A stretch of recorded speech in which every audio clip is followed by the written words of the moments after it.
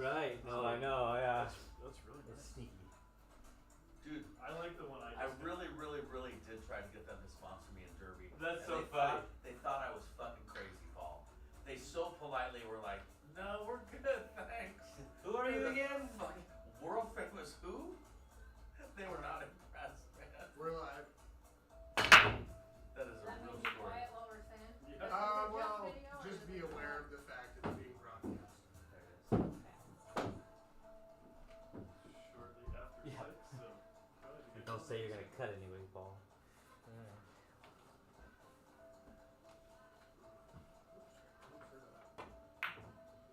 Yeah, it's a tight pocket.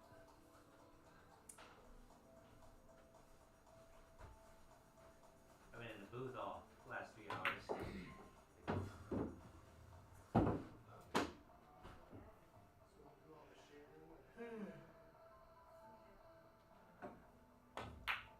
We've been letting the puppies out.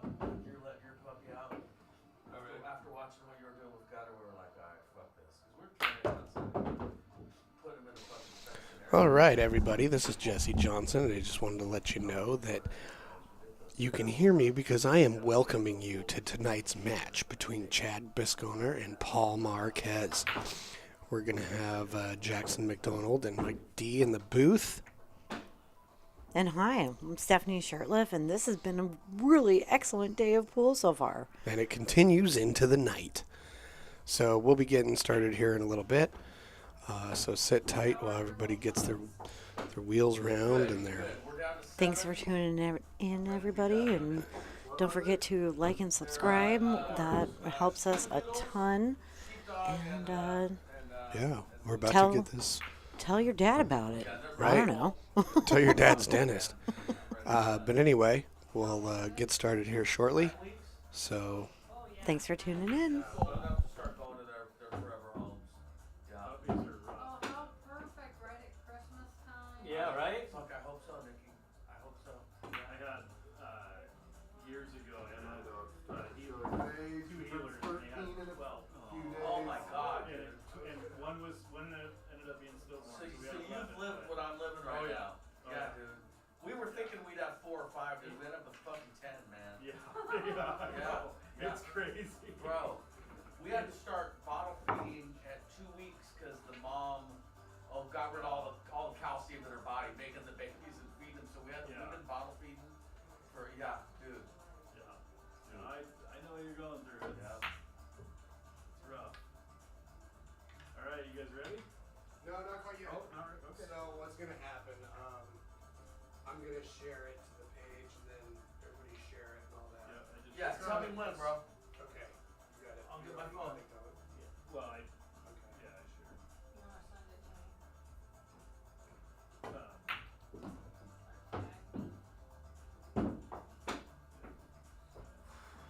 Well, Chad, Nikki, I talked to my wife. She was so excited for me. And, tell me when. I think that's pretty cool. Like an opportunity would be kind of cool. Post to post. Did you hear that? Like I said, it's fun. Oh yeah. Paul wants us to interview him. I think you sure you you gotta go through the interview process. We'll do whatever it takes. I do think you have the right personality for teaching people stuff. For sure. Are felonies bad? Alright, now I'm Just gonna kidding. go to 7-Eleven real quick. Does anybody need anything or is there any special requests? Yeah, can I get a cold Slurpee? Just a ball on the break. What kind of, do you want? Like, what's your, give me top threes. You want bread? Don't worry about money. Don't worry about that. A cola or cherry? Okay. Cola or Slurpee, yeah. Or mixed together, if they have both. Yeah, that's cool too. Okay, cool. You can't go any wrong. Alright. Thank you. All right, it's on the B&W Facebook page. So feel free to share it as much as you want. Oh, I'll do it that way too. I just went to YouTube. I got people asking me about your match right now, dude. Who? Greg Pendergrass. Which is not Greg Prater. Shut up. Sure, That came after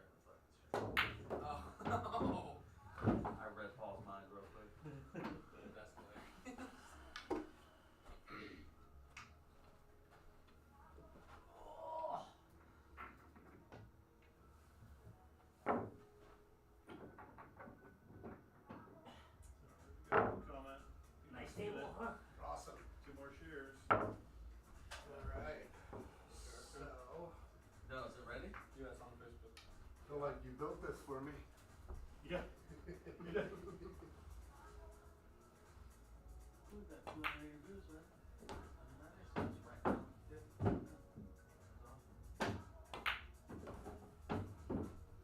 That last match did good, man. Almost 300 views. Nice. Can we put on there, like, the race and all those other details? It's on there. Okay. On the, Yeah, on the, screenshot, whatever. Nobody. yeah, and then in the score bar it says race to 17 in the middle. What do you guys, are you guys doing winter break? Winter break, yeah. Just regular BCA rules, 3-foul rule, no, or Yeah. no time. 10 ball. No 2 and 3 in the back though. Yeah, just put it wherever, yeah. Yeah.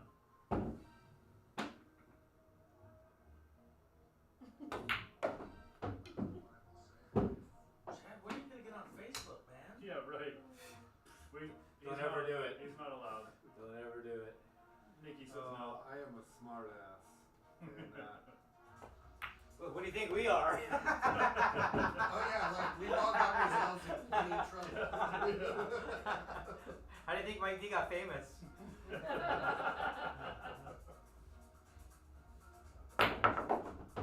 Alright, well.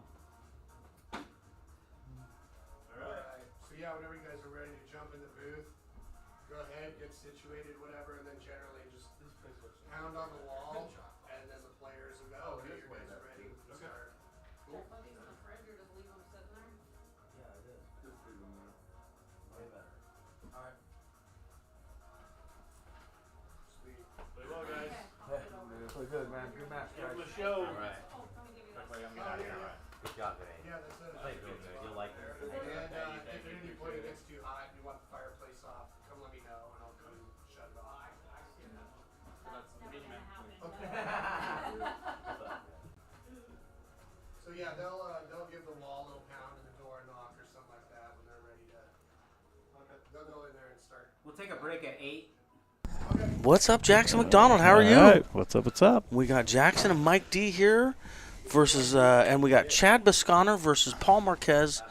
Chad is a 649 Fargo. Paul is a 671. They are racing to $17,500 in the middle. Winter break? Winter break, which is interesting. Yeah, winter break, man. They're going to lag here for a minute. We're supposed to take a 15-minute break. Gotcha, man. Gotcha. Yeah. See if they can put some packs together. Yeah, these guys both play strong, man. Tom, we're Yeah, Chad's been playing good. Paul's been playing good. Yeah, They've been playing for a long time. definitely. You gotta know him. He's not. Cool, cool. We ready? Yeah, we're doing it, man. Yeah. So I don't know if they have lagged yet or not. Yeah. Are we lagging? I don't know. I would imagine Jesse's telling them we're ready when they are.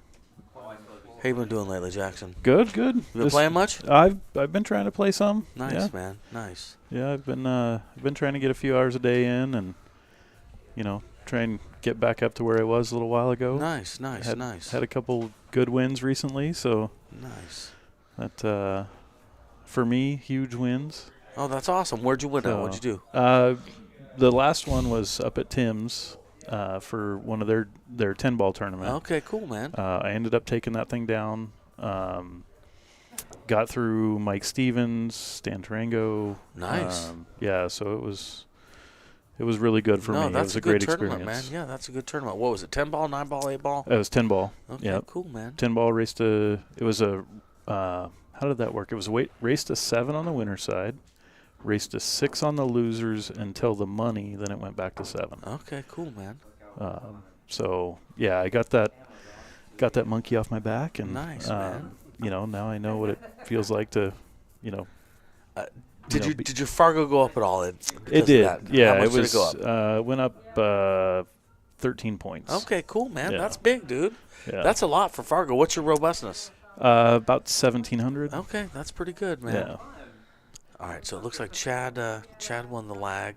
Yeah, I'm at 4,000 something robustness. I think I'd have to stab Shane Van Boning to get my thing to move. I swear to God, man, mine stays right at the same, man. Yeah. Well, and mine was hovering around 625 for years. I think I got up to 643. Okay. But that was kind of a crazy match or crazy time down at the coast, and so let's see how Chad does. He's been breaking pretty good. Breaking from the center. Yep, pocketing it in the second ball. He's got long arms, which helps with the break, doesn't it? Oh, yeah. All right, he's got shape enough on the one ball, and at his size, he should be able to stretch out to do that too, I would imagine. A little bit of top right, cut that in, bring the cue ball down the center of the table off the bottom right-hand rail. Yeah, now is that the 2 ball in the corner? Is that Yes, okay? sir. Yes, sir. Now, I would expect to see him using a little more top right on this. I'm surprised. So He's trying to coming bring it back around. over the reel. Oh, yeah. see, I thought he was going straight back and forth. Yeah, Okay. It was a big 7 ball. All right. Well, he's got a 2-rail safety position here if he wants, or maybe a bank on the side. I think I would go 2 rails for the safety and use the 954 to block. Yep, I agree. Looks like he's going to thin it going up in there. Nope. He did exactly what you said. He brought the cue ball up. That's nice. That was a nice shot. Well done, Chad. All right, I think Paul's looking at a jump shot. Maybe he could go rail first under the bottom of the 2 ball. We'll see. Well, it's definitely got his jump cue in hand. Is that his jump cue? I can't tell. Yep. Okay. Yeah, good call. Race is 17, but it should go pretty quick with these guys. They both play good. Yeah. Going to see a lot of run-out pool, I would imagine, or some brutal safety games Exactly. followed by a run-out. You know what I mean? Exactly. It'll be one or the other. Yeah. Yeah, and both of these guys are amazing kickers. So, safety, we should see some really good safeties. Yeah, I agree. Jesse, you're standing right next to us. Something had been brought up last time. Have you ever thought about turning these matches into Fargo? I mean, we could. We just, I think, have to submit them through Salado or maybe get registered as a tournament. Yeah. No, I'm sure there'd be some hoops to jump through. Salado would probably be the easiest to do it through. And I don't know anything about Salado, but I think you could do it at home. I know that. So yeah, I think it sounds like it would be the easiest. Pay a little bit of money to upload it. Oh, do you pay? Okay. Yeah. I wasn't aware of that. I thought I heard, though, on matches that are streamed, they'll accept Fargo directly. That would be cool. They should. It's the matches that aren't streamed that they won't accept. Yeah, they've been seen by God's prying eye. That's right.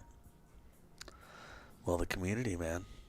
This is a community that won't let you slide either, All right, so he put the 10 in. I'm not sure that he called that. I can't imagine he did. So, Paul's approaching the table. Yeah. Looks like he's spotting the 10, so yeah, that was an uncalled. That 10 was uncalled for. Yeah. This is tough, man. I mean, you thin cut that 2 ball in, and it does you basically no good at all because of where the 4 is. Right. The 4 is sitting at my least favorite position on a pool table. Right. Anytime there's a ball sitting there, I don't like it. On the if rail we're by playing the side 8 ball pocket. and that's a stripe right there, I ain't taking stripes. Yep. I just hate it. Thank you, Stephanie. So a little insight on this 2 ball and coming to our right side of the 8, I think gets it over. Oh, there. my gosh. He got a lot. Double hit that even. Wow. I think that got it going in and going out. But it didn't quite go. Again,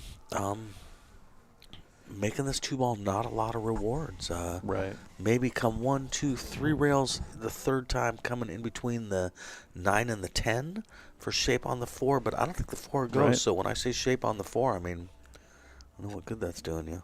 Yeah, really shaped to maybe thin the 4 behind the Play a safety 7. or something, yeah. We'll see. It's Chad's up. Now it looks like he's going to draw it straight back. Nope. He's going to draw it into the corner. Okay, well, that gives Paul an opportunity here to either play a carom, probably just take the 4 to the top right-hand corner pocket. Right. We shall see. Okay, yeah. Paul shooting with his new cue, Divinity. That's a beautiful Divinity. Is it Divinity or Divinity? Divinity. I know it's their last name. So, yeah, Divinity, they just got that cue last week, I think, from Junior Daniel's father. Junior Sergeant Seal. Yeah, exactly. Yeah, is my understanding, Nice. unless I messed up the story somehow. Yeah, it's a beautiful cue. I was looking at that earlier. Yeah. All right, I would picture Paul to run out after this. Yeah, so is this a little ticky shot just falling it forward a little bit? I think so. And you can't really do much with it anyways. I think you sure don't want to double hit this. You don't want to foul this either, so that adds some pressure. The angle looks like he's got to miss the 10 if he's going to stun it up there. Oh, interesting. He missed it. Listen, that's some very control nice right there, man. That was very nice. Boom. Yeah, he hit that 9-ball right in the mouth, as Paul would say. I like to say in the nose, but whatever. All right, so a little bit of right-hand English on this. Yeah, He's the pocket a little bit. Gonna want some angle to get back up to the 8. Okay, he ended up a little straight. I'm surprised he hit it like that. I thought he'd hit it a little softer. Right. Leave it about the second diamond. Yeah, exactly. Yeah, just so that the shape on the 8's nice and natural. This he's gonna have to punch with some right-hand English. Try and spin off this bottom long rail to come up table is what I would think he's doing, but yeah, I think the key is to not get too tricky. I mean, they always say there's no long shot on a bar box, right? So, yeah, no, that's a good point. Yeah, that's what I thought. He was stroking that different than what I was thinking. So how do you like hitting these, Mike? Do you like going 3 rails all the way around the table? I do. Top left, cut that 8 ball in, go to the bottom short rail, or left-hand short rail, bottom long rail, and come around the 10 ball for shape on the 9. Yeah, just because it's not going to be my first choice, but it's what needs to be done. It just is what it is. It's better than really drawing it and trying to hold it on that side of the table. Exactly, yeah. Drawing it and holding it, you might end up scratching too, I think. Yep, just like that, but avoid the 10 ball. Yeah, you're still okay. I mean, boy, this is a big shot for first game here, man. It is. I think bearing down, just nice, smooth follow through, come up to the top rail and just get yourself as much angle as you can on the 10 without risking, missing the 9 ball. Yep. Yeah, he sure does not want to be on the inside of that 10 ball because that 10 has got to be cut or it ain't going to go. Right. He's got some angle on the 9, so that should be natural. Right.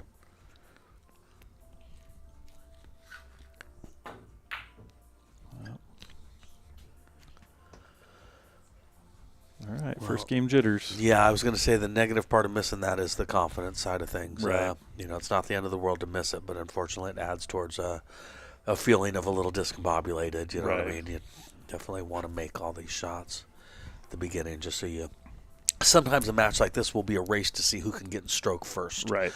And you don't want to be the last person to get in stroke. All right. Oh, all right. I would say both these guys maybe a little first game jitters because that's unusual for both of these guys to miss those shots. Right. You give them a few games and let them get going, and they'll be right in there. What's up, Joe Stone? Hey, thanks for checking it out, man.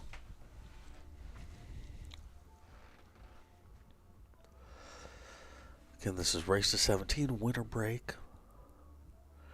Chad Bisconer, Paul Marquez. Chad's been playing good, too. He has.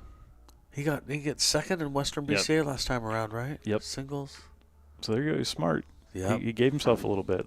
He knew he had that to give, right? Yeah. Yeah, Chad got second down at BCA to Stan. Really wanted to get Stan. I mean, obviously everybody does, but right. Yeah, they're playing great.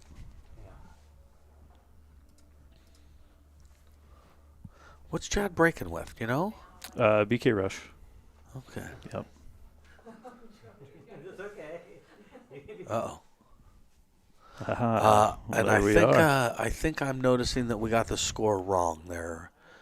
Chad was the one who won that game. Nope. Paul won it. Paul got it. Oh, did Paul win it? Yep, okay. I'm sorry.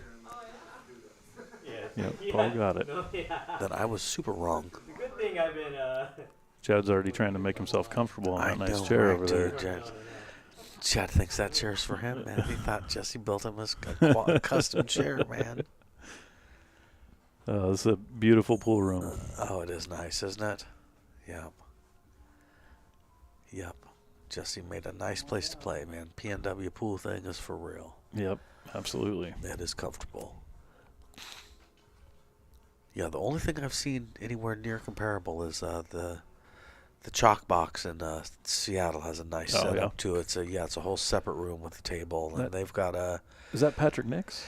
Yes, yes, and he has a glass window in between the commentating area and the room, so you can watch it in real life. Like it reminds me of a music studio, right? Where there's people behind the glass setting all the dials and stuff. It's a neat setup. So Paul had a great break there. It's probably the best break I've seen him have, even warming up and all that. Yeah, he was really warming up on his break, trying to get it figured out. So a little touchy shot to get started. I mean, he's got to get the right shape on the 2.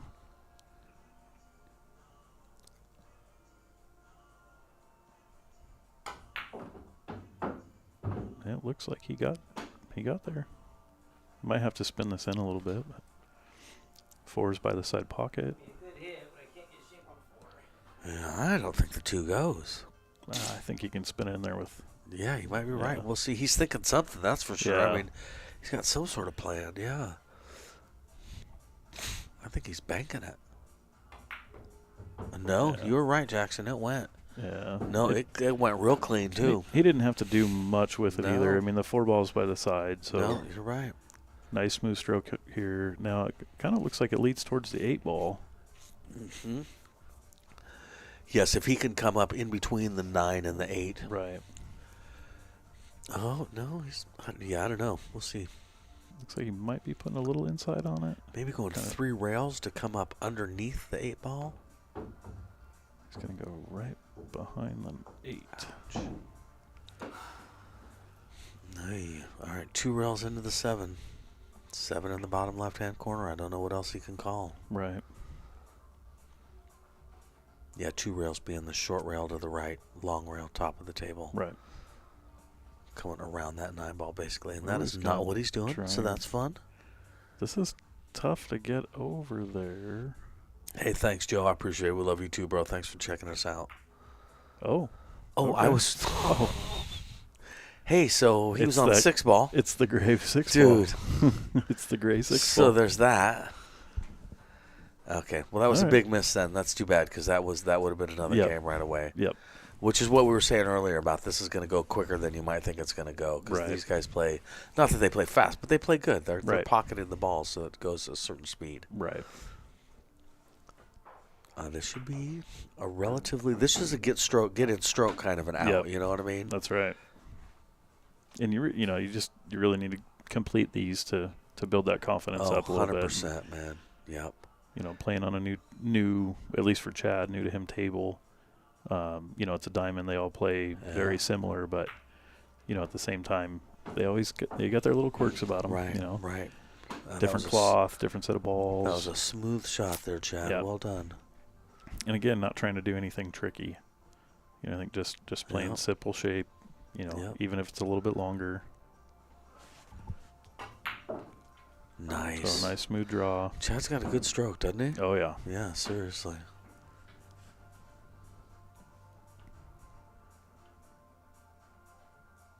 And the tough part is when he gets going, his nickname is the Diesel. So.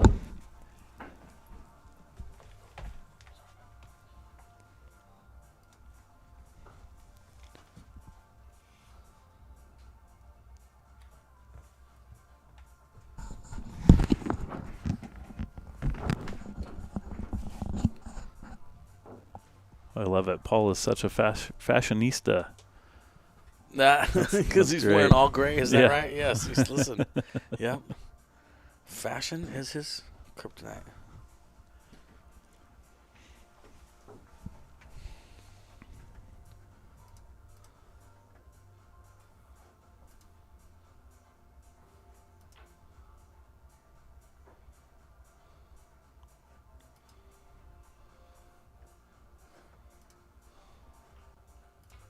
All right, 1-1. Chad up to break. Let's see this monster break.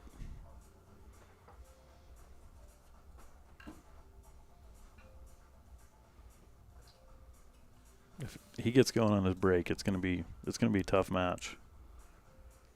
You know, he's gotten to the point where he's, you know, averaging 2 balls a break, sometimes 3, and leaving himself very well on the 1 ball. So you can see the 1 ball's floating up. The cue ball floated up a little bit further, so he doesn't have a shot off the bat.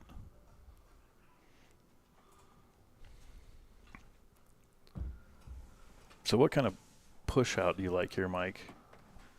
I mean, the push is always, you know, I know as I grow as a player, it's, you know, a lot of learning, and, you know, do you try and leave yourself something? Do you try and outsmart the person? I think I probably push the cue ball to the bottom rail diamond on the far left to leave him a super thin cut on the 1 ball that will then break up the 210, so he can't make that combo on me. Gotcha. And also, that's a crazy thin cut that a lot of people are not going to like. Right.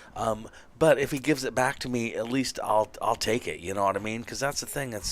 It's got to be 6 of one and half a dozen of the other. You know what I mean? Right. It's got to be something that nobody's thrilled about, but that it's not the worst shot in the world. And, you know, it's tough. Right. I'm also these days erring on the side of jumping or kicking at the ball and just hoping for the best, as opposed to a push out. I would almost jump into this 1 ball, except the 210 make me nervous. Right. But if it wasn't for the 210, my answer might be, jump the 9 ball, hit the 1, and go cross your fingers. Because, you know what I mean? Yeah, and it looks like maybe that's kind of what he's doing, Jackson. Going 1 rail into the 1 ball. Yep. So he can slide behind that 9, go 1 rail into. Yeah, I like that, actually. There it is. Sometimes the push out seems. Question is, did he call that? I got to assume he did. You should always call something. Right. That would have been the natural call. No, he's banking the 2 ball now. Yeah. With natural shape on the 3 if he makes it. Play this a little bit long. Let the 2, you know, if he does miss, let the 2 go behind the 5. Jackson, somebody says, sup, Jackson, from, I believe, Mitch. Oh, Micah. Oh, from Micah. Hey, Micah. Okay, so he missed that. Yeah, so he hit the point, and it ended up coming back. Jackson, is this a carom into the 10 ball? Do they need a ref? That's pretty close. Well, I'm definitely it actually looks like it. Oh, he's doing the Martin Luther King shot? Interesting. All right. Chad Bisconer from Yakult, Washington. I don't know, where did you start, since I could look over a table? He's been playing. Well, that was probably really early. With milk crates. Yeah, right. He's always been tall. Chad's a tall dude. All right.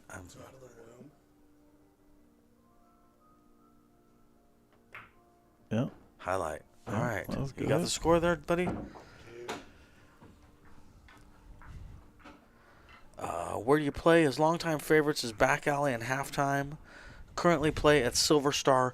And he has 2 tables attached to the business that he owns. Yep. What's the name of the driving school? Driving 101. Driving 101. He's got Jackson has a 7-foot diamond there, and Chad has a 9-foot Brunswick Centennial. Beautiful table. So they've got a 9-foot and a 7-foot there, and I think they spent a fair amount of time playing there too. Yeah. He didn't put that, but I am. 9-footer with 4-inch pockets. Jesus. Perfect 1 pocket. His favorite is 1 pocket. I'm gonna have to go play him some. Does he gamble at 1 pocket? Oh yeah. I'd love to play him. Oh some. yeah. I'd love to play him some. He likes to play BCA and APA. Yeah, and like I say, 7-foot diamond, 9-foot Brunswick Centennial. His idols, people he learned from, are Smitty and Glenn Atwell. Yeah. I'm Oh. surprised he didn't say me there, but He thinks his cue is a sailor's. Yep. And there's a story that goes along with that makes the think part make sense. He got that butt from a buddy of his that won at gambling. And the butt is extra long, so it made it a kind of a premium butt for him. So he's held on to it for a lot of years. So he's not quite sure what kind it is, but because the butt is extra long, it's a, you know, again, Chad's a tall dude. Are you playing with a Kamui, medium black, 12.5-inch shaft? And the things he likes to do on the side, basketball, his wife, his kids, and adventures. He's got an adventure bus, I believe. Oh, yes. Shout out to Savage Apparels. Yeah, he's got the this kind of it's a bus, man, with jacked up suspension and big 4-wheel drive. and It used to be a 4-wheel drive casino that's bus. cool. And they like their kids, man, and they do cool Oh, yeah. stuff with their kids all over, and so that's pretty for real. Heck yeah. All right. Unfortunately, that 4-ball went to a tough spot. I don't know what the point of making the 2-ball right now is, honestly.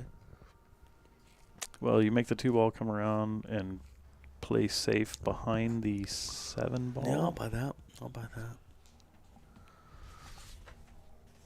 Paul Marquez from Portland, Oregon. 30 years he's been playing. He used to play at Grand years. Central. He doesn't look like he's old enough to play for 30 years. Well, you know. Pool Halls, Sam's Birds and Legends. And he cut his teeth at Classic Birds. Yeah, that's for sure. Also Chalk and Roll he didn't mention, but when Chalk and Roll was around, he was a Chalk and Roll guy. Where was Chalk and Roll at? McLaughlin. Okay. Yeah. His favorite games are One Pocket and Straight Pool. Do you play in any leagues? Not right now. We're trying to get him back into Western BCA, though. Come on, Paul Marquez. We need people like Paul back. Yeah, we do. Ooh, good. Hey, that works. He got the Does save. work. Well done. Yep.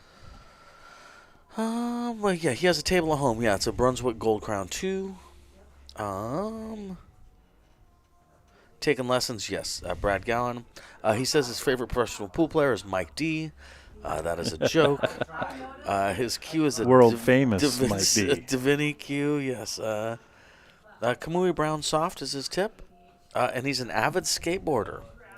He says, I love Mike D and my wife, Kristen Marquez, not necessarily in that order. So that is Paul Marquez.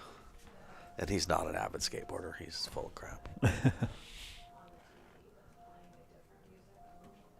All right, trying to figure out how to kick to this 4-ball. Left-hand English, basically, I think was what he's got to do, right? Yeah. Joe Stone Classic Birds, what's up? Oh, thank you, John. John, JD, we appreciate it. Yes, that was a good match by Dylan, wasn't it? That's what's up. Todd Speakman, that buddy was me. What did he say? He said he beat a kid for 100 and he didn't have the money to pay, so he took his cue. Oh, cue case and kangaroo jump cue. Sold it to Chad for 50. What a nice guy. Hey, good job, Todd. Todd, we'll be seeing you here in a couple months. Go down to the Bakersfield Open. All right, 2 rails into the purple ball here. So Chad's nice try, been pretty comfortable with the 2 railers lately. For a long time, really. He's hitting them good, huh? Yeah.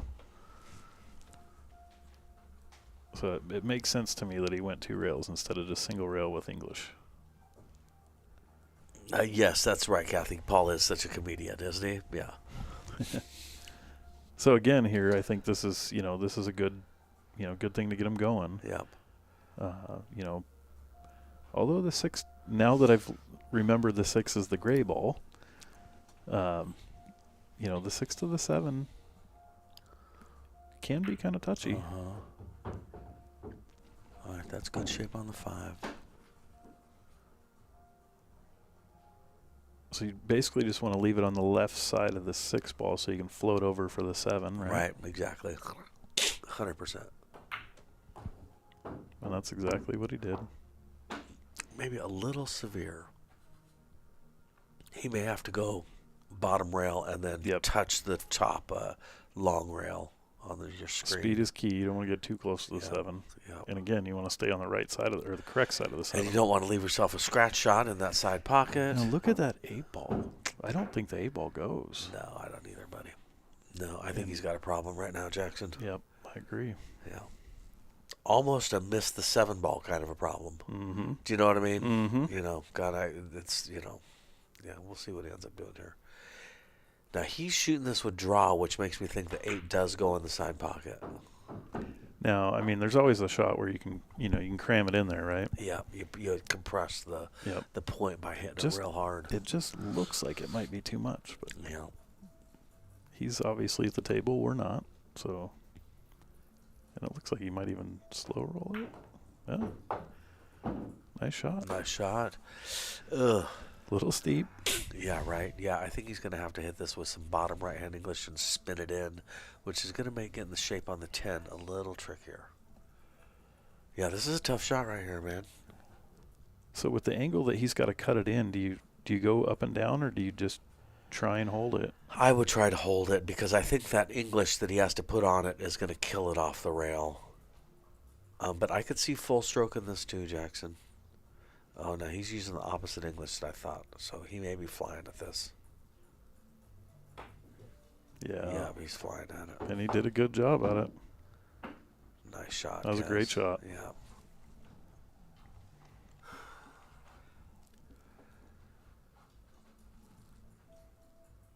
All right. There's 10 ball for 3-1.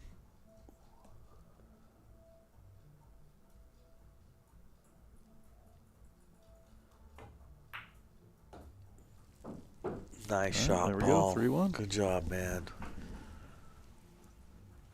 Julie Frazier. Hi, Mike and Jackson. Hey, Julie. Hey, I hit the wrong button. Oh, yeah, he might. Hey, Jesse. Hey, Jesse. Hey, Jesse. I hit the wrong button.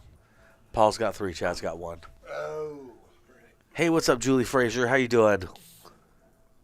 Love me some Julie Frazier. Julie's awesome. Yeah.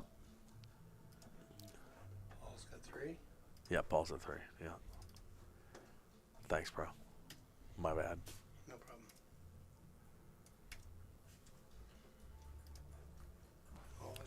Julie, we will see you or hear you. I guess both now with Zoom at the meeting tomorrow. Yes, thank you, Chris. That was me, dude. Chris Nealon, hey, what's up? I'll see you in Vegas soon. That was totally me hitting the wrong button because I'm ridiculous.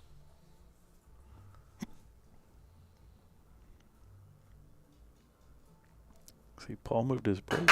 He did. We'll just cue on a little bit. Yep. And it made the difference. He's making that second made ball. A ball. Yep. And he's got shape on the 1. Well.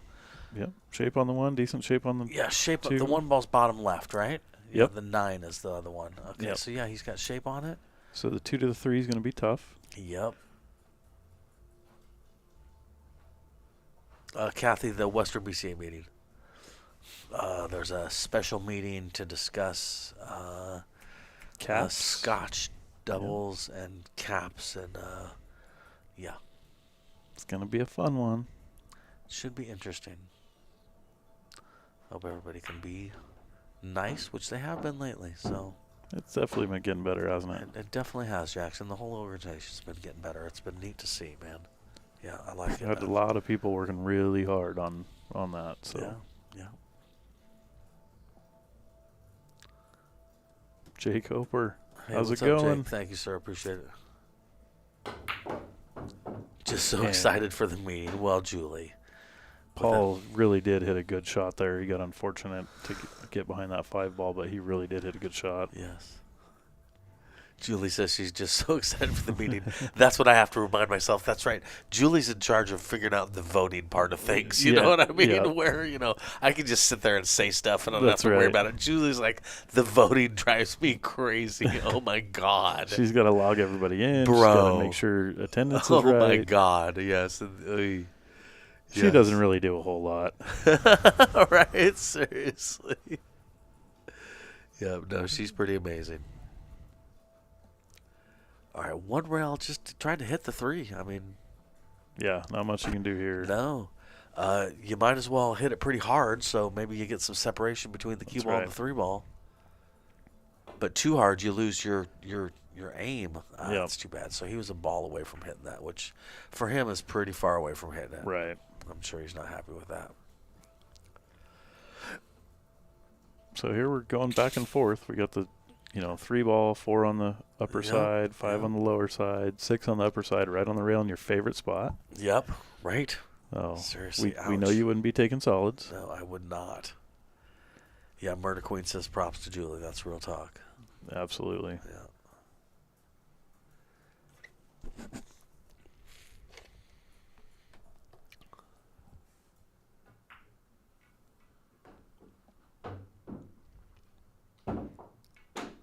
So he's got to come down here, get some sort of angle to get back over for the 6.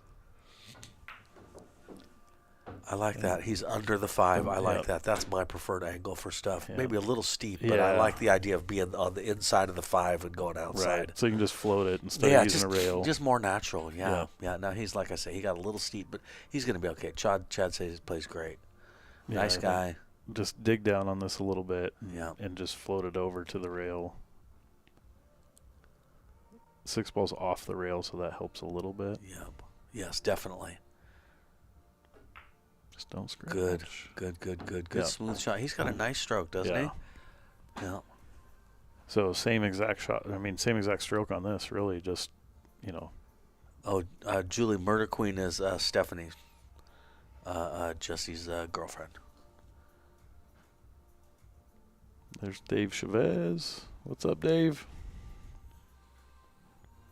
Dave's rooting for Chad.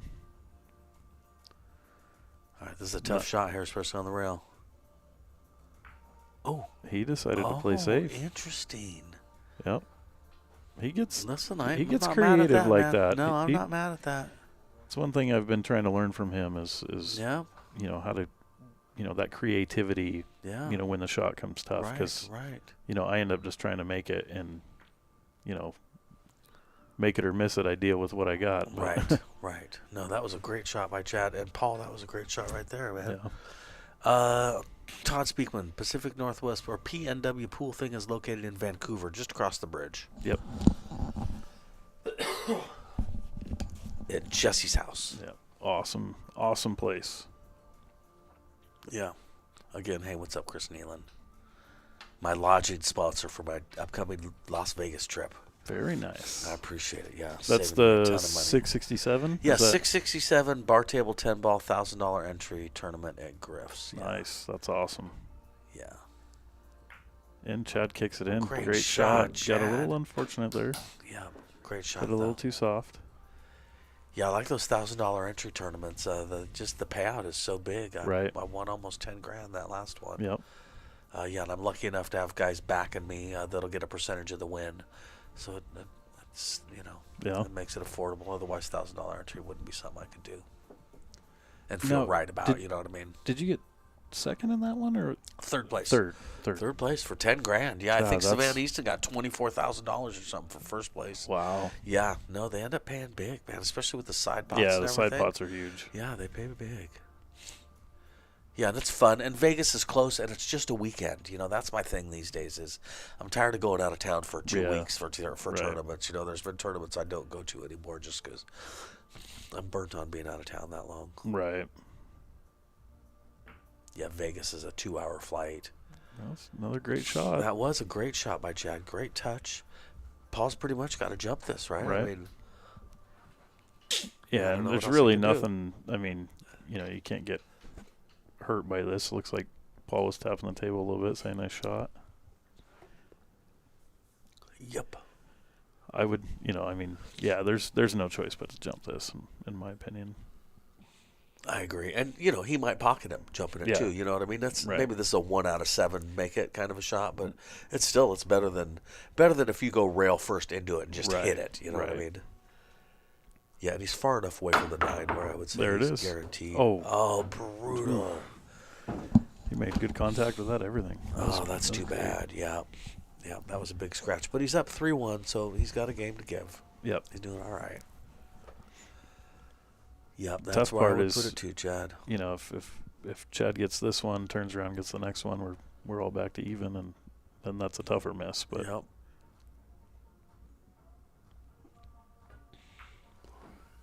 Nice. Oh, I like his cue ball, man. yeah, So often people leave their cue ball farther away than Right. necessary, and I really like how close he is to that 9 ball. Right. You might as well, man. Far away does you no good. yeah, I do a drill that's really, really helped me out with cue ball control and cool, all that man. stuff, and that's something that I think both of us have really put a lot of time in. Is, Yeah, man. really, picking your spot on the table, Yeah. I think is very big. A lot of people are like, oh, you're never going to hit that spot. And you'd be surprised at how often you actually hit the spot. Right. If you Right. tell yourself, I want it here, Yep. and as soon as you start seeing it happen, then it happens more and more and more. Right. Have you seen Robin Dryer's system that lights up the table? I've heard drills? of it. Oh, it's nice. Jesse's got it here at the house, man.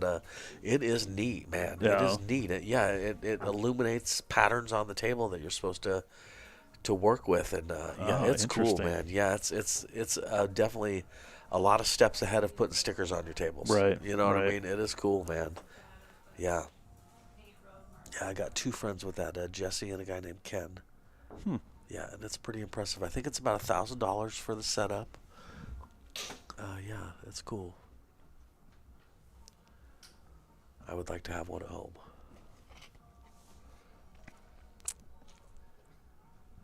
Okay, we are frozen on that screen. Here we go. All right, let's look for the 1 or the 5 and the 9.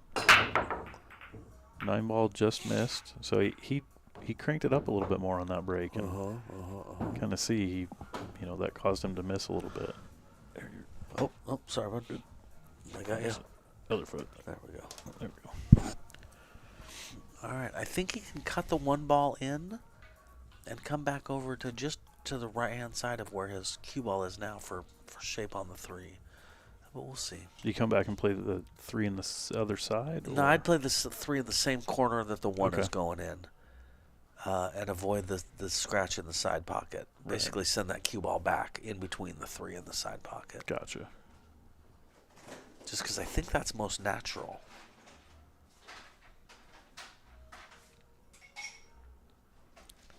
He may have to do this with speed and make the 3 in the bottom left-hand Right. corner pocket, though. Oh, he's going to hold Oh, it. So he's going to go to the other. Wow. I think the answer to that is there were a few ways Yeah. to do that, and that was I like his way didn't involve almost scratching in the side pocket, Right. which was the negative of my way. So, Right. and yeah, his way also got you natural shape in the side pocket, one way or the other. So I like it. Now, you think he's got to jack up on this 3 Yep. to kind of hold the cue ball, right? Well, if he Send can the cue ball to the left and back up. exactly. Right? If he can stun it up to the rail, and any shape is decent shape from Right. here. All right, so he's using top. He is not doing what I was thinking. I think he called the bank. Oh, really? No, he didn't. Okay. Okay. It sure looked like for a second he was calling Yep. the bank. No, that was my fear with going that direction. But he is straight on the 4. If he Yeah. can pocket this, he's sitting good. And these guys play good. I mean, that's definitely possible. Yeah, I'm not going to go as far as say this is a hanger for him, but it's pretty close.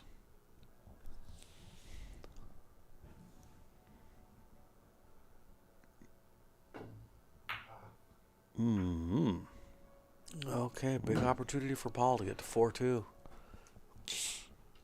Yeah, big.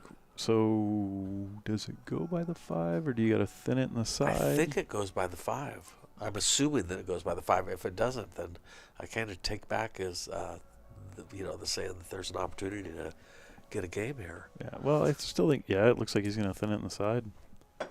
And bring the cue ball around. Yep. Yeah, Just play long. Oh, he's interesting. Use the 8 ball to stop. That's good control there. Benefits of being at the table, being able to see it. Right. Pulling it back with bottom left for shape on the gray 6 ball, I assume. Yep. Oh, no, I see right-hand English. Maybe he's coming around. Going 2, 3 rails. Yep. Uh-oh. Yeah, he's good. That worked, but it almost didn't, right, Jackson? Right, I mean, I think right. we could admit that was a little risky. That could have hit the 8. It could have went in the side. Yeah. Yeah, I think. No offense to anybody, but it just, Well, and I think that's where he probably used more center right Yeah. than top. Yep. Top would have made it travel more. Yep. Probably taking that side pocket out of the equation. Yep. All right, now the question is, does a 7 go to the top left-hand corner pocket? We will see by his shape. No, it doesn't. Oh, man. So he did not want to hit the 7 coming through. He still might be okay, but he did not want to hit it. He wanted to float around it.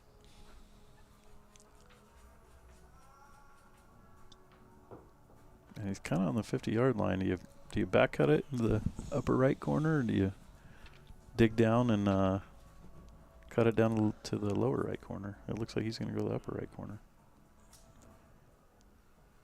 tough shot because it's off angle, kind of blind. Yeah, right? And you're kind of letting the cue ball go here.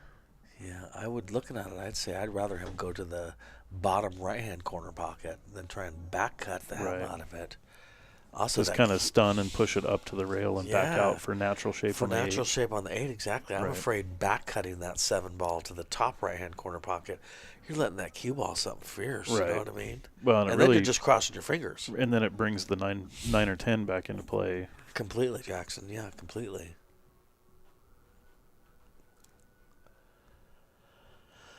All right, he definitely seems to be back cutting it though. So I mean, that's what he likes. Can't be mad at that. Little low right, try and draw it over to miss the 9. Yeah, I guess so.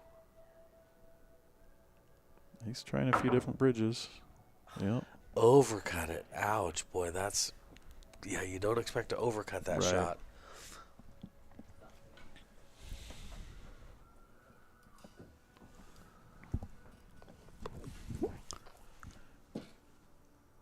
Uh-oh. What's up? Let's see Chad and Jackson versus Paul and Mike. Huh? I thought about that. I'm not sure what the Fargos are though, man. What's your Fargo, Jackson? you guys got us killed. That's what I thought. Yeah, and I didn't. That's why I didn't bring it up because I'm still I don't want to down. sound like a bully, man. Yeah, no, but I had wondered about that. But sure, I'm down. Yeah. Do you play one pocket? Yeah. Oh, really? Yeah, actually, Chad and I were talking about maybe doing Scotch one pocket with you guys. Oh, we'd love to play Scotch one pocket with you guys, man. Definitely be a good learning experience for me. Yeah. You know, all three of you guys play better one pocket than I do. We would do coaching, too. We'd allow coaching if we did that. Yeah, I'm a fan of Scotch one pocket, and I believe strongly that coaching should be allowed.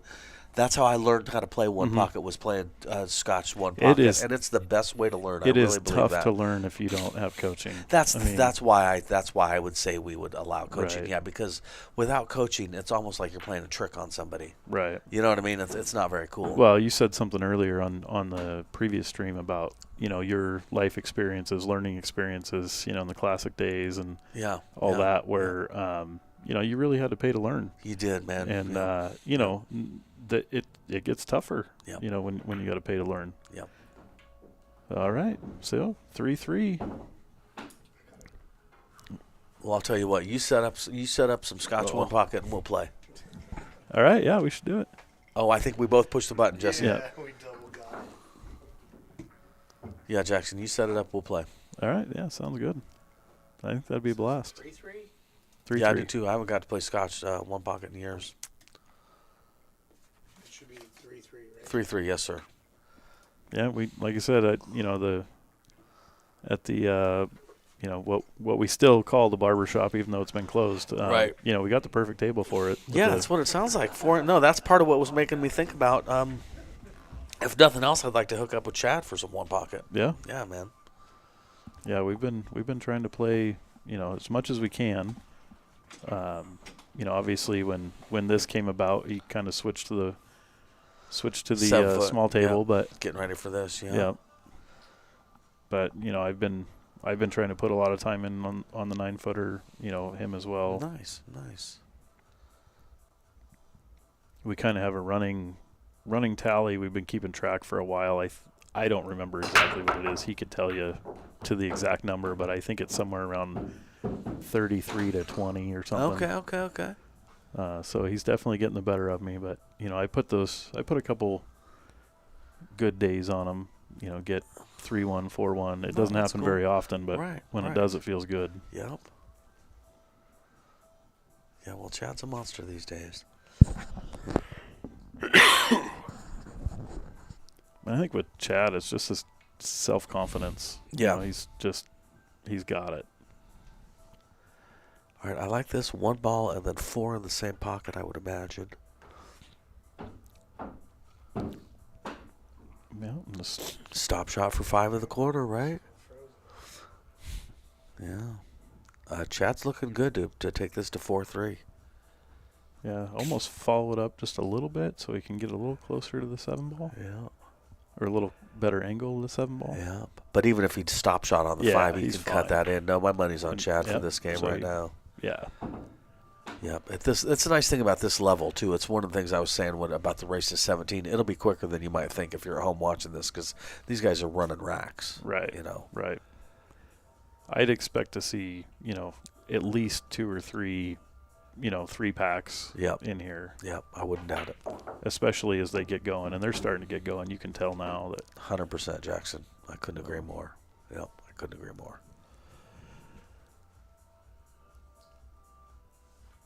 Yeah, William, I was saying the same thing, man. Chavez, Dave Chavez, I guess that is. Yeah, I was asking him about that same thing. You Washington guys, Ed's on Messenger, man. Send Ed a message on Messenger. Say we want Chad. Yeah. Just getting it in his head counts, man. He's the one that picks the team. Yeah, for sure. Yeah, bug him, poke him. Especially you Vancouver guys, because you guys get left out. Yeah, I'm not saying Ed, nothing against Ed, but I'm just saying if you're from Vancouver, those guys up there, it's easier to forget about you. Yep. They think of you guys as Portland players. Right. Again, Ed's probably wanting to punch me right now, but I mean, serious. Those guys from Washington, Seattle, Spokane, they think you Vancouver players are Portland players. Yeah, right. They do. They think, Bob Olson's is the best example to me. Mm-hmm. People think Bob Olson's from Portland. Right. Nice, Chad. All right, I'm not going to touch the score because I make good decisions, Jackson. Because I learn. You learn. That's right. I learn. Cause and effect, trial and error. That's what I'm all about. All right, so 4-3 Chad. 4-3 Chad. First time Chad's taking the lead. Dude, yep. That's big, man.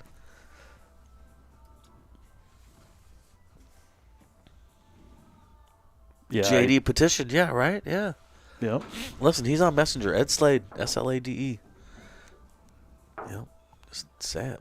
Yeah, I had Cole over to the shop. Oh, nice. About nice. a week before the event, and we played for probably about 5 hours, and I was pretty happy when he was like, "Man, why aren't you being considered?" Because that's cool, I man. was playing really good. And, that's awesome, dude. The unfortunate part is at the time of the qualifier, I was a 599, so I couldn't you gotta be qualify. 600, right? Yes. And here's the crazy thing: so I switched to go to the Tim's tournament, and then I won it by beating Stan twice. So it's like, I mean, I was happy about that, obviously. Yes, but, yes. And then you went up 13 points. Is that right? Right. Yeah, dude. So now you qualify. Right. Yeah, for the Northwest Cup, if people don't know, to be a male on the team, you have to have a Fargo of 600 or above. Right. And I forget what the female the minimum is. I don't think there's a minimum. I think it's you just have to do the qualifier. Okay. So I think Melissa Rushton this time, I think she's like a 564. Okay. So, and she had taken down that qualifier. Unfortunately, I mean, it'd be nice to get more female players out there playing in that qualifier.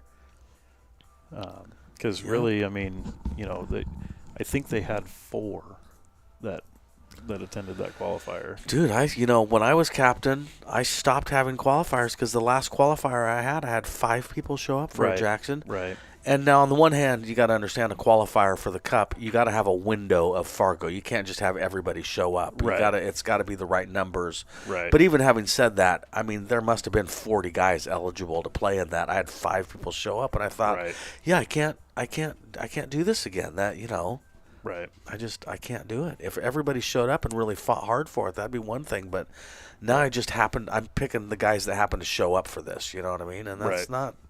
Yeah, I wasn't happy with it. Yeah. Washington has a qualifier. They get a ton of people to show up. Yeah. I think they had in the 20s or 30s. Yeah, seriously. No. Yeah. So anyway, that's my experience as captain. Now I am not captain anymore. Tyrell Detweiler is, and he's doing a great job. He made some great picks this last time. Look. Paul just made a great jump shot. That was amazing, yeah. Yeah, Murder Queen, exactly. Nice shot, Paul. So I think this is Paul's chance here to pull it back. He's let Chad back in this. Dude. He doesn't want to let Chad get too far ahead of him, that's for sure, right? I mean, in this kind of setup, dude. Well, and you start talking about running. I mean, Chad was down 3-1. Now he's up 4-3. Right. Right. He's been keeping Paul sitting a little bit. Yep. When you were talking about break and run 3 racks in a row, or I know this is winter break, so I mean you could break and run 3 racks in a row. Both of these guys are capable of doing that. 100%. And yeah, that's tough to fade. You know what I mean? This isn't gambling where at the end you just go, okay, here's your money, rack them up, let's do that again. Right. It's over when you're done with this. So, Right. I mean, there's not, that can be a sad thing sometimes, especially if you're used to gambling. Yeah, they're not going to do this again. Once it's over, it's over. Right. Good shot, Paul. Was shape on he the played four. that smart. Perfect. Yep.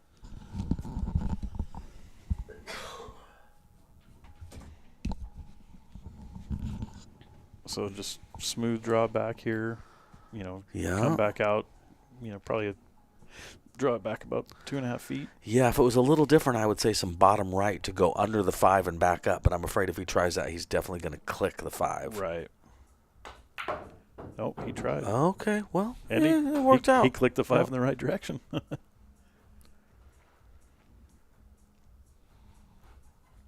There's that tricky 6 ball again. So if it were me, being a little bit more conservative, just roll forward, take the 6 up in the corner. Yeah, just like that. He did what you said. He gave himself a little bit of angle that I don't think he wanted. No, I can tell you, Paul is still struggling to get into stroke. Mm-hmm. I'm sure he would tell you the same thing. Yeah, he did not want to be back cutting this. Diamonds hate this table. What kind of cloth is on this table, Doug? That is Simonis 860, I believe, electric blue, is my understanding. So it's a little bluer than the tournament blue. It's one of the things I recommend for home tables, just because it stays blue for longer. Mm. And as a home table, why not? Right. Get your money out of it. You might have that cloth for 5 years as a home table. Electric blue is a little more blue. Nobody notices until you compare it to tournament blue. Anyway, I've also, for home tables in garages or basements, recommended 760 instead of 860 because it's a little faster. Mm-hmm. So if there's any humidity in your setup, it kind of makes up for that. Those are my thoughts about cloth. I'm sure everybody's super interested. Oh, shoot. Well, he made this 7 ball or 8 ball a little tough. Yep. Although, I'm sure you'd agree, at Chad's level, he's going to be able to overcome that. Sure. Well, either way, I mean, it either goes by the 10 or he's going to duck. Play it safe. Yep. And with ball in hand, being able to put the cue ball exactly where you want. Right. Doug, what part of the country are you from? Is it Oklahoma? Is that right? And did I hear you're coming here to play Jesse? Oh, got a out-of-state match. I thought so, and it's probably not Oklahoma. I'm probably crazy. Yeah, you agree with me, the 760 on a humid environment. I had a pool table in a garage for years, and I put 760 on it. And I did electric blue, and I was always happy with it. Yeah, I never really thought of the 760. That's a good idea. Yeah, right? Yeah, it's because I can tell you, going from the table at the shop to Legends, it is very difficult to get used to that speed again. Dude, slower or faster at Legends? Oh, it's crazy fast. Okay. Crazy fast. Oh, nice shot. That was pretty smart there, Chad. He stayed on, a lot of people would have just knee-jerk reaction wanted to put the 10 in the top left corner pocket. Right. And he was smart enough to slow roll it a little bit. Well, and leave himself there. I like that, Chad. I think the reasoning is, they're going for a margin of error that's much larger than his. Yes. Right. Because you're really wanting to follow it. Right. You come out in the middle of the table. You can get one side or the other. Yep. But when you're feeling good and you want to place it right on the spot, you just drop it right there. Yes, exactly. Doug is extending his stay until the 19th to try and cash some, league tournaments. Yeah, okay. Oh, nice. Cool, man. Well, that's cool, Doug. Well, I appreciate your follow on my Facebook. You're always really supportive of stuff I'm doing. I appreciate it, man. That's, in my world, Facebook makes the world go round, man. That's free promotion. That's a big part of what I do pool-wise. That's why I got all these sponsors, if we're honest. I am not Shane Van Boning. I got sponsors because I'm over 50 years old and somehow very good at Facebook. I'm good at promotion. All right, Chad's breaking from the center of the table. I like that. Those are his wife's legs on the left-hand side. Swinging around, not distracting the at all. The beautiful Nikki. That's nice. She's here to support her man. They got a daughter somewhere that I don't know if she's getting babysat or on her own, but they got it figured out. Oh, she's old enough. Pretty old, now, right? yeah. Well, not pretty old, but I mean, she's what, 15, She's 16, 14? Yeah, 15, 16. Yeah. I got a daughter that's 14, and she's definitely home on her own whenever she wants to. Yeah.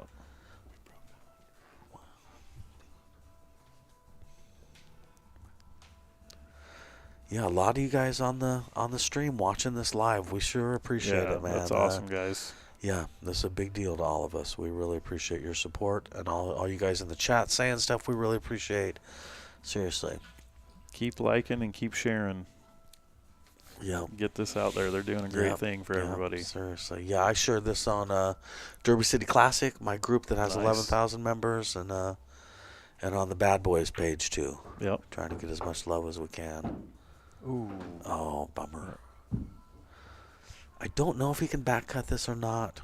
Either way, it's going to be tough. Yeah. You back cut it, you're really letting the cue ball go. Yeah, completely right. Yeah, this may be a great time for a safety. Which, not that there's any great safeties, but right.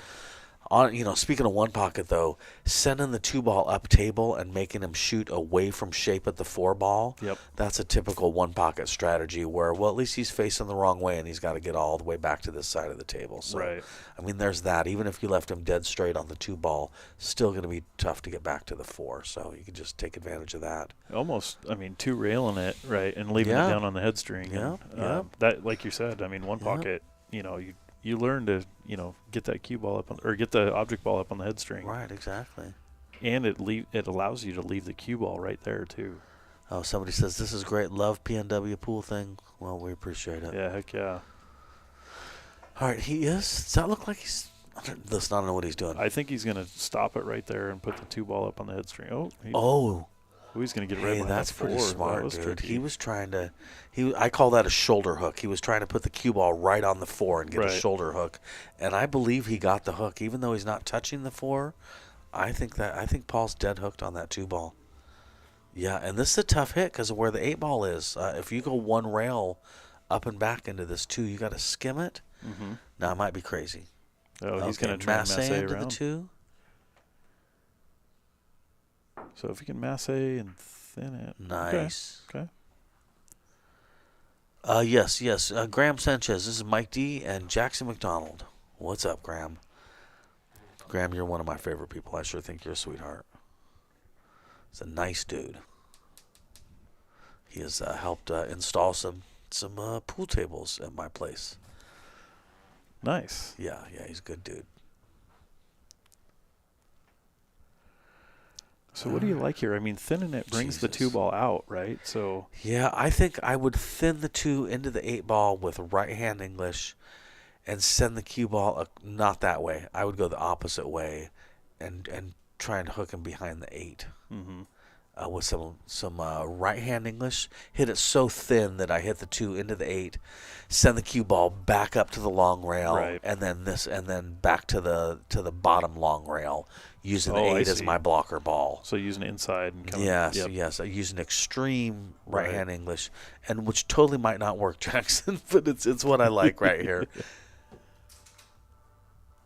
Yeah. Okay. So listen, you didn't leave a shot there. Yeah. You did get the hook, but you didn't leave with a shot. So I mean. Yeah. So at this point, it's who screws up first, right? Yeah. Paul ain't running out from here, so that's you did something good right there. You know? And I don't know what Paul can really do. I don't think he can get to the far side of the 5-ball to use the 5 as a blocker right now. So I don't know what he's doing. He may just be leaving a 2-8 combo.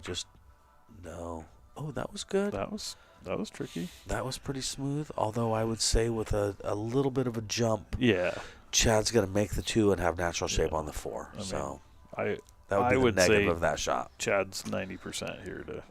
I would too. Here's what I would say. In 2024, with the amazing jump cues that we have available to us, any player above about a 550, I would give them good odds of making this. Right. The jump cues these days are just amazing. Yep.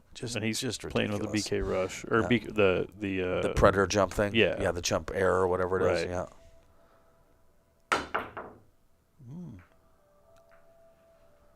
All right. Paul's got an I don't opportunity think he got here. so lucky there. So yeah, Paul's got an opportunity. He needs to run these out. He's got to get this to be 5-4.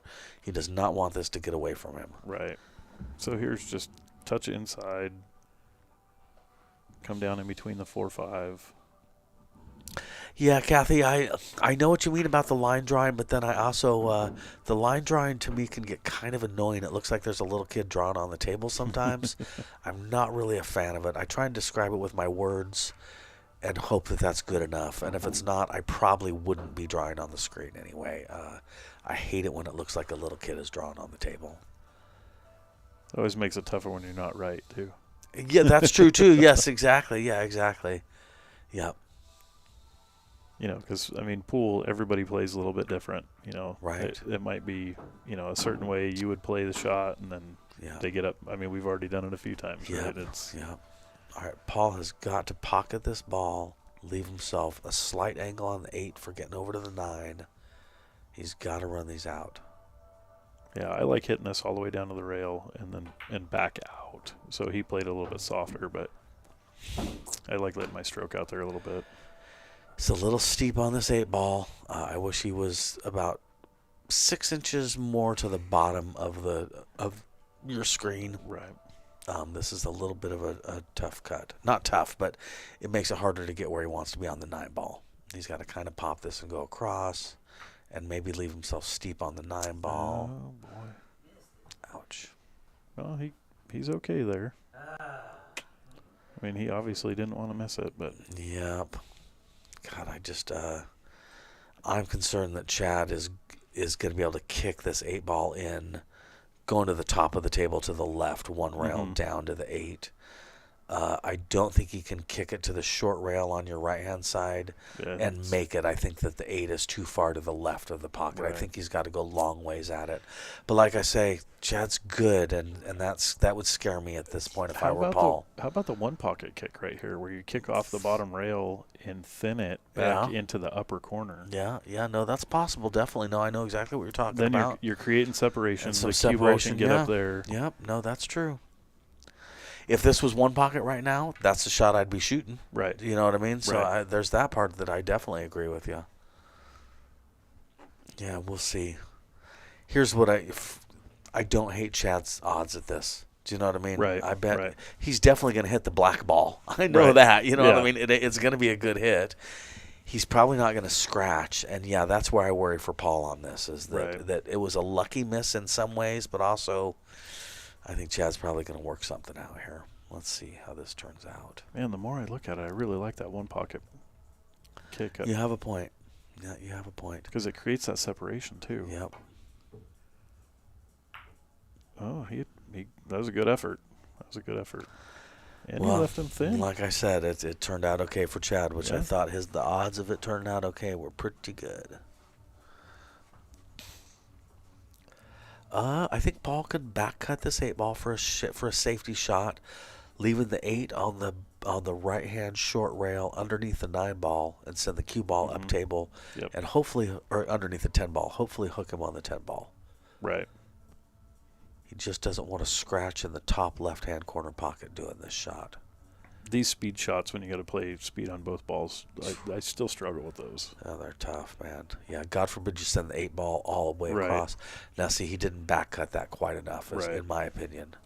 He wanted to be under the 10 ball to the right-hand side of the 10 ball, not where he's at now. That 8 is makeable with, tough to get shape on the 9, certainly. But he left him a makeable shot. And this is a 7-foot, so even though it's far away, especially if you're Chad, that this is a little kid's table as far as he's concerned. Right.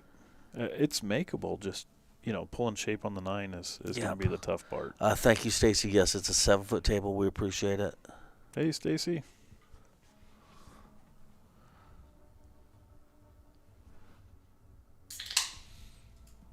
Nice. We got 108 people listening and watching. Nice. We sure appreciate it, man. It's pretty good for what Jesse's trying to make happen here. If all 108 people go out and share that, we should be able to double that pretty easy, right? Right? Yeah, that's the trick, isn't it? Yeah, exactly. Share. Yep. Oh, that's interesting. That's an interesting idea, but I don't like it. Right. It's very scratchy, but I think it's cool he's looking at it. It does speak to his creativity, and I think he's going for it, Jackson. I think it's a scratch. I'm very concerned. He drilled it. Bro. Wow. Dude. Wow. Chad Bisconer. That was a great break. He came with it there. Dude. All right, 6-3. Wow. So Chad's won the last 5 games. Jesus. I think possibly if I'm Chad, I take a break right now just so Paul can think about that shot for 15 minutes. I pretend interesting. pretend I'm a smoker. You know what I mean? Yep. I'm like, I got to go have a couple cigarettes, kid. Yep. Make him just sit around and think about that shot. I'm up 2 games on him now, making amazing shots. 3 Yep. games. He's Is he up 3 3 games. games? Oy. Yeah, that was a great 6-3. shot, man. You can't take that away from him. Yeah, no, he hit that good. Chad checking the rack. I like it.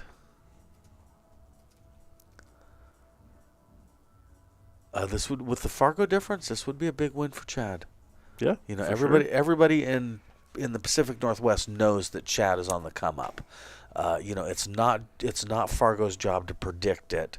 It's Right. Fargo's job to catch up with you, and I think we would all agree that Fargo is catching up with Chad as he makes a jump in skill level right now. You know, I'm not saying he's sandbagging or anything like that. I'm literally saying that Fargo's job is not to predict; it's to catch up. Right, So right. it's Fargo's in the middle of catching up with Chad's skill level right now, and I think that's a little bit of what we're seeing. Chad's playing good. Dude. Yeah, and he's breaking good. Look at that break. Dude. Shape on the 1 that leads to the 3. I mean, that's... Dude, in 10 ball, especially once you get pretty good, that's a big deal, man. Right. You know what I mean? If you're getting that and you're a 420 Fargo, it's not that big a deal. You're not running out anyway. No offense to anybody. But you get to 600 and above, get in shape on the lowest number ball on the table that leads to the next ball, Right. and it's a good spread. I mean, that's a big deal, man. Yep. That goes to what you were talking about these. Either one of these guys could break and run 3 That's racks right. on you. That's right. All right, you think draw back for the 5? I mean, make the 3, Yeah, I draw think back to middle of the table is what he's hoping to do? He, depending on the angle, I can't quite tell, but he might want to follow that up. Yes. Stacy, they are playing for $500 in the middle. Yeah, and thanks for watching, Stacy. Yeah, so we he's appreciate following it. that. Stacy, are you playing pool anymore? You play so good. Are you playing pool at all? You horse riding gal, you? Mm-hmm. Stacy plays good, man. Oh, yeah. I remember back in the day. Yeah, she played good. So here's where I think Paul, with his little ticky shots, would have a little bit of an advantage here, right? Just kind of draw into the 6 ball, move it. Yeah.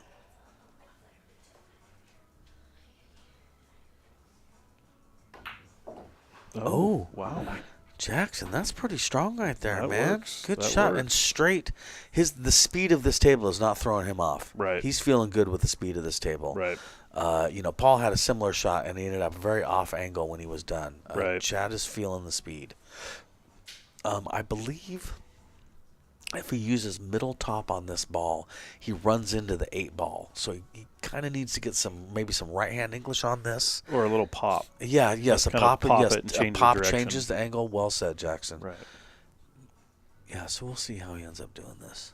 Really trying to go up to the upper left diamond on the top rail. Just like that. Great shot, dude. His speed is perfect, Yep. too. I know that looks That- scratchy, but he's great speed. Yeah, that was a great shot. Followed up. Put the 8. Stacy, I don't know how to even respond to that, but okay. I hope you start playing pool again. You're a great pool player. You got a great head for the game. Yeah, I remember you playing at my house. She tried to play 9 ball on horseback today. Yeah. Well, that's interesting. Well, they're sorting horses by they call it number, cow which sorting. is Got it. Yeah, they do some cool Yep. stuff these days with. You know, it used to be just Western and dressage, and now they're starting to do more interesting stuff, which I really like about Yeah. horse riding. I like it when it's competitive trail riding stuff where they're opening gates and putting rings over things and just more real world kind of stuff. I think dressage and Western can be a little boring. Right. So I think that's neat, and that sounds like what she's doing. Yeah, barrel racing. It's just, you know, I think it's nice to be changing that up a little bit. Yep.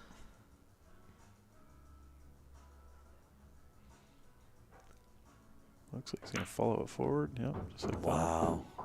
Hey, Game Jackson. safe. Nice Chad's playing good. He's playing good.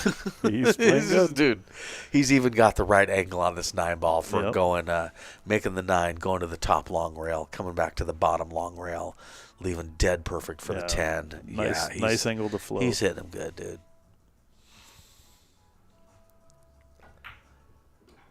Yeah. Oh, my wife's getting in on the conversation now. Great. Ruh-roh. What's your wife have to say? I'll play pool that way. Oh, that's funny.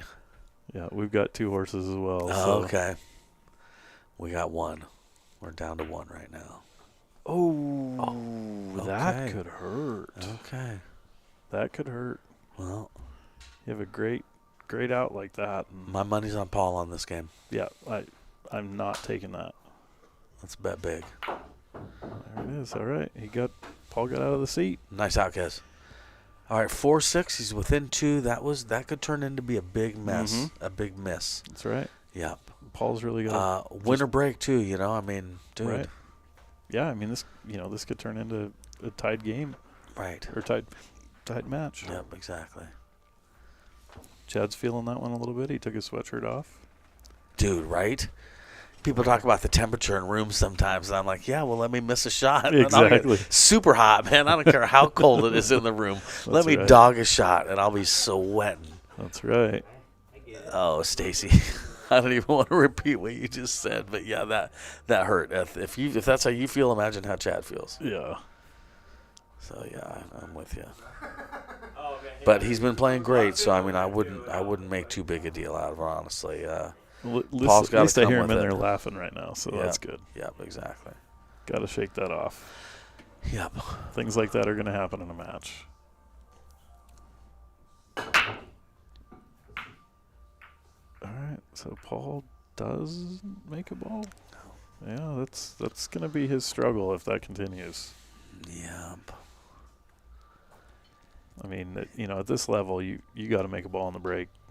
Especially it's bar table, dude. Right. You know what I mean? Right. These guys are both run-out players. Yeah. You want to make something on the break, even if you don't get shape. You can play a safety, especially, again, I keep saying it, but at this level, even if you don't have a shot, you play a killer safe on somebody, it's almost just as good as having a shot. You know what I mean? Right. Well, and again, I mean, But you got to make you a can ball. play a safety, you can roll out. You That's what I'm saying. You maintain control of the table. Well said. Yep, exactly. So you're essentially making your opponent make a decision they don't want to make. I know it's ridiculous, but I always think back to the old the basketball game horse. Right. You never get a letter if you're the guy shooting. That's right. Do you know what I mean? That's right. It's impossible to get a letter if you're the dude making the shots. Right. As soon as you're the guy following, you could miss a layup, man. You know what I mean? It doesn't matter how simple it is, and that's how I think of pool with that sometimes. Is Right. As long as I'm the one calling the shots, it's good. As soon as I'm dealing with what you're doing to me, kind of anything can happen. Right. So yeah, and that's how I think of. You got to make one on the break, man. So I can't quite tell if the one goes by the 3-ball. I don't think so. And he kind of, well, now the way he's shooting says it does, though, Jackson. Right. His body language says it does. It's almost like he's going to run down to the 2-ball, into the 2-ball. Yeah. It did go. Yeah, it went. Look at that. Yeah. All right. Tough to tell on the screen sometimes. Yep. Well, again, I mean, not making a ball on the break could cost him. Well, yeah, I mean, Chad's got a good chance of running these out. If he can draw this back and get on the correct side of the 3-ball, he's got natural shape on the 4. The rest of the balls are looking pretty good. Right. They look more clumped up than they really are. That 7-ball, once you get that out of there, the 8, 9, 10 are fine, and the 7 goes in the top right-hand corner pocket, easy peasy. And where the or 6 on the bottom is. side. Right, exactly. So, I mean, they might look a little clumped up, but they're actually not. They're sitting really nice. That 6 is in a good spot to get whatever shape on the 7, and then once that's open, you're freewheeling. Seriously, dude. Yeah. So here, do you like letting your stroke out here and coming down to the right side of the 4-ball, or do you want to baby it a little bit? And I would say jump it. I would say medium. I would use right-hand English. You're right. So he's jumping just a little bit. No, you're right, dude. So that kind of forces you to come back around the table, in my opinion. Yeah. Or maybe even leave a bank on Yeah, the 4-ball. there you Yep. go. Oh, look at this. Look at this. Click, Clears click. those out. Oh. He's got to do it again. Brutal. But here's the thing with Chad.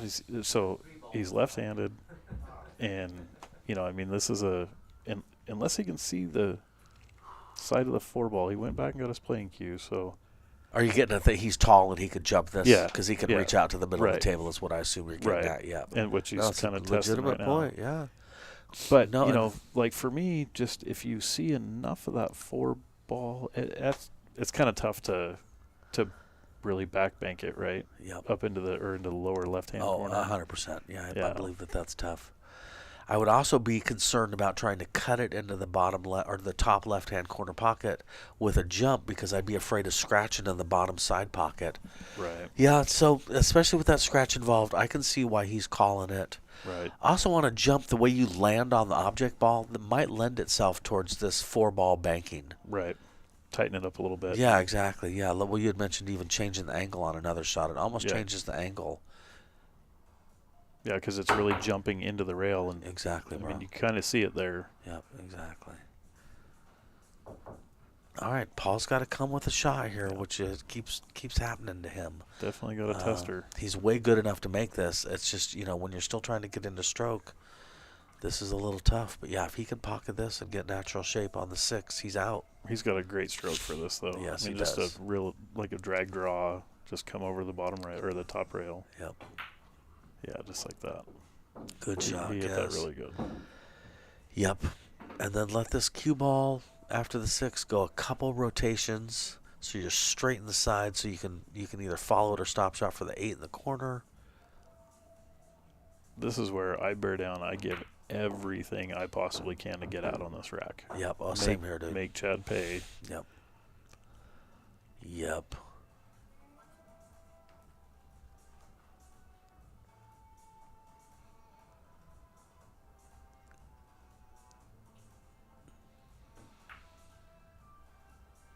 Good shot. Yep.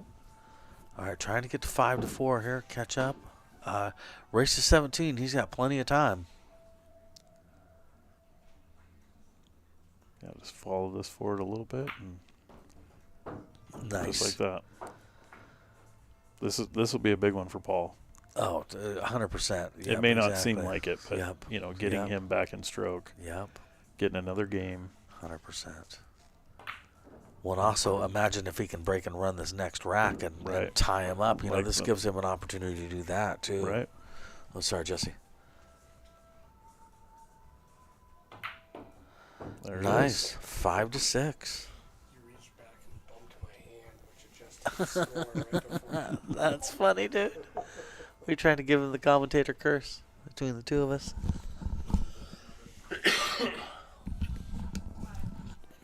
All right. He's using my brake cue.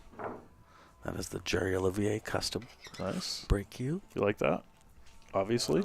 I mean, Yes, but when I got to be honest with you, Jackson, when it comes to brake cues, I don't care. Really. I don't. Yeah. See, I've grown accustomed to. I really like the BK Rush. Yeah, I like the BK Rush. Yeah. The controllability of Yeah. it. It just Yeah. it feels good. The Yeah.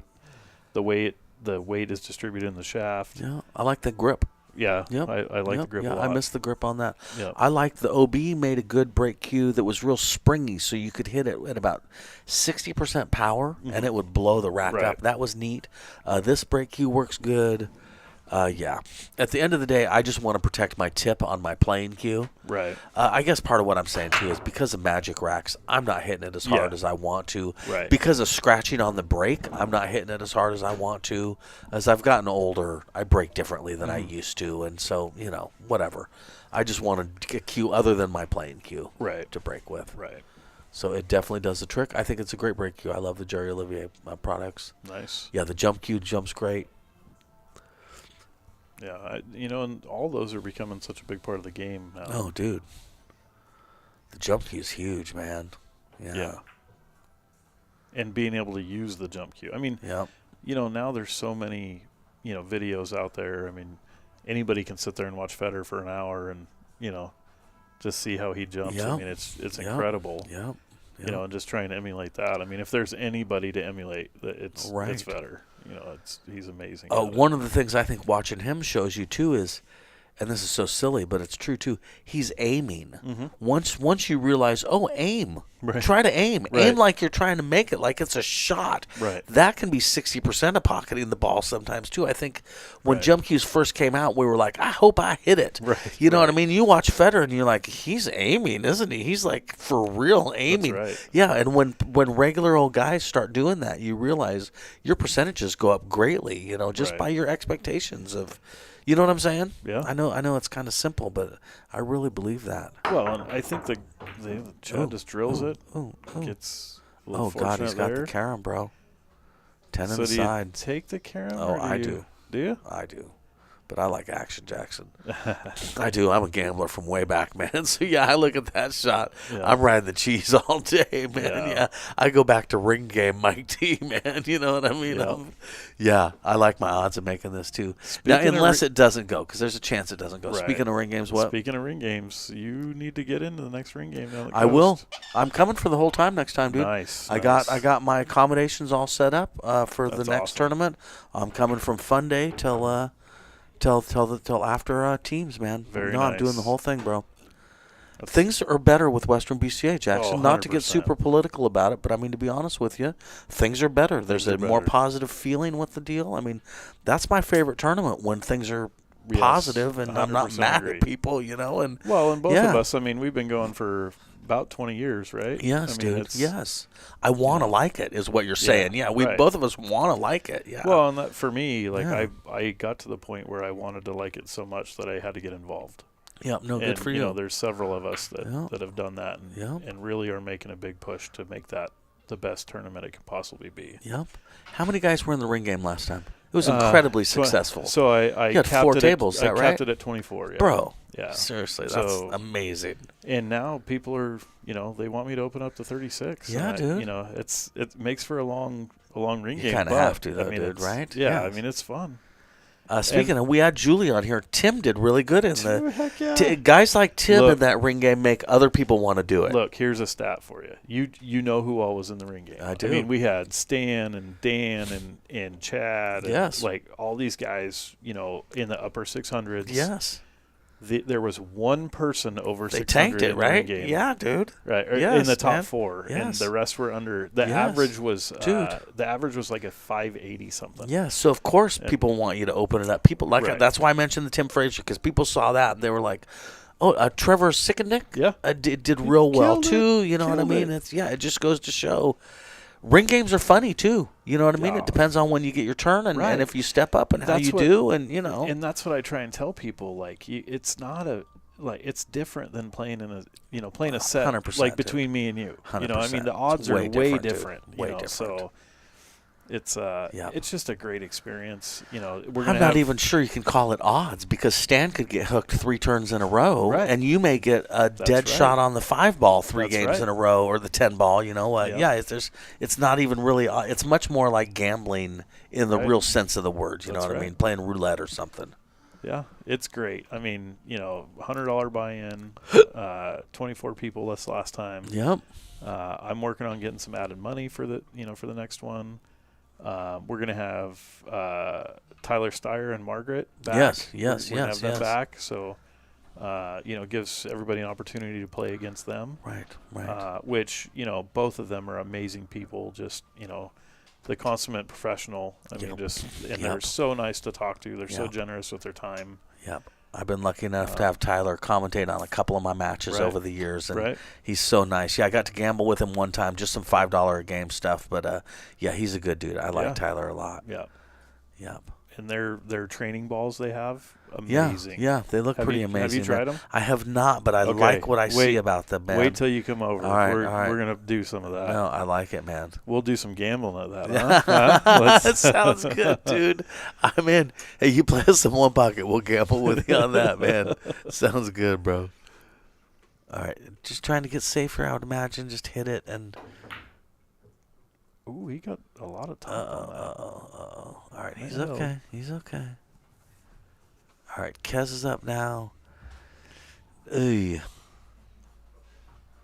Not a huge opportunity, Jackson. Kind of No. a stop shot on the Yeah. 3.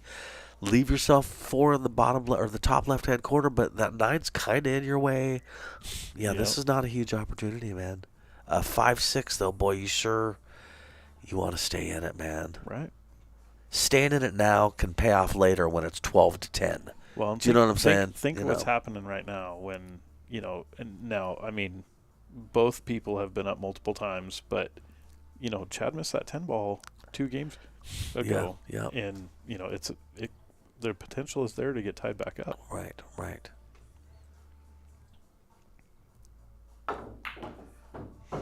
Oh, good shot. He brought that cue ball up. I thought he was going to have to stop shot. That was a really skilled shot there for Mr. Marquez. Nice, and now it floats right back out for the 5 ball. Yep. It looks like it passes the 9, so. Yeah, and with some draw, maybe some draw left, he's got natural shape on that 5 ball. Mm-hmm. Yeah, and then he's out, which would make it 6-6. This is the big shot right here, dude. He does not want to skim that 9 ball, because if he can make the 4, he's out. Yeah, all I would be concentrating on is making the ball, dude, and don't go behind the 7. Seriously, yeah, that's true. Don't go behind the 7. Wow. Jackson, he must have been comboing that, right? I'm going to say that the 4 didn't go. He had to have. I got to say the 4 doesn't go there. He had to have been comboing it because the 4 ball ended up there. Yeah, so yeah. if he just thinned it, the 4 ball would have ended on the other end of the table. Yeah, I agree.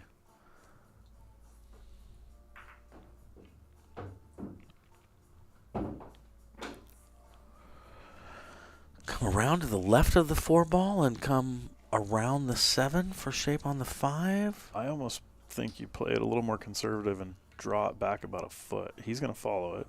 He's going to go your route. In between the 5 and 7. Yeah, in between the 5 and 7. I was thinking a little more severe with extreme English. He did the smarter version of what I was saying. There was no reason to go as crazy as I was describing. Right. Mine would have involved extreme English. No, I like what he did there. He played that. He's managing the table, as Steve Lingelbach likes to say. Yep. Yeah, managing the table is a whole thing, and I would say he did that nicely. Okay, just nice. Took it easy, floated it out. Yep. Nothing too fancy. Don't drive yourself crazy. Right. Yeah, it's 7-foot pool. You don't need to get that close. You certainly don't want to give up your angle to get closer. You know what I mean? God forbid you're back cutting the 6 ball. No, so I like what he did. Do you take the 7? I mean, we know where the 6 is going. So do you take the 7 in the upper left or the bottom left? I would say the upper left. Okay, so you're following it straight top. Yeah, just straight top and bringing it up. Try not to do anything crazy. If I come too far, I can take the 7 in the top side pocket. Yeah, really just trying to play for the side pocket. Yep. Okay, I like how he did that, though. That's all right. All right. Dude. That'll work. Good speed, man. Yeah, that'll work. This is where you start talking to yourself, too, about that 10 ball that rattled. That's right. You know what I mean? That's where, right. Pocket the 7, draw back, get dead shape for 10 in the side. Right. Don't get complacent. Yep.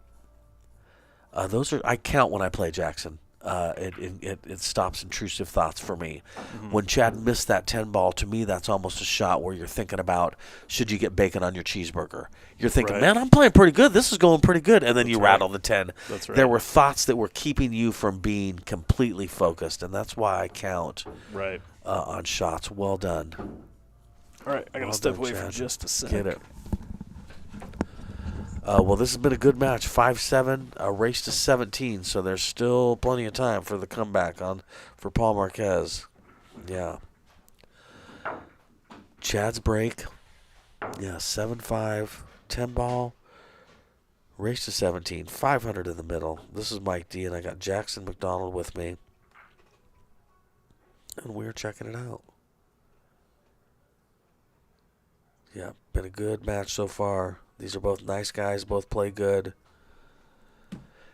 Yeah, we got a bunch of people watching, which we sure appreciate. It means a lot to us, seriously. It's good for Pacific Northwest Pool, too. That's why it's Pacific Northwest Pool thing. And look at that room. That is a beautiful room we're playing in, you guys. No joke.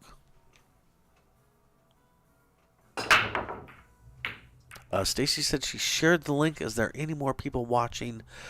Stacy, that would be a Jesse question because I can't see it. Maybe I'll try and look on my phone and see. All right, the 10 in the side. Man.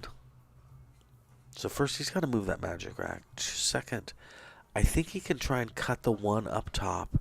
If he can't, he could try and go underneath the 1 and kick the 1 into the 10 ball. I don't think that the 5's in the way. Oh, and that's the 9 ball I'm looking at. Sorry, guys. Oh, no. Okay, so I was... Either way, listen, that was a push out. Here we go.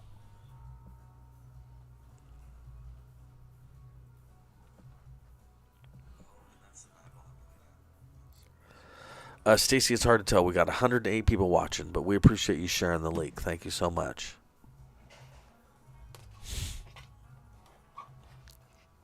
All right, he's looking at going off of the 1 up towards the 10, and then I'm not sure what, if he's playing a safety, a hook shot.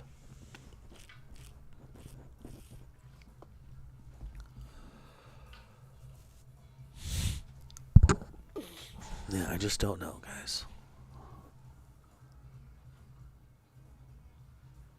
Yeah, Lucky Loser Birds. Yeah, it does look like it's going to be a barn burner, doesn't it?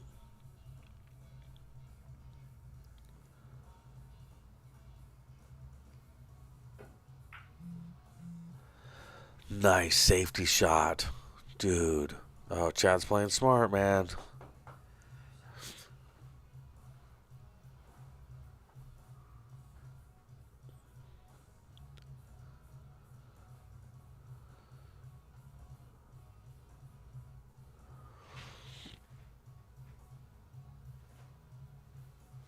Yeah, I'm not sure what Paul's going to do here.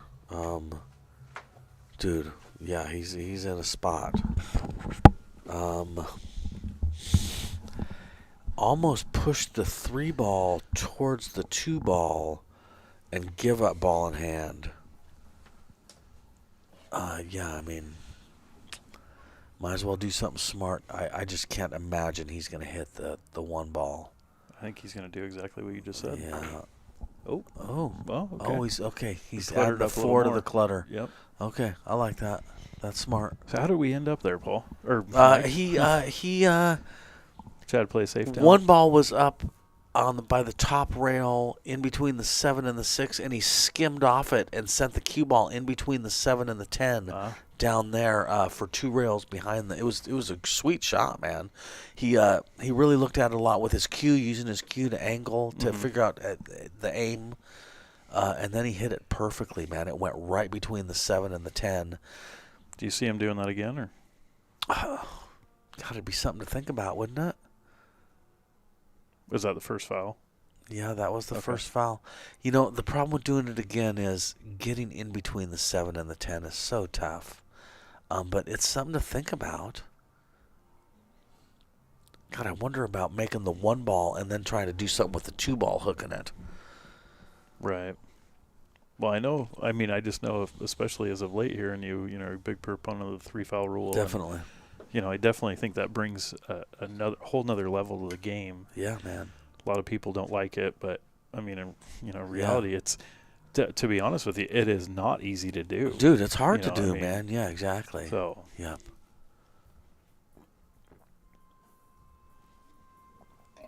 Yeah, they're definitely some people are literally offended by it. Right. Well, I know I watched you in the Northwest Cup, last weekend, and saw a couple safeties that you had played to work towards that 3 foul. Specifically on Cole, I was trying to at 4-1 at a race to 5 on Cole. I was trying to win that last game by 3 fouling him. Yeah. Right. Yeah. Good shot. Oh, that was, dude. Bro. Yeah. That's a great shot. If he can't get in between the, which he can't. Yeah. Paul's in a really tough spot. He really is, man. If he does not hit this 2 ball and gives Chad ball in hand, Chad has a nice opportunity to get him on a 3rd foul. Yeah. Oh, that's cool. TJ and Michael Joe are going to play a match. That's awesome, man. Oh, nice. That's very cool. The loser has to choose a new birthday. Nice. Oh, that's so funny Man. that the loser has to choose a new birthday. That's harsh. No pressure or anything. I read a science fiction book where if you ran into somebody with the same name, you had to fight him. Like if you were Joe the Stick and you ran up against the stick was the weapon part. Yeah. Then you had to fight him, and then the person had to change their name that lost. You had to be like Sal the slingshot guy after that or something. It always makes me think of that. Science fiction's funny. I would have said for a while I'd be pretty well off because I don't think I'd run anybody with the same name. But now it's becoming more popular. Yeah, yep. All right. Yeah, listen, the whole reason I'm Mike D is because in school there was always another Mike. That's right. I was never the only Mike in my class. It was always Mike H and Mike C and Tall Mike and One-Eyed Mike and, you had to be Mike something. So what do you do here, Mike? Do you try and get a good hit, or do you try and? I think I hit the 8-2 and send the 2 up to the middle to the bottom of the table so he can't 3-foul me again. Right. Yeah, because leaving it. So that was a problem, Jackson. Yeah, because what you really want to do is leave the 2 in the middle of the table near nothing else. Right. This way, he's going to be able to hit the 2, draw the cue ball back, and have it maybe nestle in between the 6 and the 8. And now you got problems. Yeah. So. And Chad's looking at that. He has to. Yeah. And really, why wouldn't you shoot that? Because even if Paul goes 3 rails and hits the 2, okay, now we just play pool. Right. You know what I mean? Right. But I got to at least try to get you on 3 fouls. Why wouldn't I? Right. And he may be able to send the 2 ball up into the 9 ball to have it click and maybe get underneath the 3 and the 4, plus draw the cue ball back. I would look for this to be ugly. Okay, now I don't know. He's got a plan. I can tell you that much. I think he. Julie says Chad 3-fouled me on League Tuesday, right. And she called him a name. Yeah. Oh yeah. A couple times. That's funny. We don't mess around up in the coop. I guess not. What's he doing, he's going to try and Jackson? roll past the 8, put the 2 up by the 7, roll past the 8, just like that. Oh, that's pretty advanced, man. Because I don't think you can get through smart. there. No. That's pretty smart. Yeah, because the only thing he can really do is try and go up table and then in between the 7 and the 10. You got to hit it good and not scratch. Oh, he can. There's a window?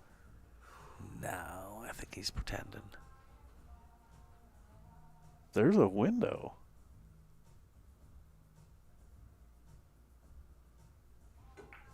Wow. Whoa. Well, that's a huge mistake by Chad if there's a window. Oh, my God. Dude. Again, I mean, now they're just back to playing pool, but, that's a tough one. If that 2 ball rolls another half an inch. I'm shocked that there was a window, Jackson. It didn't look like it to me. Oh, my God. Okay, so does he cut this top right-hand corner pocket, or does he bank it into the 10 ball, 10 on the side, and draw the cue ball back up for a hook? That's a great question. I think he's going. Did he call the 10?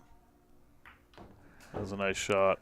Nice shot, Paul. Boy, Paul Great. turned that game around. So absolutely. That's making Paul feel some kind of way. Yep. And you got to be careful of Paul feeling some kind of way. Right. You know what I mean? You go look at him smiling. Oh, yeah. You don't want Paul smiling. You want him sad in the corner. Yeah. You know what I mean? Yep.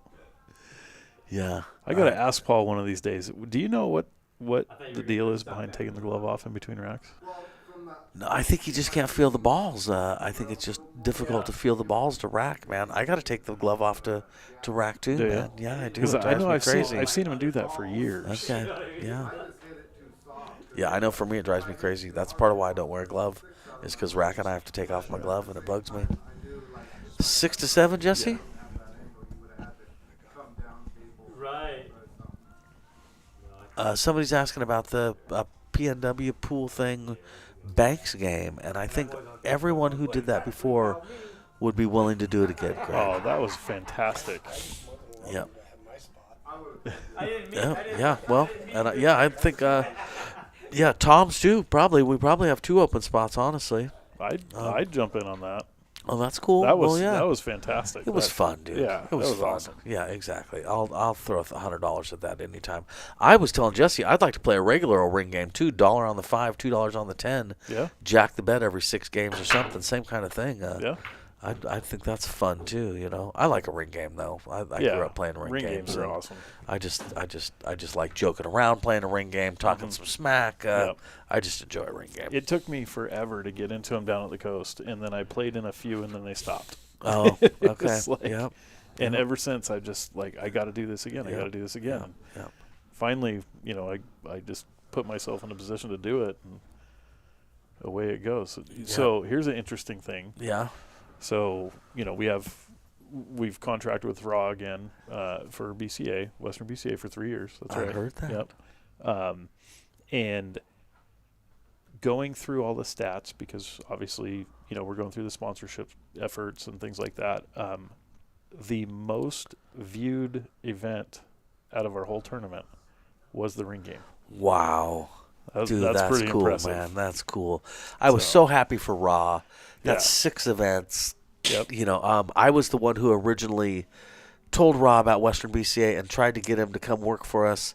Darren had me make a deal with Raw, and then once we made the deal, Darren decided that he didn't want to hire Raw.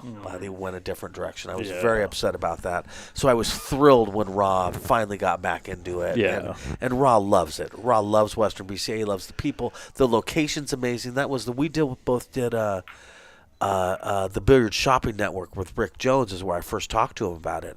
And I said, listen, I don't know if you're married or got a girl, but you get a room for the week with an ocean view. It's amazing, Raw, and she would love it. And that's exactly what has turned out to happen. Where it was amazing. Raw, I forget if it's his longtime girlfriend or wife, but whoever it is that comes, she's like, dude, she looks forward to it. Oh, yeah. Man, it's a big deal. I mean, when I called him and said I had the contract done, she just started, hooting and hollering in the background and all that stuff. Dude, seriously, and man. look, the amount of effort he puts into us is amazing, right? He goes above and beyond, we right? We didn't bring him back just because he's a great streamer, right? It's him going through the efforts to help us find sponsors. I mean, last minute, he found us a sponsor, Fort Worth Billiards. Yes, he did. Yes, he did. And was just like, hey, who do I give this to? Right. Let's get it done. Yeah. I mean, it's that kind of thing. And him and I have been talking a lot, and we're working on some pretty big things. No, that's cool, man. So we're hoping he's to got bring a lot of connections too, man. Oh, it's he's amazing. To me, that's like our foot into professional pool almost. Right. Like Raw has real connections Right. that not many people have. You know what I Right. mean? It's a big deal. And he's helping us with those connections, and that's the amazing thing. And and it's like we've talked a lot. It's good people helping good people. Right. I mean, that's the biggest thing. Exactly.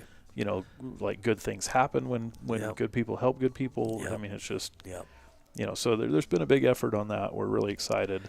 He's very positive. He does not like negativity, and he will not have any part of it. That's right. He says, "I don't want any smoke. I Right. don't. I don't want to. I no. Yeah, I it's don't not want worth to. it. I'm not. I do not do negative, man. I only do positive. Yep. And if it's not that, I just walk away from it. Yep, Yeah. that's No. And right. I have a lot of respect for him for that. I do not follow the same philosophy, and I respect the fact that he does. And it's done him good. It has. Yep. All right, what do we got? Rah, just an awesome dude. Yeah, he definitely is, Greg. And Pendergrass, you had asked where this is. It's in Vancouver, just across the bridge from Portland, man. Oh, nice, Greg. Oh, well, we'll keep that in mind next time we talk about banks, man. I'll keep that in mind with you, bro. Yeah, no, I'll make sure your name gets brought up. It's fun, dude, and it's 420 friendly around here too. I think I can say. Legality wise, the world has changed a little bit. So yeah, I mean it's everybody's cool. So here's Chad going for a jump bank, 2 into the upper left corner. Okay. Which might leave him a little tough shape on the 3. Oh, I like that though because it brought his cue ball back, Yeah. Jackson. That was a smart. Yeah. Chad's playing real smart these days, man. Yeah. Yeah, 6 to 7. And these guys are both stalking around the table like they mean it too. Yeah, these last few they're games getting into it, man. Yeah. They've definitely been playing tough. Yeah. No, it's nice to see. How far away from here do you live? I'm just about probably 15 minutes from here. Cool. Yeah, I'm actually on the northeast side of Vancouver. Okay. So Chad, on the other hand, is about an hour away from here. But is he really? Yeah, he's out in the sticks. Oh, that's right. They're out in the sticks, right? Yeah.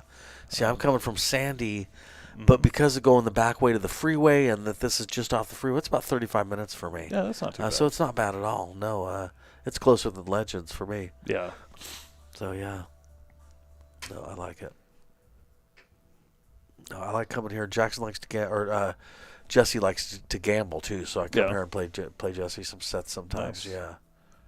I was looking at Fargo's. I was thinking Jesse and I might need to play a set. You should, man. You should, dude. We're pretty. I think he's pretty close. He's 6'14". I'm 6'13". Oh, so dude. Oh, so you we're guys should pretty play close. a match, man.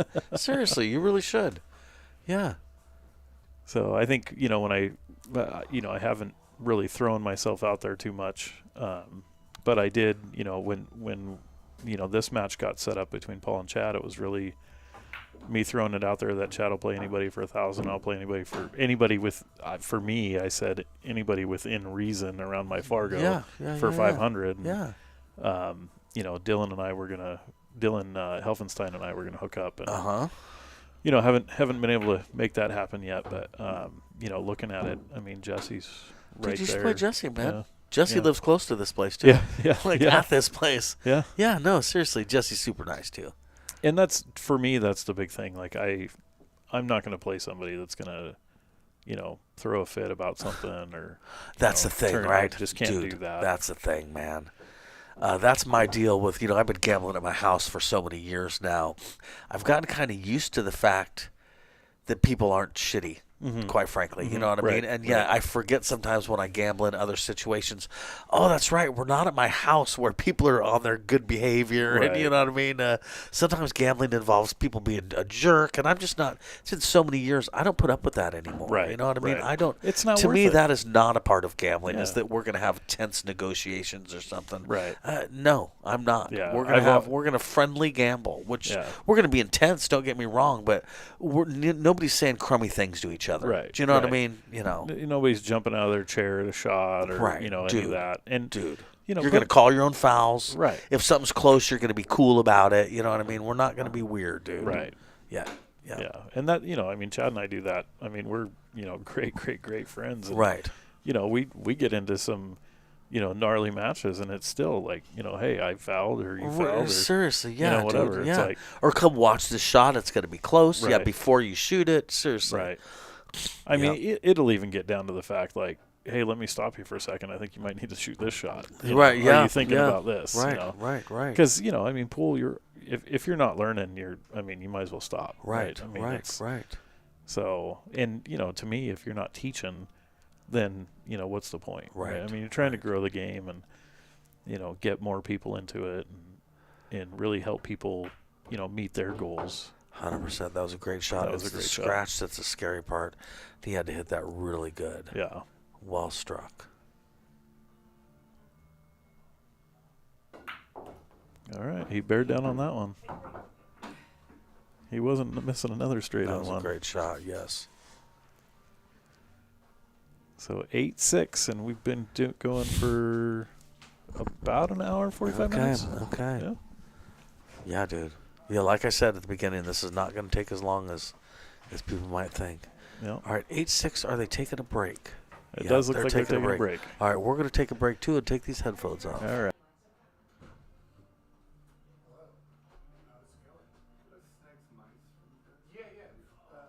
Feel free to grab some out of the freezer.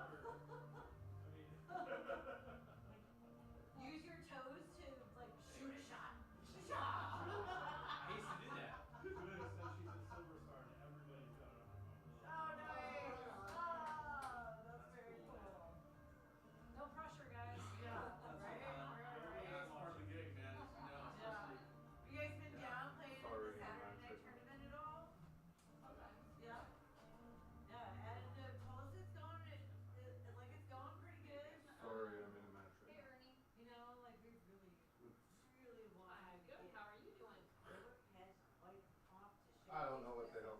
I was trying to send Ernie the link. Yeah? I sent him some. Spoke to my phone and sent him something weird. Oh, here, hold on just 1 second. Chad said he sent, so here, hold on. Hello. Sorry, I was trying to tell you I was in a match right now, and then I was going to send you the link to it, but. Oh, I know, right? You've been here before. Okay. Yeah. I see. Yeah, yeah. Yeah, a couple of us. Oh, sorry, I fucked up and missed that pin. Oh, we really want to come down and play, but we don't. No, this is trying to roll it in. Probably should have fired it. I mean, those are really neat. I like those. But I'm not sure if that's the way. Bar box. Yeah, yeah. Because he plays a lot of lower level players on it, so. My ceiling kind of looks like the ceiling. Yeah. I will, I know you guys know each other. And I was staring at it thinking, look at what lungs on you, right? That's the coolest thing. Because the wood doesn't reflect light very much. Right. So being able to add more light that's not right on that line. Yeah. Go without seeing cords all over the place. I know. It's pretty tight here.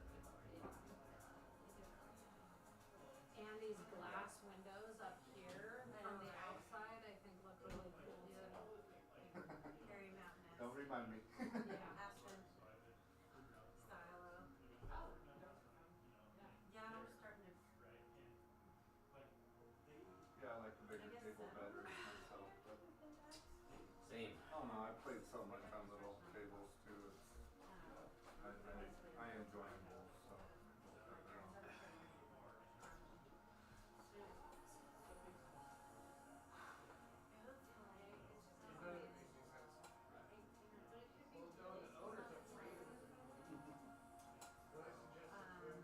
Yeah.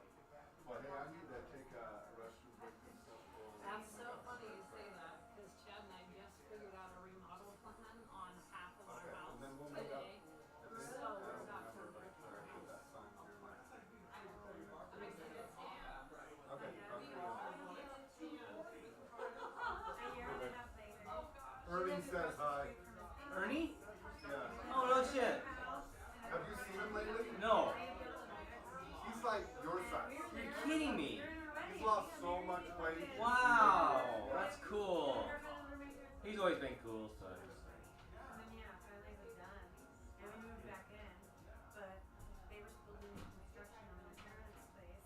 So we got to look at that every morning and it's never ending. We did it. And it was wonderful. It's all worth it. We had a little new house. Only 2 original rooms. Accidentally convinced my kitchen. They didn't intend to, so I was like, yeah, so I tiled it. And then people are like, okay, this is funny.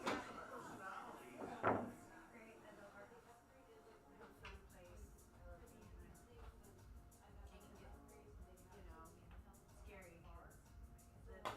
Like, you know, forever. Get out of the house on that Friday. Because you like being there. That's cool. Luckily, I work. Oh, because then you're like, I don't need to go. Anywhere.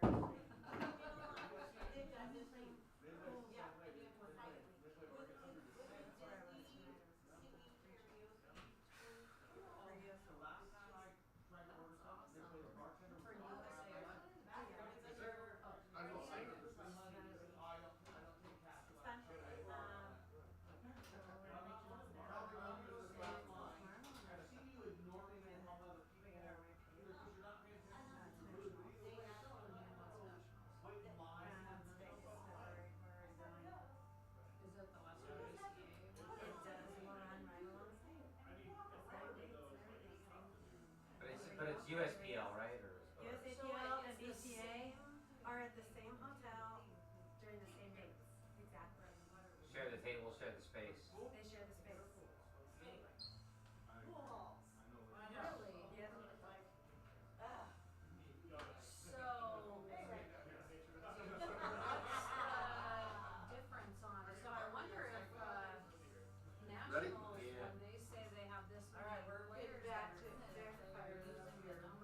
All right, Jackson McDonald, we're back to it. All right, let's do it. I love that view of this room, dude. Yes. Try to describe this room to like my wife, and I'm like, you wouldn't believe how nice his room is. Right. I love this view because people can see. Like what? Yeah, it's beautiful, man. And you what still a don't great see everything. environment. No, and you're still not seeing everything. Yeah, it is a hell of a setup here. They have made it so comfortable, so cozy in there. Yeah, man, I love this place, dude. It's fantastic. Yeah, we are also, by the way, commentators. We are what used to be a pantry off of the kitchen, but it's a big pantry. I would say it's 5 feet by 6 feet, maybe 6 feet by 7 feet. We don't feel squished in here. There's 2 of us, and there's like a desktop place with computers and computer monitors, and it is not squished in here at all. But so they can't really hear us talk. If we hoop and holler, they can hear us. But other than that, you really can't. We're right off the kitchen and almost like a control room. It's a perfect setup here, man. It's fantastic. Yeah. Fantastic. All right, Jesse's got the break. Chad's got the break. 8-6. Paul Marquez down by 2 games. Raised to 17. $500 in the middle. Let's do it. Chad's the one with the tiger glove on. If you can't see him, look for the tiger glove. That's Chad. Or just look for the big-ass hands. Bro. Dude. Yeah, how tall's Chad? 6'6". And built, too. Yeah. He's not a skinny country 6'6". boy built. Yeah, he's not a skinny 6'6". Yeah. Yep. He looks like he could pro wrestle. Yeah. Yeah. All right, so 1-5 combo, I got to assume, which is not easy, but it's doable. Well, we'll see how this ends up. Yeah, let's see what he does.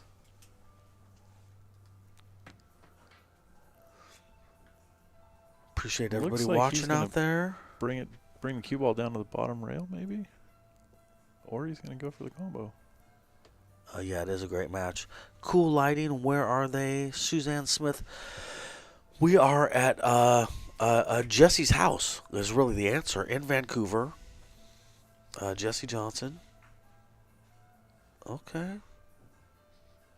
All right.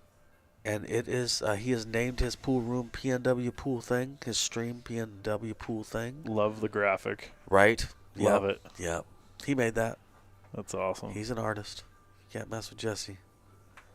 He's the real deal. All right, so I got to assume some sort of a safe is coming here. Some sort of a stop shot right behind the 5 ball is coming here. The closer to the 5 ball, the better. You take away the angle. He hit it a little too hard, He but still, did, yeah. still effective. And the cue ball 1.5 inches away from the 5 ball, so not as effective as it could be. But still, Chad's got his work cut out for him. I think he's got to go 2 rails to the left bottom left-hand short rail into the top long rail right about where he just touched with his cue. Basically a 2-rail shot at the 1 ball. If you're a pool player, you know what I'm talking about. That is the butt that Chad has had almost 10 years that he got from Todd Speakman off of a gambling debt. And it is, the butt is a few inches longer than it would normally be, and that is why Chad fell in love with that butt, is my understanding. And he's had some work done to it. Changed the joint? Changed the butt cap. The butt bit. cap, Had a okay. I thought he said he changed the joint. All right, but anyway, he has modified that, just because as a guy his size, it's hard to find equipment that fits you, Well, I tell you what, I started experimenting with longer cues, and he started playing. Look, we got a good hit on that. He started playing, or took a few shots with my cue, and he's like, that might be nice to go a little bit longer cue. Oh, and, that's cute. Good for him, man. Yeah, so it I play with a, what do I got, a 61-inch cue. Okay. And standard is 58, is that right? Yeah. Yeah, so you're 3 inches longer than normal. All right, so that was a good hit. I don't think the 1 goes. He's got maybe the 1-4 combo. Of course, Suzanne. Any questions you got, you ask, I'll answer. We have a monitor here that we're watching the match on, and then we have a laptop open to the YouTube comments, so it's real easy for me to see comments. So if anybody has any questions, just ask away. Glad to help.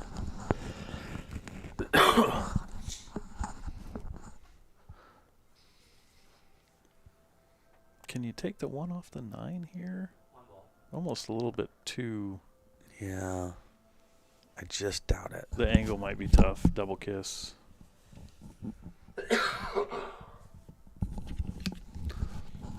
We shall see. He's definitely not doing a forward combo, though, I don't believe.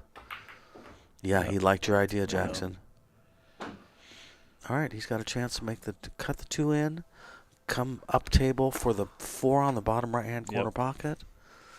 This could be a run out right here, making it 7-8. You know, we just took a break. That's a time to freshen up your brain a little bit and, you know, come at it with a new attitude. Derek Jackson bought a beautiful cue for me, and he won't give it back. Kills me every day. Oh. What did he buy? What kind of cue? It's actually a cue that Dan Sternberg made out of Roseburg. Okay. I'm not familiar with him. Yeah, he made a whole set. That was the first cue that I got from him, and then part of the trade was he would build me a jump cue. He makes amazing jump cues. Oh, really? Like amazing jump Really? cues. Okay. So I ended up getting a full set of cues from him, but I sold that one to Derek to fund the other cues. And now with the carbon shafts coming out and all that stuff, he put a carbon shaft on it, and it is beautiful. Really? Beautiful. It's got the right colors to it that lend itself to black. It's I know just what you mean. amazing. Yeah. I know exactly. A friend of mine has had a Sean, 20-something years. But when carbon fiber shafts came on, he put one on there. And, yeah, it's the colors lend itself towards that, and it's an even nicer looking cue than it used to be because of that. Right. Good shot, Paul. That's what I want to see Paul doing. Smart, good, smart simple, playing. smart stuff. Yeah. Yeah, it's funny. The carbon shafts have changed. They've changed cues a little bit. You know what I mean? You want a cue that looks good with a black shaft. Yep. Yep. Although Keelwood, I got to say, I'm a fan of Keelwood. I had a Keelwood shaft with an OB cue that I had, and the Keelwood matched the color of the butt too, and it was a beautiful setup. Just a beautiful setup.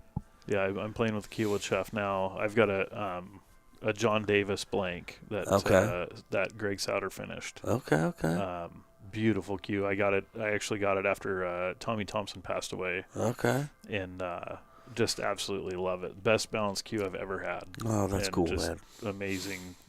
Amazing veneers, everything. But that Keelwood fits nice on it.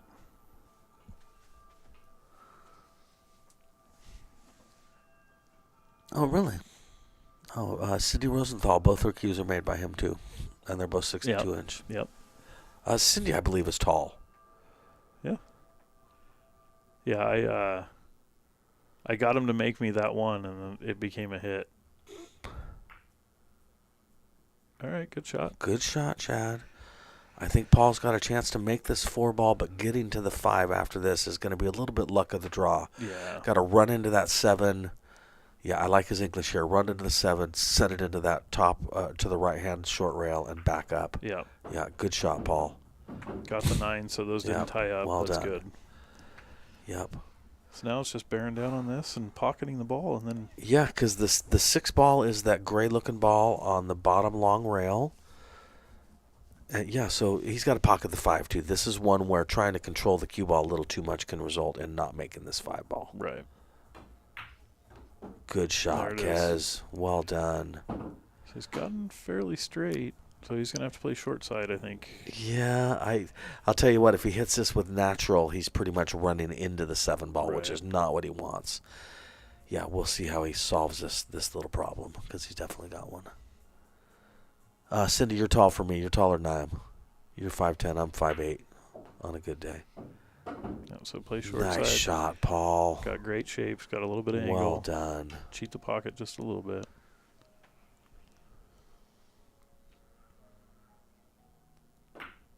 Nice shot. Well done, bro. Tight match. Definitely.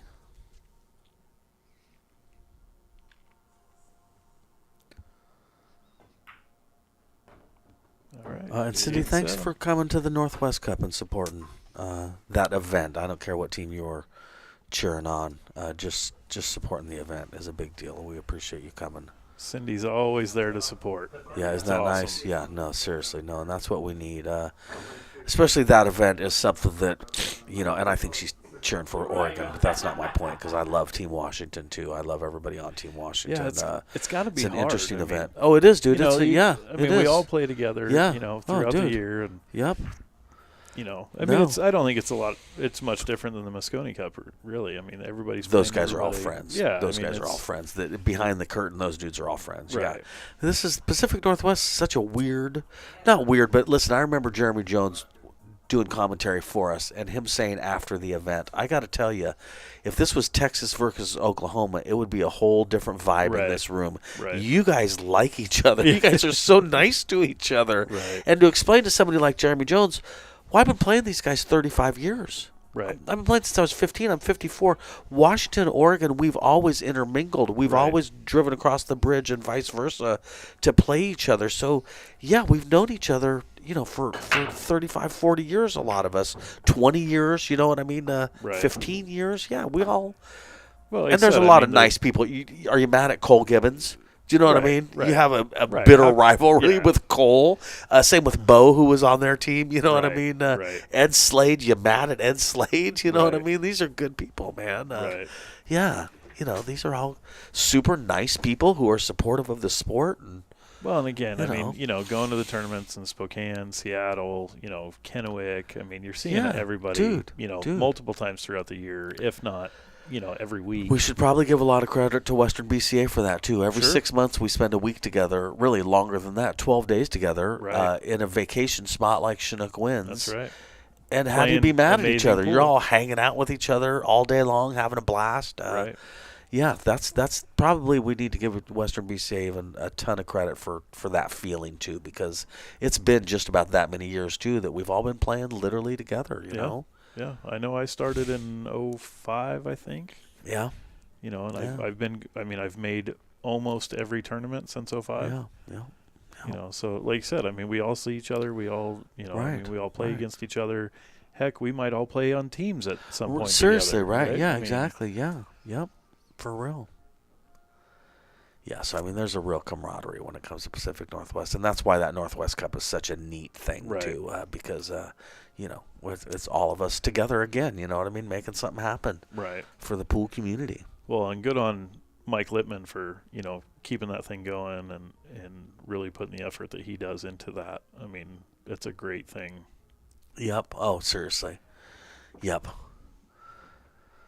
Yeah, I helped Matt McInnes come up with the whole thing and nice shot and Both figure it out and shots. Get the teams together. And then when Matt moved, he kind of handed it over to Mike Littman, which was a great guy to hand it over to. So yeah, no, it's been pretty amazing. So it looks like Paul can see this. Yeah, it's just getting back on the 2-ball. He's got to get that cue ball by the side pocket, basically some top left, don't scratch. Looks like he's drawn, though, Jackson, so I don't know. He might need to do that to stun it in to get the angle with the draw. Yeah. And, he hit it too good. That was a great shot. Nice shot, Paul. Nice shot. Yep. So I think that he can cut this in and bring the cue ball just to the left-hand side of the side pocket and be straight in on the 3. We'll see. I think with as good as Paul Banks. Yeah, that's a good point, too. And leave it for the 3-ball. Great point, Jackson.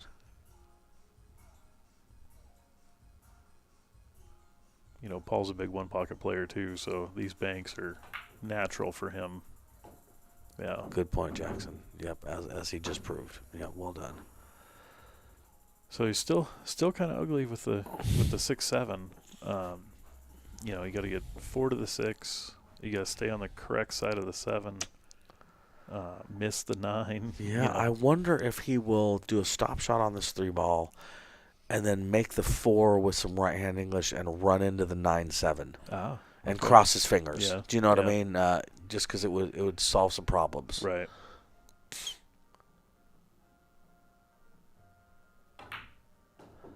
Yeah, it's hard to say though, Jackson, because if the cue ball was right where the 6 is, I think maybe the 7 goes. Right. So he may be thinking see. about doing that too, is kind of slow rolling this 5, and try to make the 6 and get absolutely perfect position on the 7. Right. We'll see what he decides to do.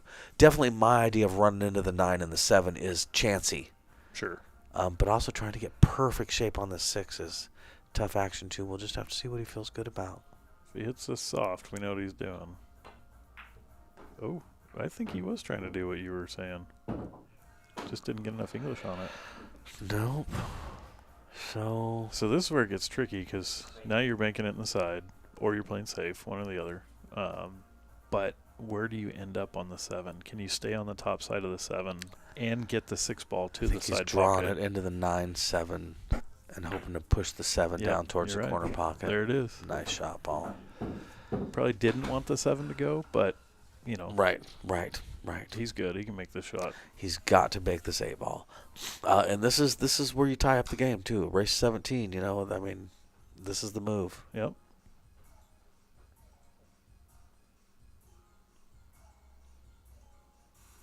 He's taking his time. I'm assuming he's going in the upper right. Cue ball's going to be going towards the side, but I might be wrong. Definitely a personal preference shot, right? I mean, he's dead center 50-50. It's almost dependent on what your dominant eye is. Right. You know what I mean? Okay. That was a tough one. I mean, your 50-yard line. That was a big shot right there, Jackson. That was a big shot. Speaking of big shot, this is Chad's opportunity to, really thin cut that 8, bring the cue ball back up table and roll down to the middle and run out. You know what I mean? Right. When these opportunities happen, rattling this 8 ball is death. You know what I mean? You got to win now. Yeah, Paul just messed up. You have got to take advantage of that and win. Or you're just giving Paul ammunition. You know what I mean? You do not want Paul feeling good. You and him sad in the corner. This is a chance to make that happen. Yeah, I think you're playing straight top, maybe just a hair inside.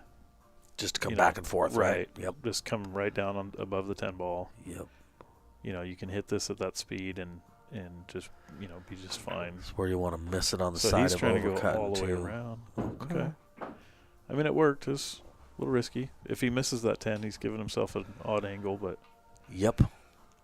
But he didn't. Right. And now he's sitting all right, man. Right. Now he's got a medium to slow roll on this 9 ball, Yeah. natural shape on the 10 ball in the side pocket. Just pocket the 9 and you're done. Yeah, you do not want to rattle this one.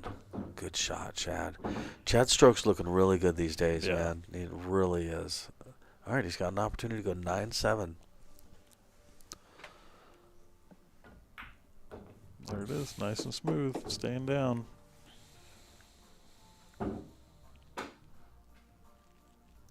That was a big game right there, Jackson. That was a big game. That was a big game, dude. Yep. Tying it up or. Yep. Seriously. Not. Yep.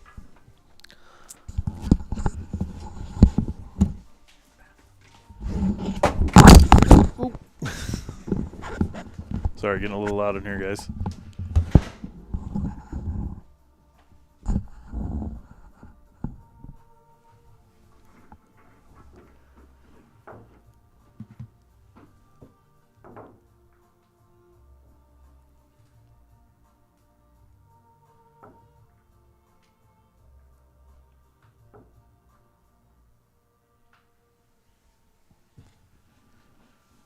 All right, I hope everybody's enjoying what's taking place here. Big match for both of these guys. They're doing a great job, and I really think that they've played each other in several tournaments over the years. Not sure who's gotten the better of who, but knowing that they've been playing as long as they have, it's probably pretty even. And I think they're both out here to kind of get it going. Oh, that's a good break, man. That's a good break. Dude. Interesting that the 1 ball went in the side pocket, kicked off another ball. So you're actually starting with the 2, which is not really common in 10 ball.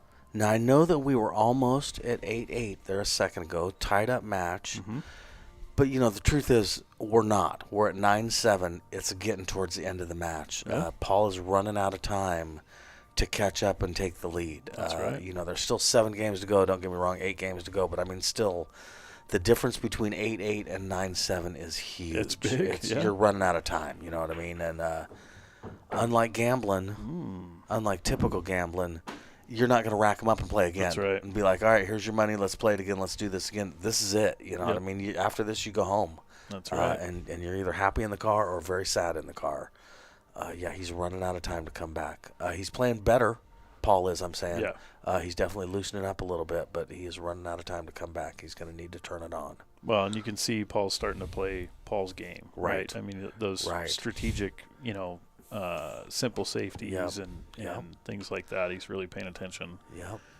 And I think that's what he's got to do. He's got to get his brake turned on. He's been braking better the last couple times, but still struggling to get a leave off the brake. Right. What's up, James? Hey, we love Lincoln City, man. Every Pacific Northwest player loves Lincoln City. We appreciate you guys so much. I seriously. Best event out there. Oh, seriously. When I was involved, I tried to get a hold of the city of Lincoln City to talk to them a little bit about doing some things. I didn't have a ton of luck, but yeah. It looks like Chad's going to try and cross this ball. Maybe for just a simple safety kind of a thing. Bring the 3 back down by the 10. Yeah. Oh, the double kiss was always kind of there. Okay, he almost scratched. On the Wire Creative Media, what's up, Rob? What's up, Rob? We've mentioned you about 4 times so far, man. Seriously, we love you, man. Seriously, Western BCA is so happy to have you, so glad to have you. Jackson talked about that your contract just got extended for 3 years, 6 events. How much you go above and beyond, and what a cool guy he is. How you helped us get sponsors and just everything. Jackson was really talking you up, man. We sure appreciate you. And great job on the Northwest Cup. Oh yeah, that was awesome. Hey, Rob, we won.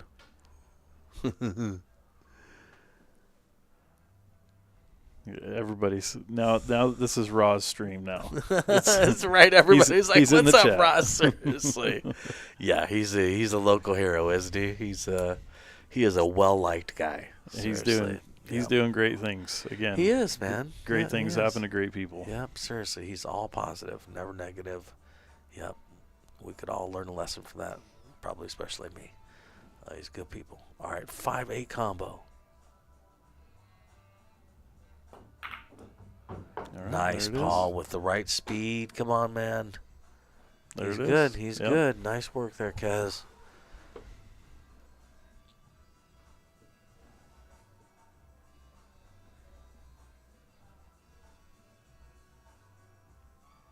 Yeah, Cindy, I hear you about the Lincoln City thing, and I sure don't want to say negative stuff about it, but yeah, I tried to get a hold of them when I was involved. To just, we love their city, and anything we could do to cooperate and come up with ideas, I thought would be a great idea. I just didn't have a lot of luck with it. Yeah, and when we have a couple thousand people down there, twice a year for 10 days, I mean that's some revenue stream. And yeah, it's some revenue stream for the casino. They've got a little local paper I tried to get a hold of to know. I didn't have any success with that either. Yeah. Again, I don't want this to be a negative thing, but I mean, yeah, it's, I kind of thought we could all work together and, Sure. Yeah. Put together a media packet. Yeah. Like, seriously, man. Yeah, for real. Yeah, for real. Yeah, yes. Yeah. Also something to send to all the motels and all the restaurants down there to be like, hey, here's what's happening in next month. Just want you guys to know, and we'd be glad to promote you guys a little bit. Right. Great shooting, Paul. There you go. Yeah, this is a great out. Yep.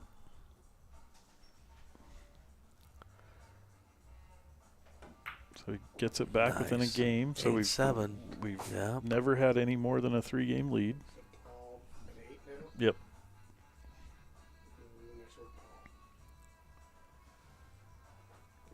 Nice. Hey, this is a super good match right here, man. Seriously, and look at that room. PNW pool thing. What? There's candles on the light. They're not real candles. Jesse Johnson made that light.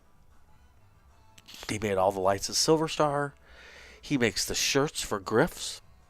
Designed the shirts for Griff's. I should probably say he's not out here sewing shirts. But anyway, yeah, he is an artist. That's real talk, man. A graphic designer. Yeah, he is the real deal. Strong stuff. Build stuff. He's a very impressive guy and modest about it all, too. That's part of why I talk about it so much, because Jesse would never mention it. You know, I've watched this stream several times, and I always wondered if those lights made a difference.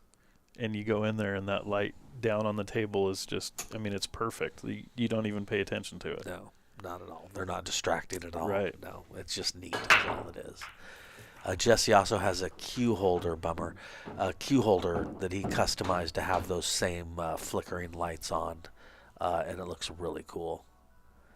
All right, so scratched on the one ball, unfortunately. Yeah, that's his downfall right now. Is his break. It kind of is, especially playing somebody as good as Chad, right? Who now is either going to run out or play safety on you. You know what I mean? Right.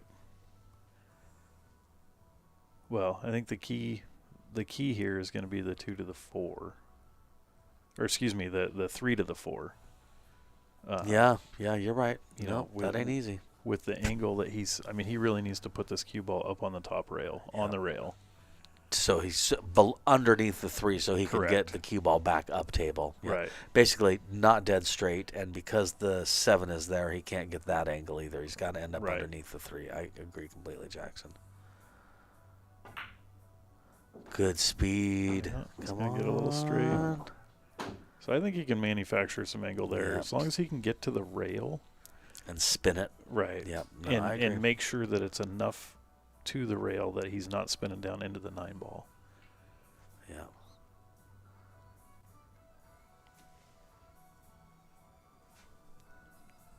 Yeah, in a perfect world, if he landed in between the 10 and the 9, he'd have shape. Oh, Jackson, I think he's got the 4 on the in the upper or top lower left-hand quarter. Yeah. That's right. Yeah, bottom left-hand quarter. Excuse me. Ross says no. He left.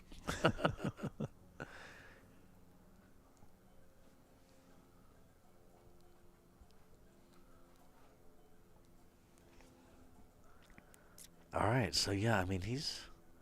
So once again, sitting in the seat, it looks a little tough. You know, to me, it looks like you might run into the 8 ball here. Right. It's hard to know though, isn't it? Right. Yeah, because it may be perfect. Yeah. Right. This may be set up to go perfect. Yeah. Yeah. It's hard to say. So then it's, if it is dead straight, then it's just a speed shot to leave him up in the upper left. Definitely touchy though.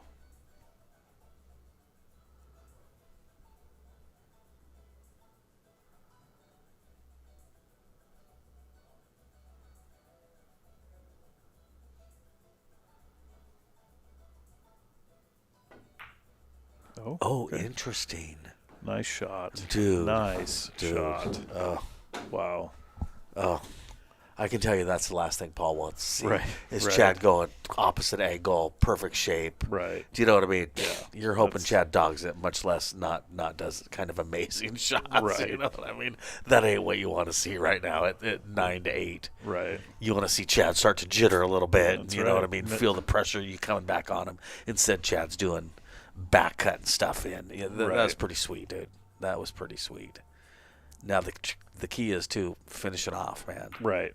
Otherwise, it doesn't count. It's much less intimidating if you dog it now. I mean, staying natural here. Almost everything's natural. I mean, maybe a little bit of left on this ball to come out.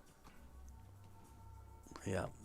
He could go inside too and play the 8 down in the lower right-hand corner.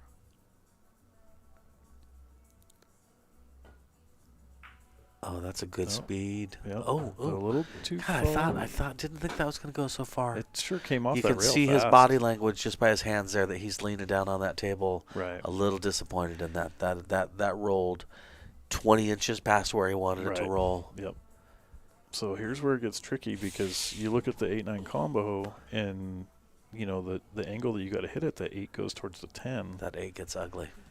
Yep. So you got to hit it with speed, right, to get it away from the 10 after it goes to the 10, and then you got to cross your fingers. Right. You know what I mean? Yeah, you got to put some speed on it. The rail, so. Yeah, you got to put some speed on it and then kind of cross your fingers. Plus, by the way, make the 9. You know what I Right, mean? right. Don't get wrapped up in everything we just said Yeah. and not make the 9. That's right. Because that goes back to what I was saying earlier. You know, if you don't run out, it's not intimidating. If you don't run out, it's 9-9, and Paul starts feeling good. Right. Yeah. See, that's what I was worried about. This is what we were talking about, though, right? Yeah. So I think your only option here is to go up and down and call the 10. Or I guess you could. Can you bank that? No, I agree with what you just said, Jackson. As long as you might as well go up and down and call the 10 and Right. hope you get safe if it doesn't go. Right. Because that's really all you're doing anyway. I guess you could really super duper slow roll this 8 ball and leave the cue ball far away and just leave him the 8-10 combo and hope he Right. misses it. I don't know what I'd do, to be honest with you. For $1 million is how I often try and look at a shot like this. You know, for $1 million, do I fly at it or what do I do? Right. He took your option. Yeah. Do you think dude, I don't know. It's super tight Bro, if it I goes. don't know. Seriously. Super tight. Yeah. And then you're rolling. I mean, you can't draw it. You can't. Yeah. I mean, so.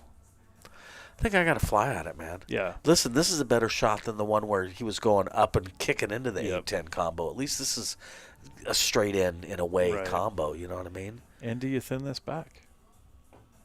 Nope. He went for it and he got Bro. it. Beautiful shot. That was a big gutsy shot right there. That Paul was. Marquez. Back to 9-9. See, that's what I was saying, man. Is now Paul's feeling good. So now, you Yeah. know, 9-7 back to 9-9. That's Yeah, right. Seriously, that makes Paul go, okay. Yeah, let's see who wins these next. And now it's a race to 8, Chad. And my Fargo's higher than yours. Yep. Do you know That's what I right. mean? Let's, That's right. roll the dice, man. Yeah, that just went from this match is not going my way to, hey, it's a race to 8 and I got a better Fargo than you. That's let's, right. Let's see what's happening, man. Let's really check this out. Yep. Yeah, Doug says it's time for Paul to wake up. I know what you're saying, man. Yeah, we'll see. I feel like he's slowly getting into stroke and making it happen. I should probably point out too, he's had this cue for 4 days, maybe 7 days, less than 10 days, and it hits beautifully. But it's a new cue. He's playing with my break cue. He's in between break cues right now. He went to that break. I just don't. I don't like where he's breaking from. The cue ball. Yeah. Okay. Yeah. I think he needs to get more towards the middle of the Okay. table. And, Okay. get more towards the middle of the table. Get that pop going. Squat the cue ball.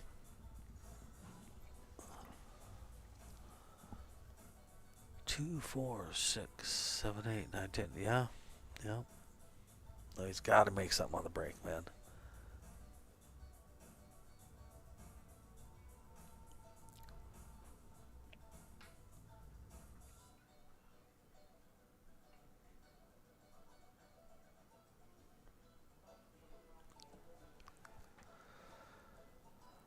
I don't know if he slow rolls this and thins it. Just makes it messy. I would think go rail first and kick it up. Or it goes. Or you can just make it. Or it goes. There's that. Yeah. With natural shape on the 2 ball. Yeah. Yeah, that's an option. Now you're looking ahead to the 3 ball. What do you do with that? Yep. Thank you, Cindy. Cindy says, great stream as always, Jesse. Yeah, I completely agree. Oh, awesome. Seriously. Yeah, we're lucky. That's why I told Jesse when he first started this, man, I'll come serve drinks if you want, man. Yeah. I'll help. Yeah. You know what I mean? Count me in to help, bro. That's right. I'm thankful he let me sit in here and do this. This is great.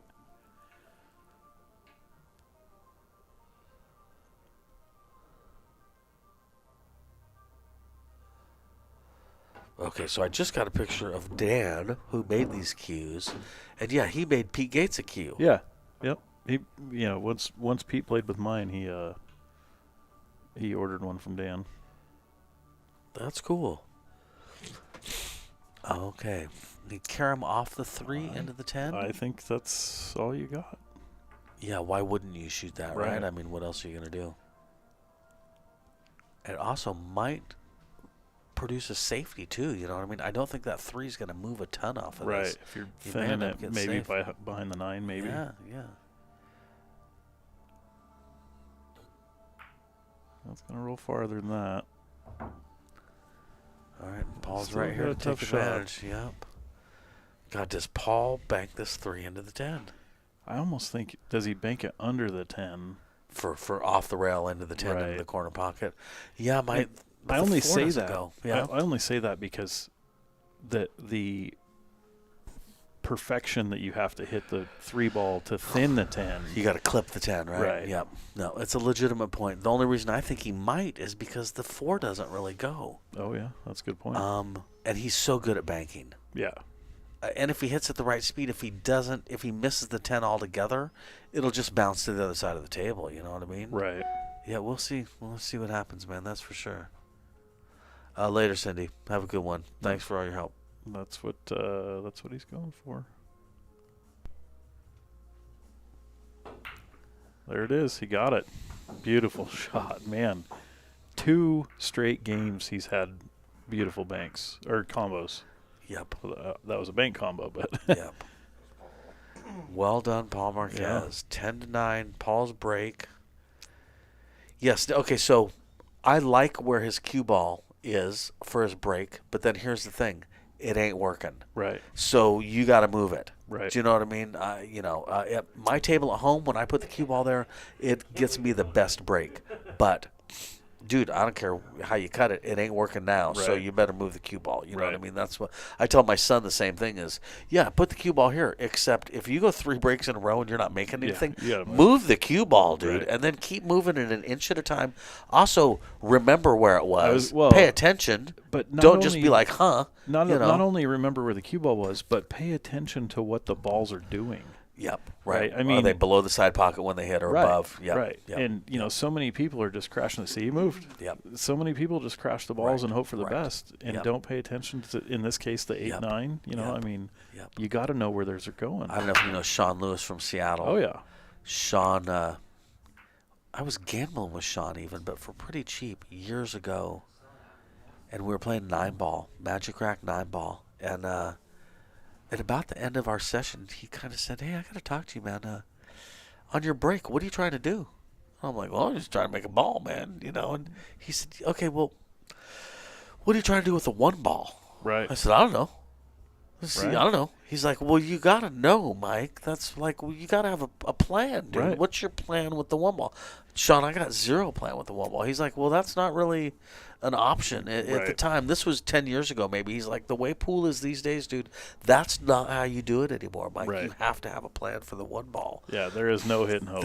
Yeah, you can't. That I'm gonna hit it hard because I'm a pool player. No, absolutely not. Right. Hit at medium speed because you're on a Magic Rack. You're gonna make something. Right.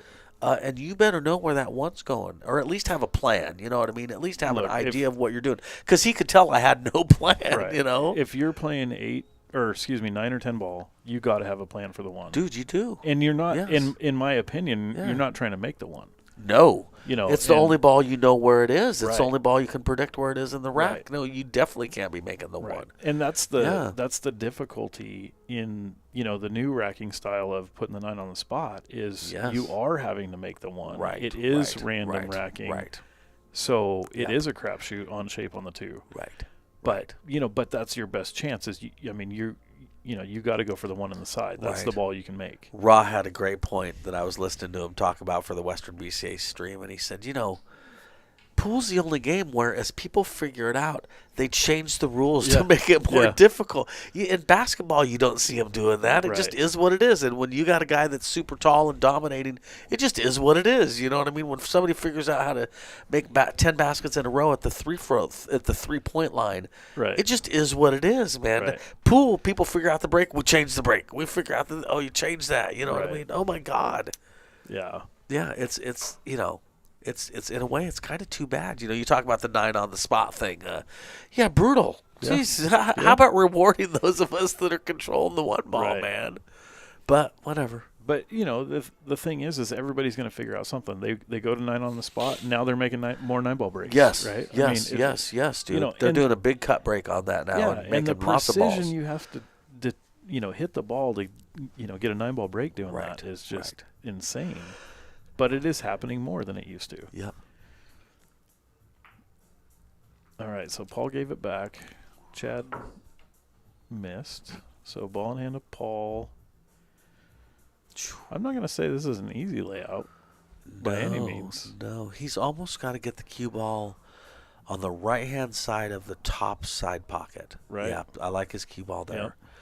Because if anything, if he goes too far, he could back cut that 2 ball. Right. Yeah, he just wants to be sure he's on the right-hand side of the side pocket.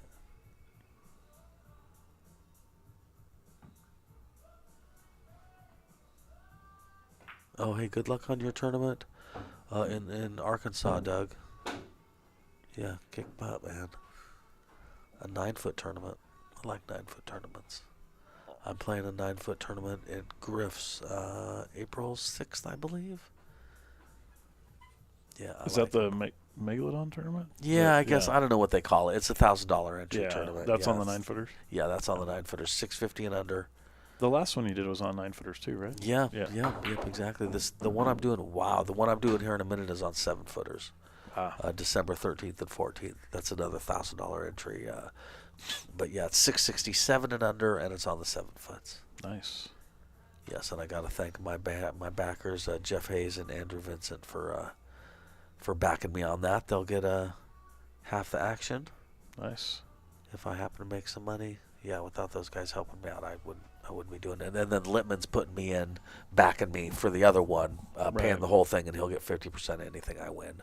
Nice. Yeah. Yes, because I'm married with 2 14-year-old daughters and playing a $1,000 entry tournament. It's tough. Dude, it's not nice either. You know what I mean? It's not nice as a guy that, yeah. That's not quite take your family to Disneyland money, but, for $1,000, we could, Yeah. Yeah, it's not. I don't like using family money for my pool pipe dreams. So sponsors and backers make a big difference for me. I sure appreciate it. Yeah, Doug, Steve's kind of taken a step back from playing for a while. Really focusing on the business and his wife, more importantly. Yep. So yeah, he's taking a break. Yeah, definitely. No, they're in our thoughts and prayers. Good people, the Biggle Box. They've done a lot for pool in Oregon and Washington. I wish them nothing the best.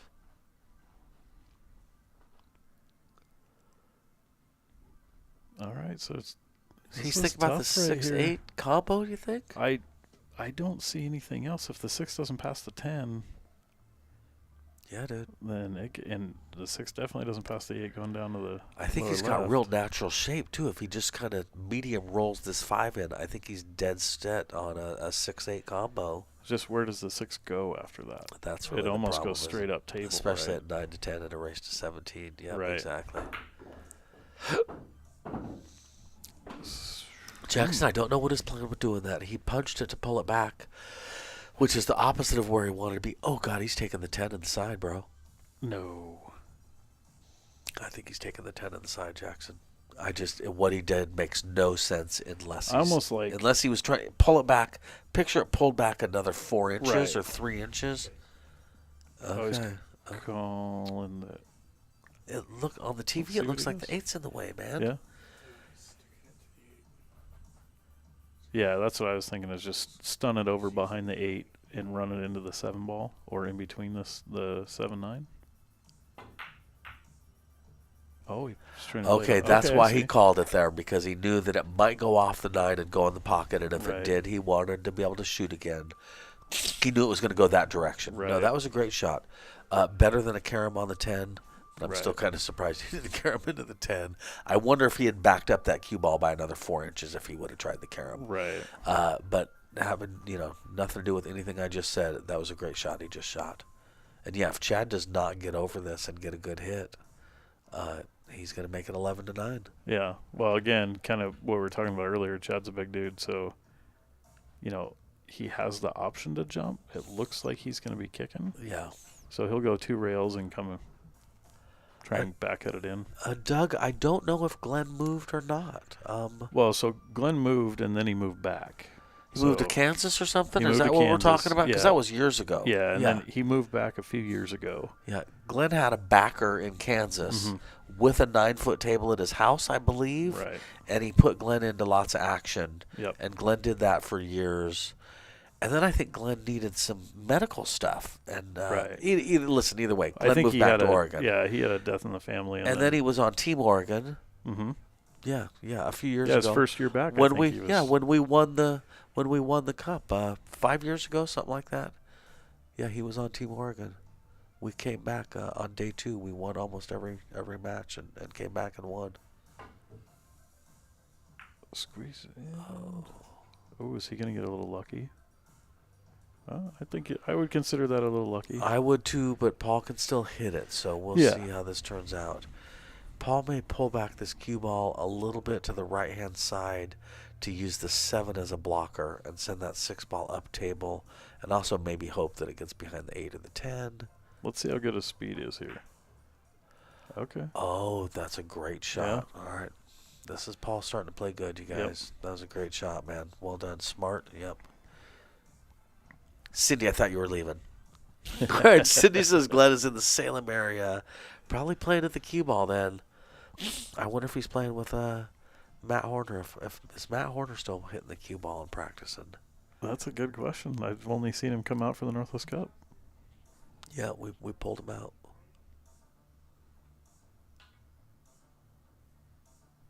He's another guy that, you get to a certain time in life and raising your kids and stuff becomes way more important. And, he was really enjoying the time he got to spend with his daughter. Yeah.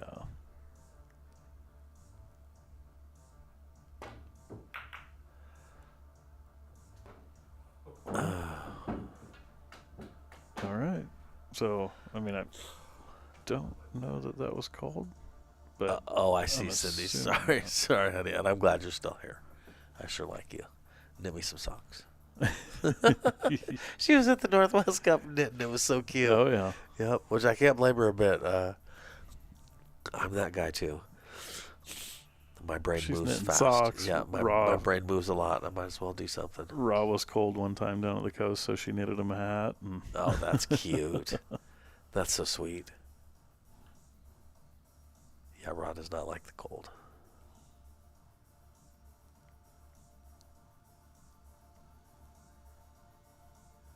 So we're going the 6 on the side. So he made a good hit. He's going to get good. Wowzers. I can't quite tell, Jackson, if that 6 cut. Listen, if the 6 cuts, it's a very difficult shot. Don't get me wrong, but I can't tell if it's possible or not. It almost looks like it's rail first.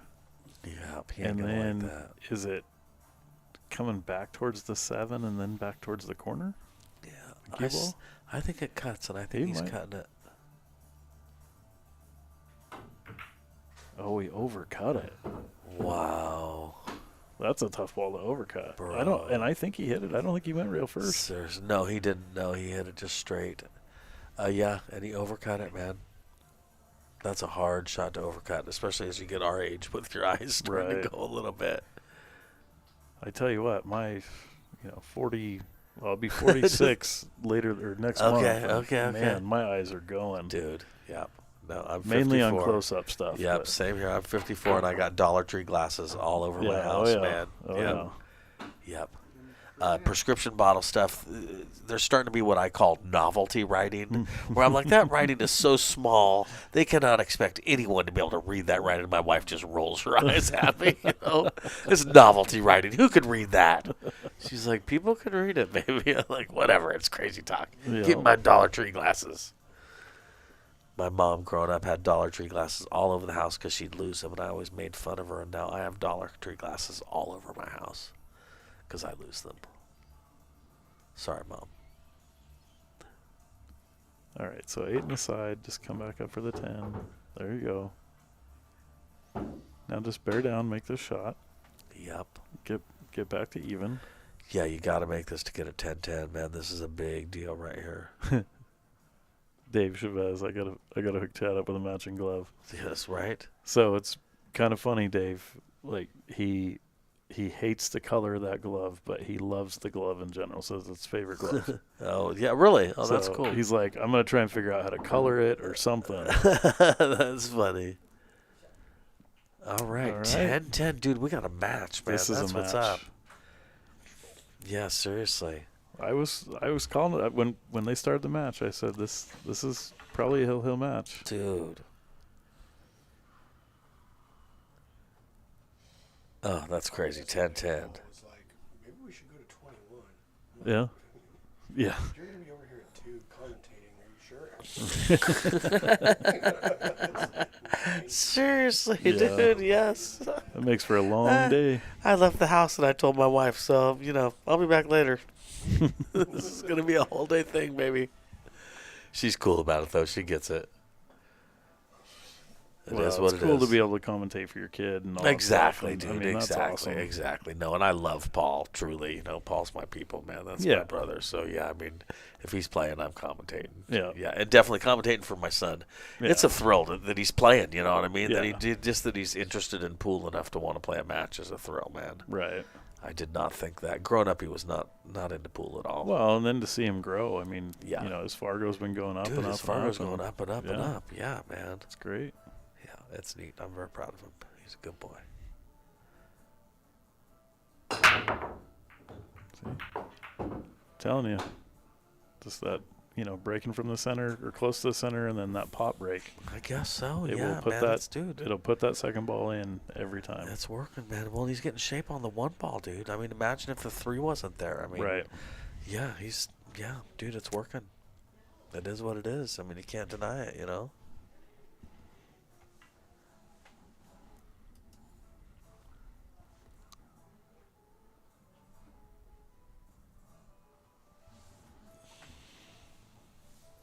Well, that's very cute, Sydney. I think that's very nice of you.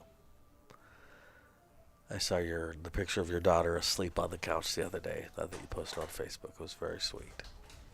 She's getting older and older. Isn't it funny how that happens? My girls are 14 now. I'm surprised he's looking at the combo versus parking the cue ball behind the 3. I agree with you. It's kind of a natural safety to do that, isn't it? Right. Yeah. Yeah, that's what I was worried about. Mm-hmm. Double trouble. Yeah. All right. Well, this is where you don't want to miscue, man. I had a shot similar to this at the Northwest Cup this last weekend where it was super in the pocket, and it was an easy shot I was trying to make. The ball I was aiming at was a 2-ball in the jaws, but I miscued, and I'm still talking about it, Jackson. Yep, yep. And I played good in the Northwest Cup, but I'm still thinking about the miscue on the 2-ball. Those are the shots that people, you you played good. Thanks. Did you see me miscue on the 2-ball? Bah. Yep. That's a pool player all day, isn't it? Like, whatever. That's what it's about. Did you see me dog it? Not mad. She just turned 20. Wow, honey. Well, good job. You've done a good job, Cindy. Yeah, I'm sticking, right? All right, so you got to get good shape a little bit. I would say the cue ball needs to be a little bit closer to the side pocket, level-wise on the table, in order to be able to get behind the 4 to shoot the 4 in the same pocket as the 2. And he's hit it a little too much, but I think he can still manufacture shape. He might be able to come put some top left on this cue ball and go to the bottom long rail and then come back out for shape on the 4 on the side. Jackson and I are assuming that the 4 goes in the side pocket without fouling on the 8. So we'll see. This is tough though, man. This is tough. It's either that or just barely roll forward and punt the 4 down to their bottom rail and, park it behind the 8. Basically a safe. Yeah, I don't like the angle he got on it though, Jackson. In order to hit it and stop/pull back the cue ball a little bit, you kind of have to hit it, I think, harder than you want to. Right.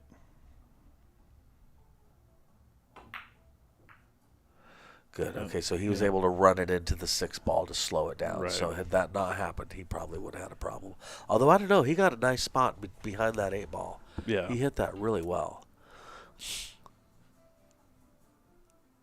Hey, what's up, Nicole? How are you? Oh, well, thanks, Nicole. I appreciate that. I'm proud of how I played. I think this was my best performance in the Cup so far. And since I got to sit out next year, or maybe more, that's up to Tyrell. No hard feelings. You got to just take a year off, right? I have to take 1 year off, but to be fair, right? There's other people that want to play on the Cup too that Sure. Deserve an opportunity. I don't, Sure. as much as listen, I'll stab somebody to play on the team. Don't get me wrong, but I also will not have any hard feelings if Tyrell picks somebody else. Right. There's other 645 Fargos in Oregon that deserve a chance to play. I really like how Tyrell did it too. I mean, Tyrell really, focused on putting a team together. Yes, and I think I that's agree with you. Extremely important. Yep, I agree with you. Team chemistry, all that stuff. Paid off big, I mean, sacrificed Fargo points, Yep. which I think in those situations have less impact. As you can tell, look at Alex Brown playing Blake Baker. Yep. I mean, Dude, that says it right there. 3 in a row on Blake. Right. No, I agree. 100-point Fargo difference. Yep. And nailed it. Yep. Garrett also showed a lot of heart. Those guys played showed a lot of heart. They played great. No, I completely agree with you, Jackson. Yep. And the proof's in the pudding too. I mean, that second day, we were Fargo predicted we would be ahead like we were ahead on the first day. Fargo also predicted on the second day they would catch up and overtake us by 1, and we would need the captain's pick to win the whole match. Right. Well, instead we won the 3 matches in a row that we won, myself against Cole, Alex against Blake, and then the Scotch match, Molina and that's right. Molina and Alex versus Damian and Blake. Right. All 3 of those, Fargo says we were going to lose. Right. That would have made it 5-4. Right. We won every single one of those matches, which is it was ridiculous, dude. Yeah, I beat Cole, and I was so proud and so thrilled. And then Alex beat Blake Baker, which was crazy. That was a great hit. Yeah, Blake Baker, 738. I mean, that's one of those Fargos where you hear that and go, what did you just say? Mm-hmm. Yeah, 738 says Fargo. Oh, geez. Right.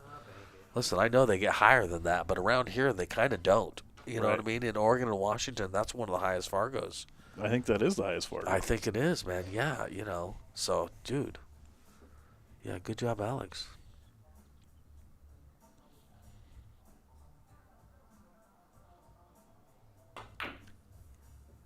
Oh, nice try, Paul. Hey, what's up, Jeff? It has been a great match, dude. Seriously.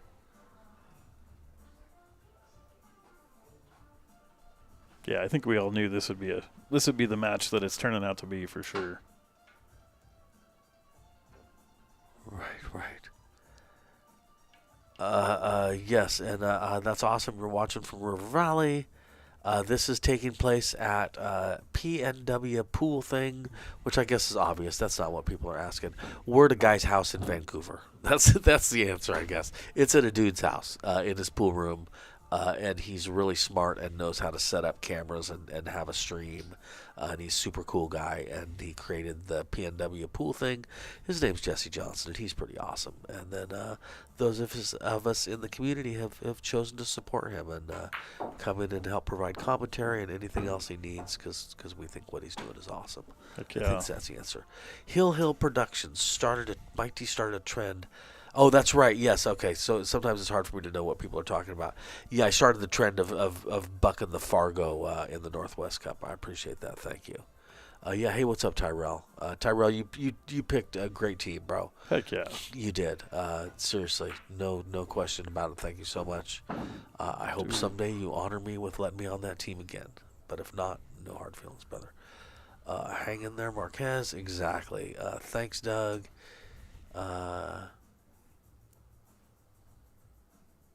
Yeah, that's right. You told Alex to go do a thing and get an upset, and he did, man. That happened. He did a thing. He did, oh, dude. Boy, did Seriously, he do man. a thing. Yeah, amazing. He did a thing a few times.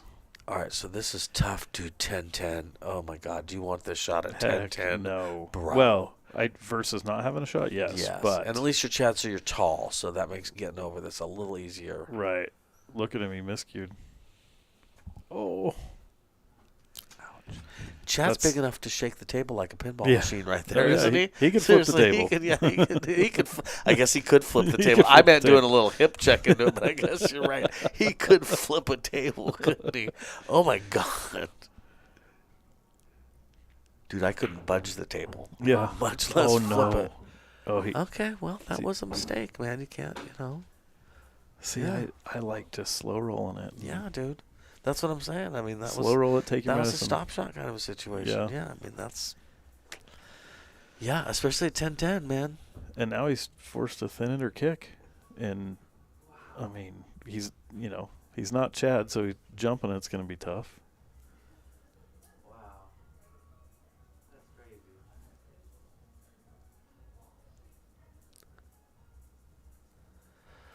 Where's the 503s at? Nicole wants to know.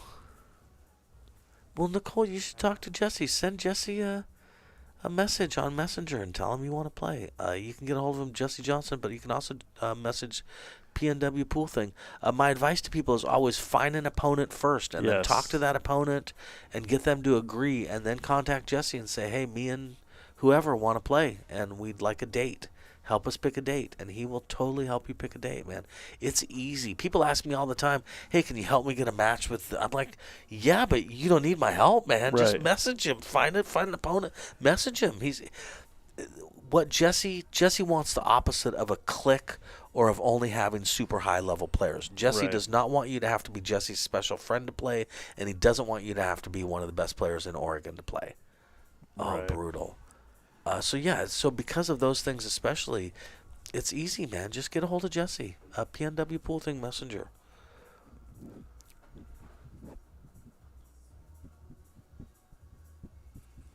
All right. Well, I think Chad escaped one here.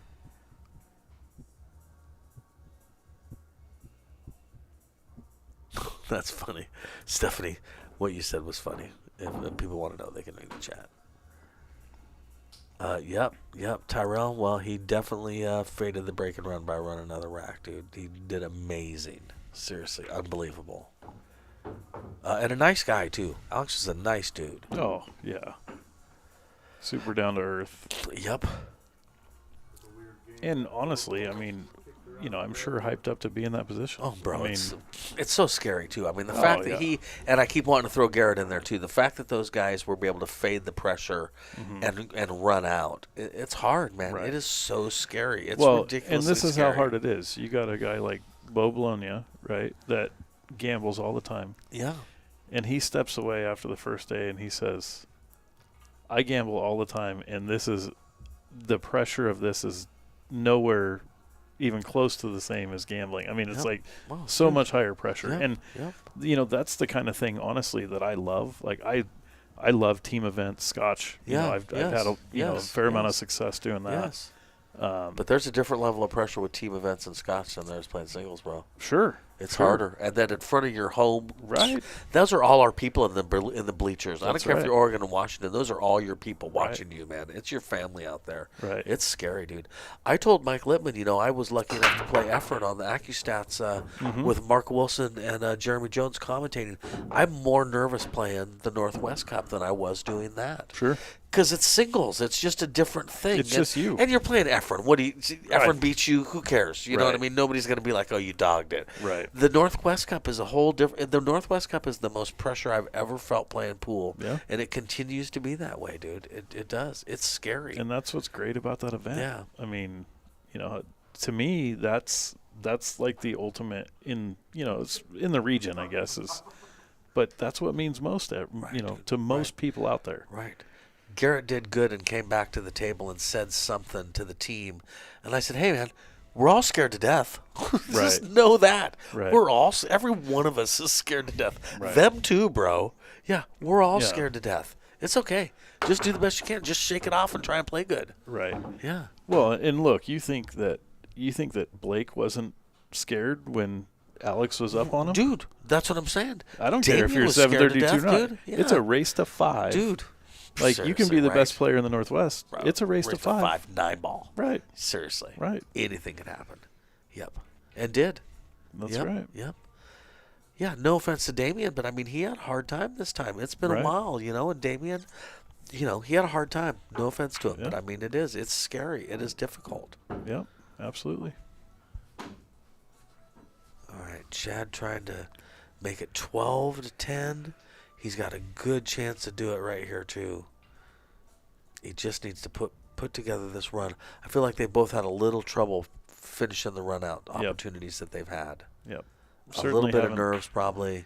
Certainly haven't seen the packs that we were expecting a little bit. I mean, two again, pack, no 3 offense pack. to anybody, but yes, sure. no, I completely agree. Yep.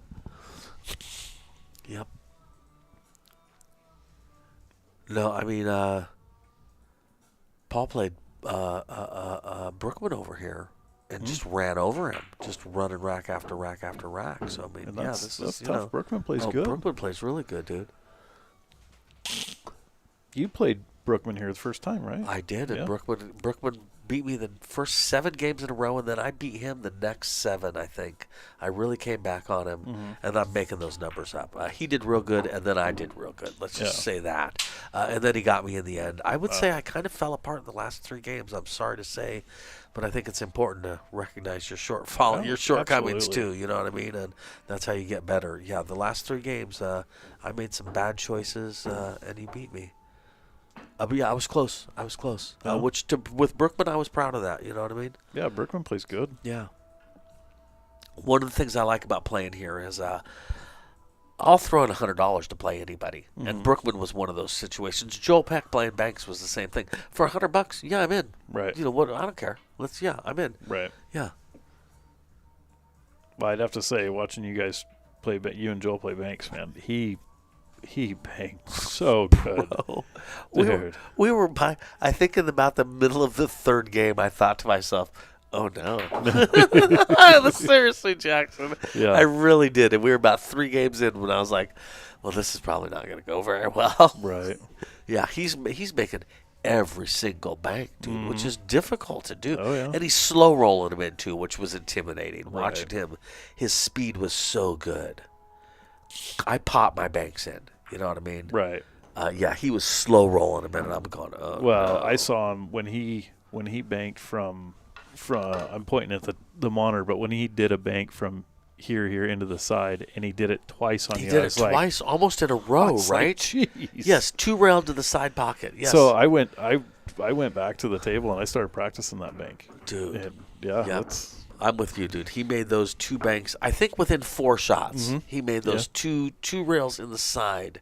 Yep. Like I say again, at speed, where they just kind of drifted in, and I was like, oh no, man. Oh, jeez. Yep. All right, 12-10. So we've been kind of jumping around 1 or 2 game leads for both of them. The biggest is 3-game lead. Yeah, and I feel like we were going pretty quick in her, and I feel like things have slowed down a little bit. Yep. Their play hasn't slowed down, but each rack is taking a little bit longer right now. There've been more safety play. They're getting towards the end, man. Yeah, more pressure on both of them. I mean, it's time to move. So we'll see. You know, the layouts after the break haven't been the greatest either for either of them. No, I mean, I Chad's agree. been making balls where Paul hasn't as much, but both of them have been struggling with layouts after the break. Yep. So now here's a great layout. Great layout. Boy. Yeah, the only negative is the 3-ball, but the 3-ball cuts in, too. I hate to make too big of a deal out of it, Right. you know what I mean? And if you cut that 3-ball in, you've got dead shape on the 4. Right. Because the 2 won't be there, so you can't hook yourself on the 2. Look, Yeah, I've already bro. ran this rack out in my head. Right, exactly. I mean, it's that easy from here. Crazy easy. Only a fool would, yeah, exactly. That's right. Yeah. I like his odds from here, though, man. Yeah. And he deserves it, too. He's been playing good, man. Just got to hold his composure here. Yep. So I would have liked below the 2 just by a little bit. Let's say on the left-hand side where he's on the right-hand side now. Right. Just for pulling it back purposes, because he doesn't need that great of a shot for Right. this 3 to be makeable. Right now, after he makes the 2, he's going to drift to the bottom part of the table, and the 3s might end up hooked by the 5. So I think he's got to go top center right now on this 2-ball and bring the cue ball back and forth, basically. Looks like that's what he's doing. I don't want to say bring it back by the head string. Just Sure, I'll buy that. yeah. Just listen, anything where he doesn't hook himself on the 5. Yep. And he was just about there. Now, from here on out, it's just make the balls. Yeah.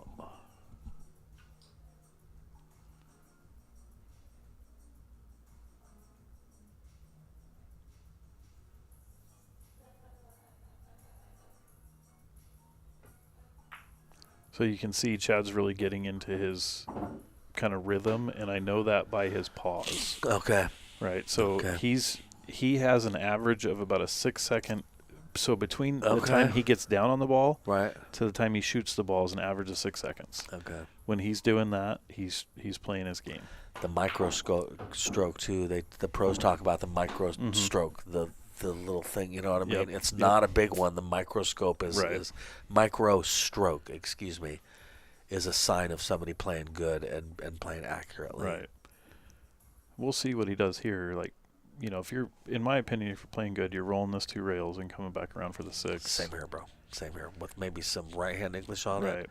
Yeah. This is telling kill me it off the rail. This is telling me he's not quite as confident in that. Yeah. Like, it's just not feeling the stroke all the way. Because you might have to put a little bit of inside in this just to hold it on the right side of the 6. One thing about almost slow rolling and leaving yourself a cut on the 7 is it brings you to the left side of the 8 ball to make the 8 in the side pocket. There you go. Okay. That's what you were talking about, right? Yep. Oh boy, that stopped perfect because now he can get to the left side of the 8 ball really easily. Jackson, he's out.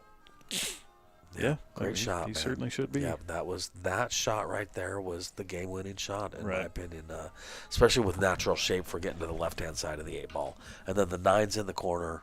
You guys are pool players. You know what I'm saying? It's looking great.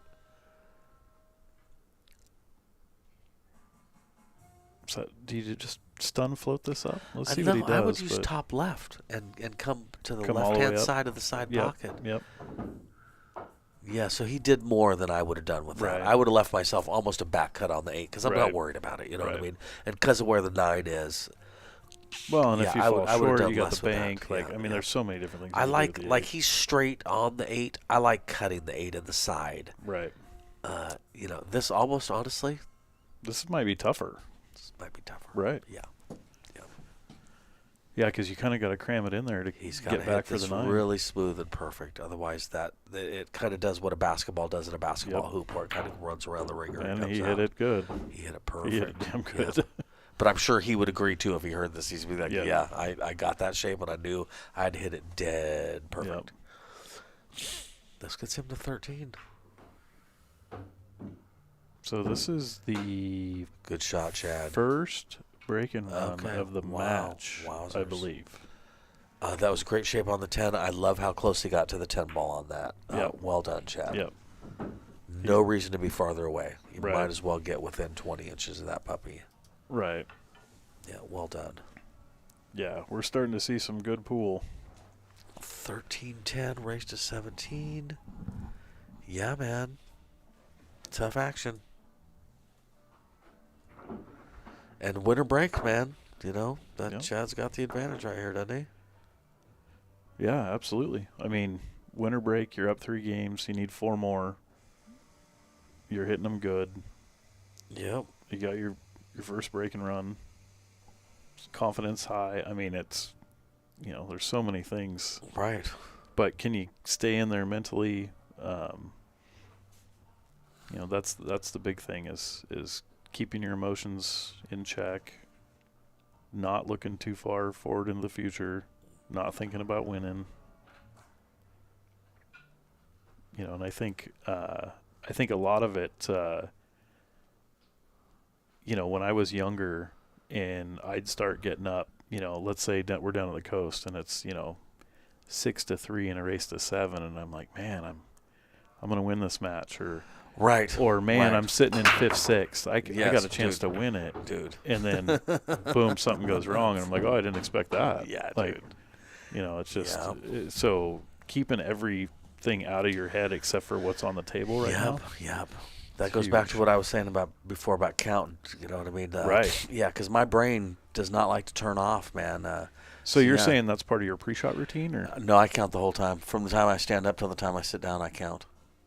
Just like 1, 2, 3, 4, really? 5. Yeah, dude. Interesting. Yes, I learned that from Pleasure of Small Motions. It's the same as singing a song in your head, giving your conscious something to do so that your subconscious can take over. Yes. My conscious counts. Yep. So my subconscious can pay attention to what I'm doing. Right. And it does. It keeps me from thinking about, do I want bacon on my cheeseburger? I can't tell you how many times I've rattled a ball as I was thinking to myself, man, I'm playing pretty good. Yeah. I think I'm going to do good in this tournament. Rattle, rattle, rattle. Right. Yeah, so no, I count, man, from the time I stand up till the time I sit down. And, we talked about earlier about, not forgetting what you've done in the past, good or bad, right? Yeah, and, it's funny you say that. I was playing Corey Duell in one of the opens down here, and I had him 5-0 in a race to 7.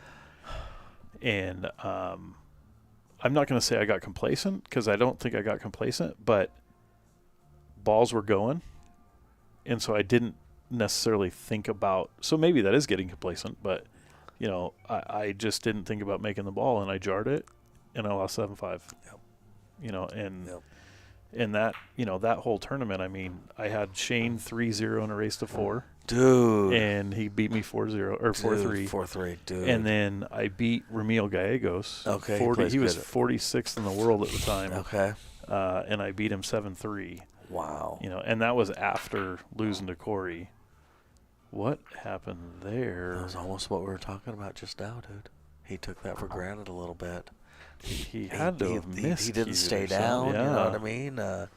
Wow. Yeah, and he's 10-13. Oy. And this gives Paul a huge chance to get back in it. Cindy, that's funny. That's good speed on that ball. Hopefully he's got. Who made Chad's cue? Who does he think it is? I Thompson believe it's or a what? Sailor's cue. A Sailor's. How'd I get Thompson? Yeah. Yes. Well, you got Thompson because I bought mine. That's right. Tommy Thompson. And Nicole, he's had that a ton of years. Yeah. He's been playing with her for about 8 years. It's very distinct. I mean, because I know how long he's been playing with it, just because it's so super distinct. Well, you got that checkerboard pattern and right. It's actually a beautiful cue. Yeah.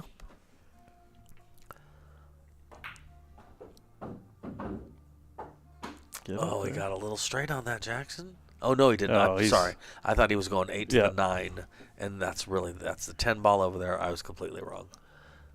No, he's looking good. He's doing good. I would like to see him get the cue ball close to this bottom long rail so that he back cuts the 10 a little bit for natural shape on the 10. Right.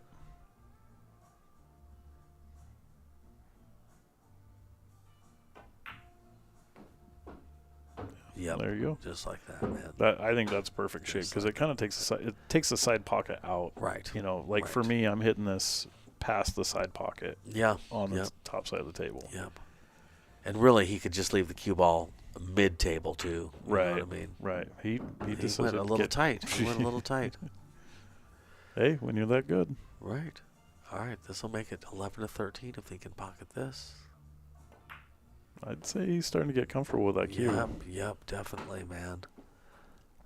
Nice shooting there, Paul Marquez. Another tight. I mean, dude, I was thinking that we might see, a 4-game lead, which would have been the largest lead of the match. But yes, we're back to a 2-game lead. And win or break, it's Paul's break. He's got a chance to break and run to make right. it 12-13. Yeah, dude. Seriously. No, it's been a great match. And again, either of these two can come out and, put a 2-3-4 pack on you, no problem. Yeah. Right. Once Paul figures out the break, I think that'll be huge. Yep.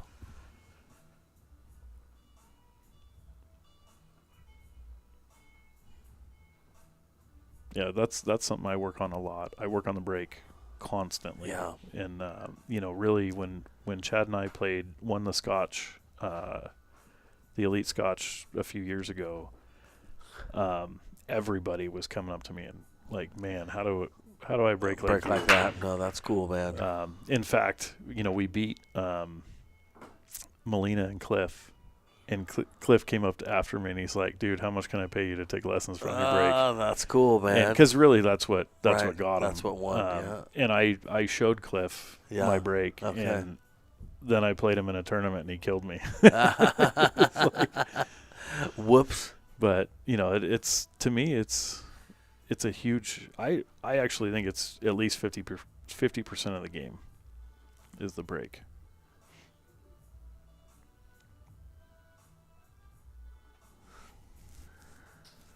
need to turn that AF of the full room cam. Tyrell, I don't know. Patrick McDonald, it is a great match so far. That was a good shot right there. Ooh, Yeah, is he hooked on the 2? He's got a tester on the 2 for sure. Bro, I think he might be hooked on the 2. We'll see. His body language says he's not. Unless he's banking it for safety. I think he can slow roll it in. Yeah. Yep, I was wrong. No, I was wrong. All right, here's an opportunity for Paul to get to 12-13. You know, a player of Paul's skill level running these out is very possible. Yeah, I don't see any reason why you shouldn't run this out. Oh, autofocus. Thank you. Thank you, Nicole.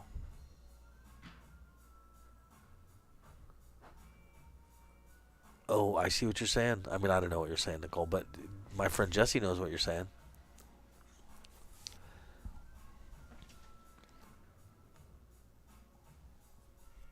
All right, so draw back a little bit. And run into the 8 for 4 in the top left. Oh, nice control, Yeah. dude. That was a very controlled shot, man. Seriously, he has just enough angle to cut that forehand now. Yeah, it's just, I don't know, leave himself the 5-7 combo, I think that's all you... Well, I think the 5 goes in the corner, too, so... Yeah, or maybe hits this with stun draw, cue ball back down out. and then back up for 5 in the side pocket and the bottom side pocket. Right. Yep. Like That's, that. And that's letting your stroke out. Yep. That's... Okay. Which he should be fine, because this will take him up in between the 6 and the 9. It should be, yeah. Actually, this is another nice shot that if you're feeling good, you put that 5 in the side and the cue ball drifts down in between the 9 and the 6, Yep. and then bounces back up in between the 9 and the 6 and leaves you perfect. Yeah. And then you're dead straight on the 6 with the 7 in the jaws and the 8 right across the table and the 9 sitting nice. And listen, what I'm saying is this shot's the key right here.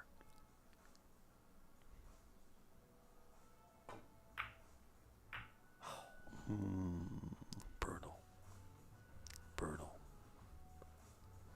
Yeah, that's what he's thinking, too. Yeah. He doesn't want to walk away from the table. Sometimes I have the mental picture of a person trying to start a motorcycle and it not quite starting, and they're waiting for it to kick over and go. That's right. I think Paul is waiting for the motorcycle to kick start. You know what I mean? And that would be an example right there of a shot where he's like, when am I going to start playing like I play, man? Right. That's not a normal miss for me. Chad he had a great shot right there. He Yeah, had to really put yes, that, he did, dude. cram that in there. Yeah, and I'm not taking anything away from Chad. I'm just saying I can feel Paul trying to start the motorcycle. Oh, yeah, you know? absolutely. Yeah. I came up with that analogy watching Todd Gooch play. Because Todd Gooch either plays amazing or he's definitely having trouble. Right. You know what I mean? Right. Yeah, and watching Todd play sometimes you'd be like, oh, Todd's trying to get the motorcycle started, man. I like Chad playing 2 rails right there. Yeah, me too, man. Instead of thinning it with inside and trying to play good I shape, agree. you got to let it stroke out a little bit. Especially if he's feeling in control and he knows he's going to go in between the 9 and the 10. Right. Yep. So pull this back a few inches. Yeah. Yep. Same thing. Pull it back probably a foot. Or come forward. Or, you know what I mean? Yeah. You know, use some top and go in and out. That looks like that's what he's doing. Must have just enough angle. There you go. Yeah. Just a little more consistent. You don't have to worry about it taking a funny. And then he's got the angle to go 2 rails again, or just float it up in the side, right? Well, float it for either the 10 in the pocket where his face is right now, right, or 10 in the side, depending on if you like it. Some people are weird about side pockets. Okay, I would say he likes the side pocket. Look, if you're weird about diamond side pockets, you got a problem. Right, yeah, I agree. I can understand being weird about valley side pockets. Yes, but I like what he did because I like side pockets. Yeah, so I like how he played that. I mean, diamond side pockets are huge. Dude, I agree. And consistent. Yeah. They're all cut the same. You know what I mean? You don't have to learn it. That's the nice thing about a diamond is you don't have to learn anything. It plays how it plays, man.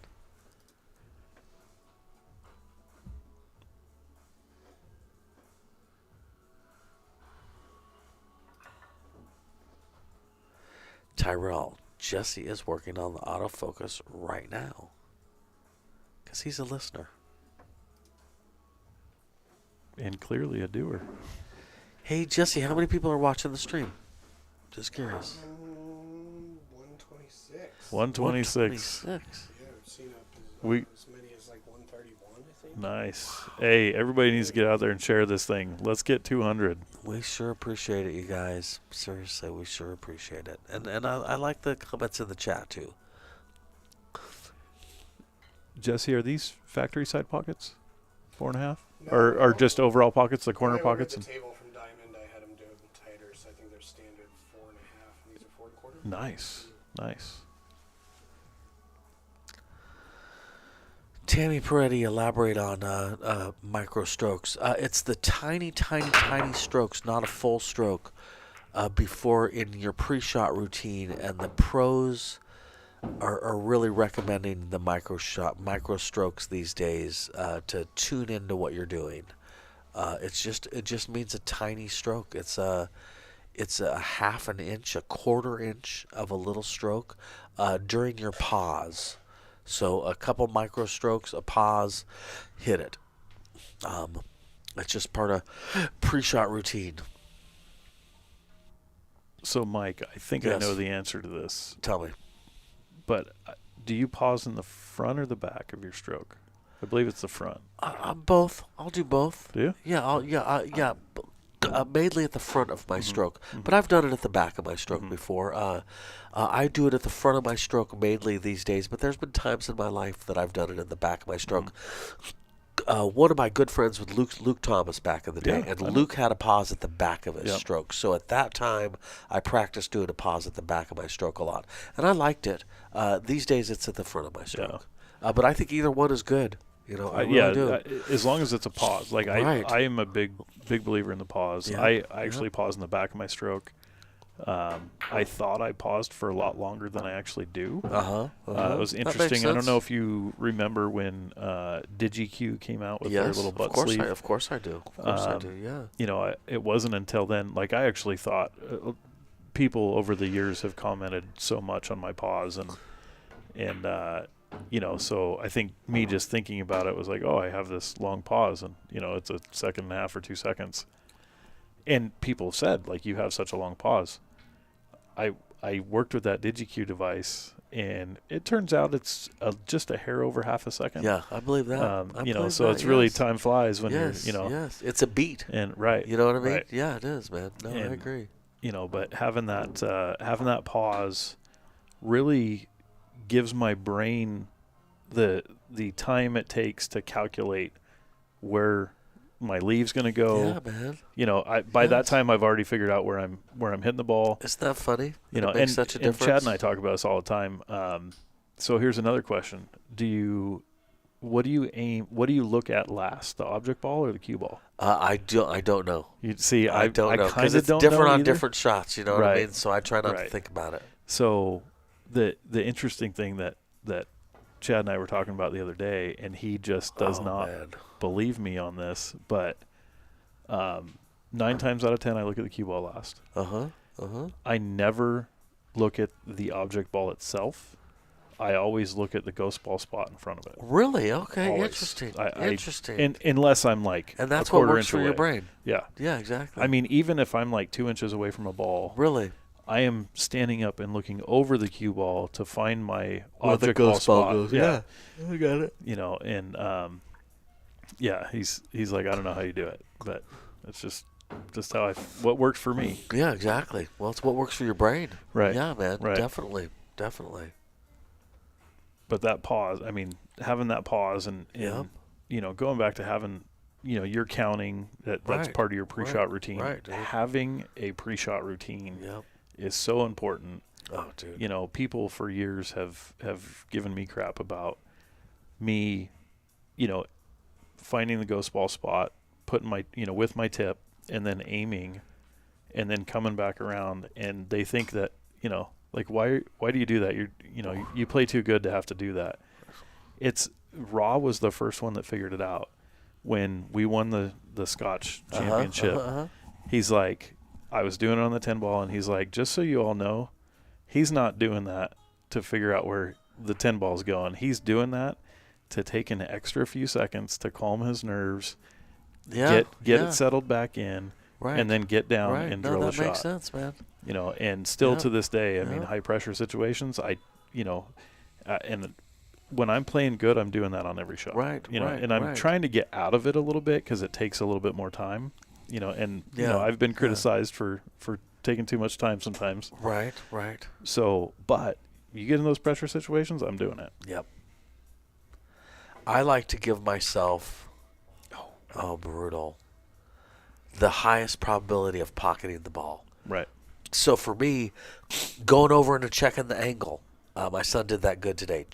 Double checking the angle, walking back over, stepping into my shot. Do you know what I mean? Being back and then stepping into my shot so that physically I'm in the right position to do everything correctly. Right. Those are things for me that if I do them, I have the best odds of making my shot. Right. And for God's sakes, I want the best odds of making my shot. Do you know what I mean? Why wouldn't I? And pre-shot routine is huge. And I definitely, like you're saying too, I will watch other people and think, well, what's your pre-shot routine, dude? Because you barely slowed down. Right. You chalked, went down, and hit it. Like, what's your You have zero pre-shot routine. What are you doing? Right. And then because of YouTube these days, Jackson, I don't have a lot of patience for it either. Right. People say pre-shot routine on YouTube every other video that you watch, instructional video. Right. You should figure out what a pre-shot routine is and then do it, dude. It's not that complicated, man. That's right. And every third video talks about it. They all say how important it is. Right. Dude. One of the things I say with raw is intent. Yeah. Right? I mean, wow, and that great nice shot, Paul. Nice shot. Wow, that's what's up right there, man. Do that. Yeah, intent. Yeah, that makes sense. You got to go to the table with intent. Seriously, on man. every shot. 100%, bro. Hill Tyrell says he looks at the cue ball last when he breaks. Only when he breaks, huh? It's my understanding that depending on how far away the object ball is from the cue ball has a difference on what you're supposed to do with your eyes. Personally, when I was a kid, if somebody was going to play you for $1,000 right before you break, they would say to you, "Hey, what do you watch? The object ball or the cue ball first?" And it would make you dog it. Right. You know what I mean? So I've never tried to get too far into thinking about it. I just let my body do what my body does on that one. Right. That was a great shot, Jen. Seriously, that's what's up. Yeah. That's the Paul Marquez I want to see right there, man. And that's the Paul Marquez Chad's seeing right now. 12-14, brace to 17. Yeah, a couple more to make this 14. Yeah, you predicted Hill too, Jackson. Yeah. And we might get there, man. Yep. Or Jackson's about to break and run here soon and make it 16-12. Yeah. Make me eat my words. Because that's the thing, too, at this point in the match. Dude, a couple racks is a big deal. He's 2 away from being on the hill. Right. Seriously, Paul's 4 away from being on the hill. One of them could change things dramatically, right here, right now. Right. Oh. Uh-oh. A break. He made 2 balls. Yeah, now does he bank the 1 ball, follow the 1 with the cue ball for natural shape on the 2 here, and kind of bet it all? Do you know what I mean? To me, you can bank with speed, put the cue ball just past the 3, right? So you have shape on the 2. If the 1 doesn't go, you're hidden behind the 3. Yeah, you might be right. God, I'm such a ducker. I would have a hard time not skimming off the right-hand side of the 1 ball and sending the cue ball up to the 2 for the hook. You know what I mean? Just like I say, I'm a ducker, man. Put the 1 behind the 3. Although I'm not the bravest. You're really putting the 1 by the corner. Yeah, right. That's yes. Yep. So you're leaving yourself open for a jump shot, or yep, definitely. Yeah, he's thinking. He wants to. You do not want to make a rash decision right now. That's for sure. Yeah, but I guarantee you, he's also thinking, I just don't want Chad back at the table right now. Yep. Like, what are Yep. Trying Rather to weigh go out those swinging odds. too, Right. right? You know what I mean? If I'm gonna lose, it's not gonna be from me playing a stupid safe.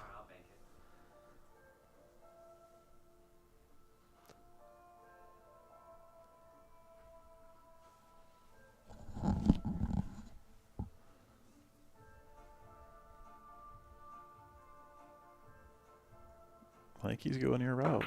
Nope. Nope. See? I like Paul banking. All right, this is where we get into again. It doesn't look like it goes to me, but maybe it does. Do you think the 2 goes? I think it goes. Do you think the 10's in the way? No, I All think right, it his goes. body language says it's not. I just don't know, man. The question His body is, can he language get says the 2 goes. Can he get back up for shape on the 3? Yeah. Or is he going to run? He should. If he can get to the side rail. No. Oh, he had that angle. Okay. And he pulled perfect shape. Hey, that works, right? That works. And he may be able to get on the right-hand side of the 4-ball. Yeah, if he uses some top left to make it bounce off that bottom rail nicely. All right, he's going top right, so maybe I'm wrong. But yeah, boy, if he could get on the right-hand side of that 4-ball right now, that would be really nice. I think he's going to come out 2 rails and... No, he did yours. You did top left. Okay. He hit Just that good. looked like he was stroking differently. He hit that really good. That was big right there, boy. If he could finish this off, which I would expect him to do. Yeah, it's 13-14 to his break. Boy, you don't want to whiff this. This is an easy one to underhit somehow. Yeah. See, he put a little low on that. Yeah. I like hitting that with just straight left. Yeah, or maybe hitting it and going over and back. You know what I Yeah. mean? But that's all right. All right, make the 7, click into the 9 ball for natural shape on the 8. That's how I think of it in my head. Yeah.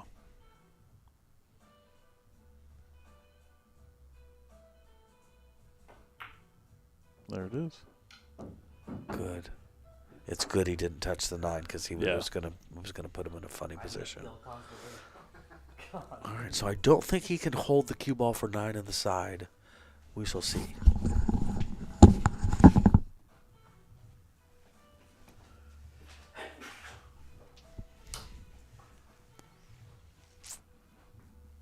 Yeah, I think he can roll through this and play the 9 in the corner. I think he might be able to hold it. Or at least hold for a back cut on the 9. Or kind of hold it and leave himself for a back cut. That's what I was just going to say. Okay. That'll work. Well, the way he's been playing, this should not be a problem. No. Yeah, especially with right. his baby draw. I mean, that very soft, just float over. The one thing I will say is with a cue that you're not really used to, this could be a little tough. Right. So I hope that he's feeling good with his cue right now. I think he is. Great shot, Paul. Look at him. Good job, Paul Marquez. Yeah, that really was a good shot. I mean, anytime you're out of your normal position, i.e. putting your leg up on the table and stuff like that, it really changes the shot. 13-14. Dude, this is a good match right here, this folks. This is great. Seriously. Let's go, Paul. Terry Drake says, I line up everything and rely on the strike of the cue ball being the most important. I got you, Tyrell. Just make it, whatever the fuck. I mean, what are you gonna do? Paul's feeling good right now. Oh, yeah. Paul's like, oh my God, I thought I was about to get beat 17-11. Now it's 14-13. I made some good shots. Thank you, Jesus. Okay, come on, let's make this happen. Yeah. Yep. I love me some Paul Marquez. Get him, Paul. He's grinning. You can tell. Yep. Seriously, he's feeling it. It's nice, too, when this isn't your last dollar. Paul's doing pretty good these days. And, you know what I mean? It's nice when this is not like, oh, I'm going to lose this and it's going to be the hugest deal in the world. There's a relief to doing okay financially as a full-grown adult. Right. I know he's feeling that a little bit, too, He did not bet anything crazy on this. This is a good, fun match. He's doing great, too. I still don't like where he's breaking. See, oh gosh, he almost scratched right there. Yeah, he did. He's looking okay though. I mean, the 3 ball's a little ugly. Yeah, that's right, Cindy. He is feeling good. A great match. Yeah, I figured it would be too. Greg Prather, great match for me. I close my eyes and fire Willem said with Chavez. Dave Chavez. Who are the commentators? This is Mike D and Jackson McDonald. Hey, what's up, Emily? Like and share, everyone. Derek says, thank you. We appreciate that. Thank you.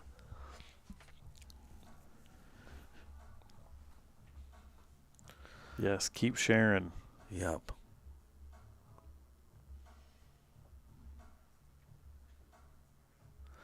All right, this is tough. This is tough right here. Yeah, I don't know what his best option is. Yeah, I mean, do you think you can draw over to the side rail and come back out and break up the 6-3? I think maybe so. And that kind of leaves you shape on the 2. Yes, no, I think that's a decent idea. You got to come with it, but there. Oh, he went. Oh, wowzers! He's feeling good about his cue. Yeah. Okay. That makes it tough to get. God, you carry him into the 10 ball because the 3 doesn't go? That's definitely something worth looking at. I think I'd have to look at it because I think the 2 gets safe too. Yeah, he's looking at it, I think. Yeah, he's definitely looking at it. This is where straight pool, one pocket, right? I mean, that really comes into cue play. Balls, yeah, you're floating cue balls with one pocket. Right. Really is a thing. And picking your point on the rail, where you want to hit. Was still the right shot. Yeah. Because the 3 doesn't go. Yeah. Yeah. I mean, it's still tough. I mean, what does Chad do here? Right, exactly. You're making this ball. You can't stun it. Yeah. So you're following the ball. Yeah. I think maybe skim the right-hand side of the 2 ball and maybe get the cue ball on the top side of the 3-6, you know what I mean? Yeah. But you got to hit it with speed to do that, so that's maybe won't work, I don't know. Even somewhere up around the 9. Yeah. Coming yes, that good far point. down. Good point. Yeah. Get the 2 behind the 7, the cue by the 9. He went for it. He went drilled for it and doesn't have a good outcome. No. Yep. Look, pressure's on. I wouldn't doubt Chad jumps this right in the side. Okay. Yeah, and they're playing for 500 in the middle is my understanding.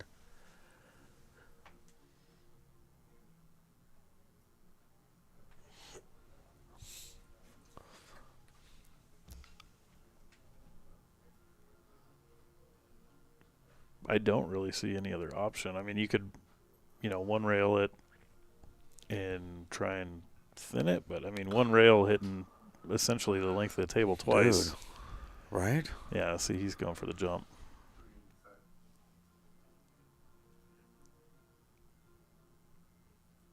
And here you really got to land on the ball with a little bit of draw. Yeah. To avoid the scratch. I'll tell you what, if the 6 moves, it's a bad hit as far as I can say. Yeah. Good hit. Oh, he made that a little. Well, no, I guess he's. Yeah, Paul should be out. This Paul should definitely be 14-14 here in a second. Yep. Yeah. Yeah, leave yourself a little bit of angle on this 4 ball so you can draw it back. Yep. Just like that. That was a perfect shot. Bottom right-hand English, draw that back for 5. Yeah, and then I guess 5 to the 6 can be a little tricky. You sure want to leave that 9 there if you can. If you can't, that's okay.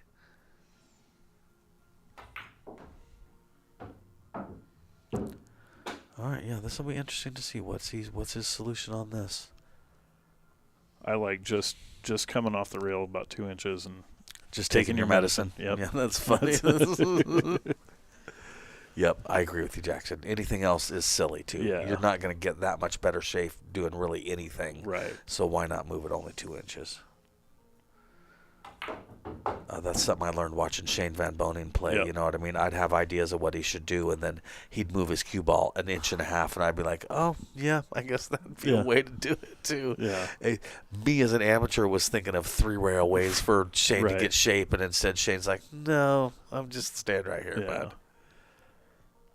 Well, and I've really taken it to the heart. Again, there's no long shot on a bar box. Right. I mean, if you can keep that in mind, and I mean, know that you can make balls. Yep. That's. I mean, you're going to be miles ahead. Right.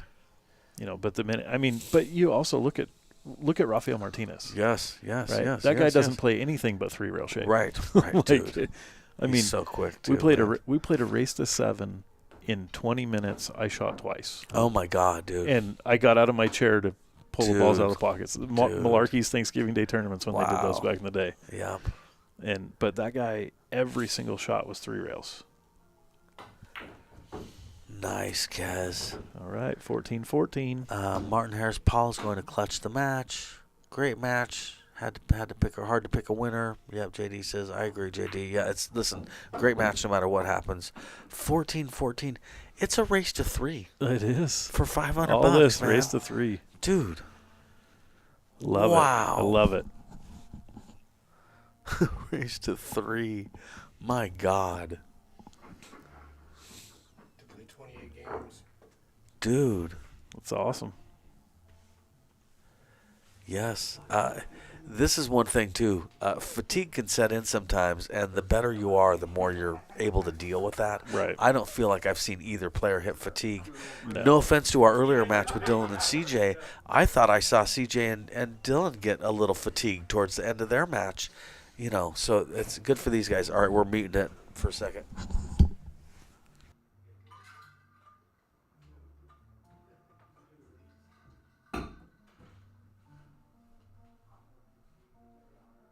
do you like it? We have each other on a leash. Right. I walk him, he walks me. Hey, great match, guys. Great match. We make one mistake and the other guy gets 2 or 3. There's never been more of a 3-game lead than a 3-game lead. And if you got to 3, then the other person got back 3. That's big news.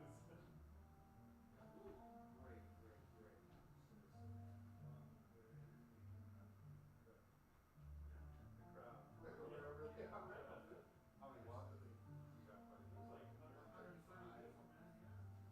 And that's right now, dude. You know, later people will be watching this on YouTube. Seriously, my numbers in a match is going up and up. You know what I mean? Nothing crazy, but yeah, you got to remember, there's a lot of people that'll watch this tomorrow and the next day and the next day. Oh yeah, I'll rewatch it. Dude, There's some I'm really mad at. Dude, you motherfucker, Chad. I've watched my match against Cole and Northwest Cup, I think 4 times so far, man. Yeah, dude, you can't help it, man. Yeah, you guys are playing great, dude. A great match, dude. I figured it'd be fun and it's good for what you're doing.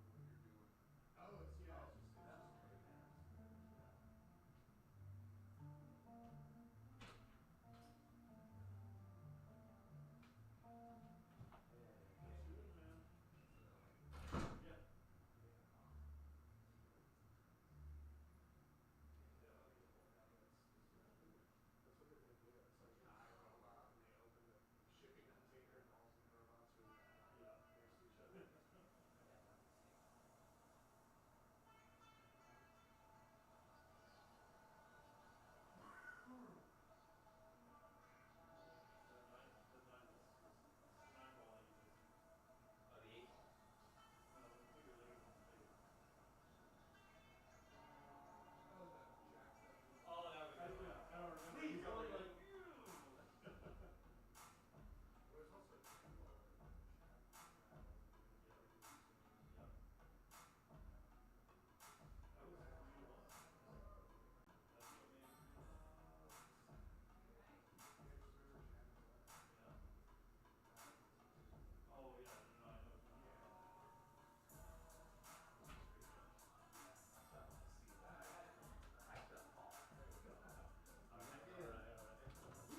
man. That sucker just boarded.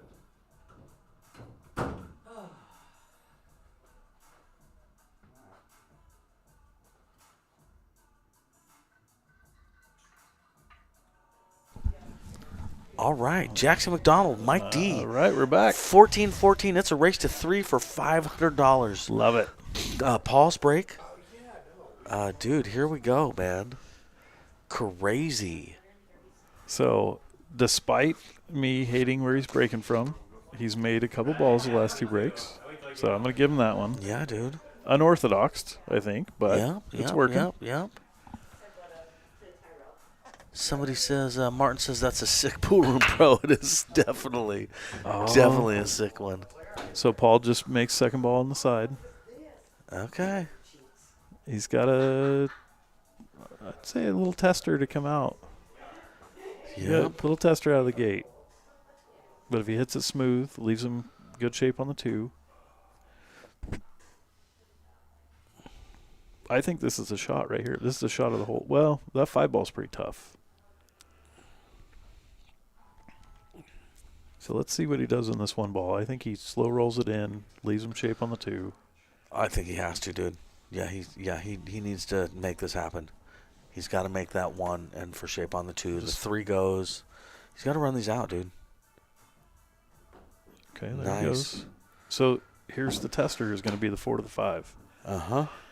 Now, from where he's going to be with the 3 ball, he can thin it and come down on the upper side of the table for the 5 in the lower right-hand corner. But it ain't easy. As long as he lands in between the 10 and the 9 ball over towards the rail, I completely agree. Yeah. As long as he plays perfect. Okay, so on that, he wanted a little more. He wanted to be more on the right-hand side of the 3 ball. And look at what this may have caused. If he hits that 10, it makes the 5 even tighter. Yep. And he can't go forward because he won't have a shot at the 4. Right. Going forward would be nice because he could make more room to get shape on the 5 ball, possibly, kind of, not really. But, yeah, but that's not how he's sitting now. Yeah, he wanted to go down. Ooh, another 6, 10 inches. I'd say 4 to 6. Yeah. Yeah. And really, even 10 would have worked. Cutting the 3 in works. You know what I mean? Yeah. He. That's a problem. Yeah, he's got to make the 3 and pull back for a cut on the 4. Here's what I do right now, Jackson.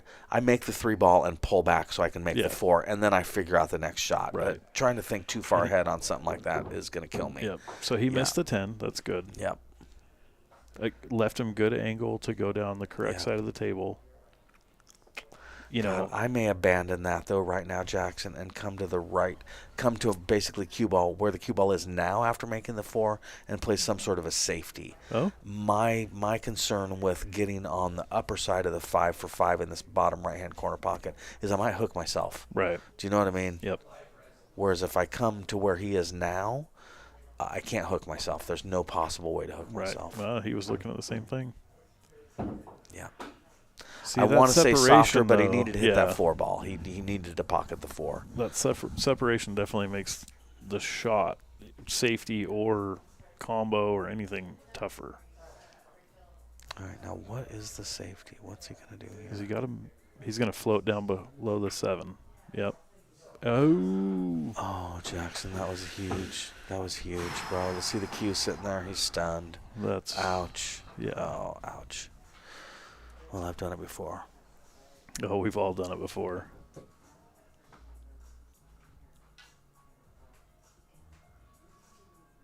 Lucky Loser says, come on, ball, use some of that martial arts stuff, dude. Yep, what a great match. Hard to pick a winner.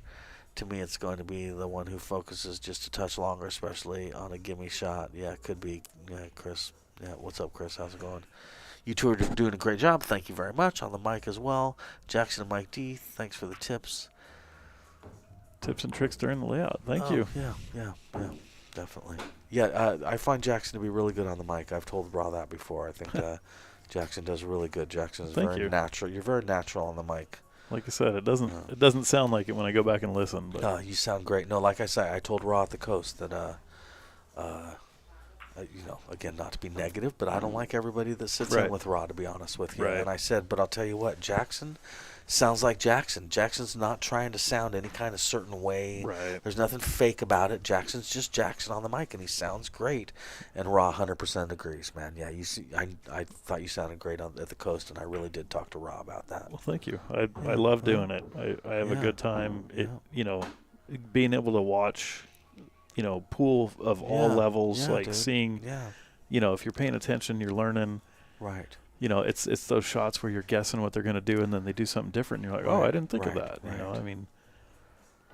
I don't like people who talk about themselves too much when they're doing commentary, and I don't like people who use cliche phrases trying to sound like an announcer. It drives me crazy. Oh, yes. And you don't do either one of those things. For me especially, I have pool stories I could tell, and I try really hard not to tell pool stories regarding myself because I hate when people do that. Paul Marquez going to 15. Wowzers. So somebody had just said that they think the person that's going to win is the person that focuses and doesn't give up any gimme shots. That's right. That was Chris Nordling. Yep. Yes, and Chris, I would say spot on. What you just mentioned is what we just saw. Yep, that was spot on. Dude, that was That was not a difficult shot. Nope. That was not a difficult shot. Chad is in there looking for razor blades right now. Way to go, Nostradamus. Oh, my God. Dude. That's a big one. That's a big one. Wow. That was big. I mean, I don't know what else to say, Jackson. Just what you're saying. I mean, that was a big one, dude. Imagine if Paul breaks and runs right now. Oh, boy. Dude. Yeah, Chad's going to be kicking himself. Wow. He already is.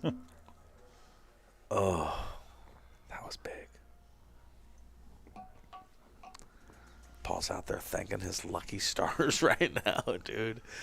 This is where what you're talking about the break, too, is, I mean, you better hope you like your break right now because it's just about to matter. Well, and don't scratch. I think Paul's starting to like his break, yeah. which is good. I mean, he's figured it out. He's making it work. Dude, seriously.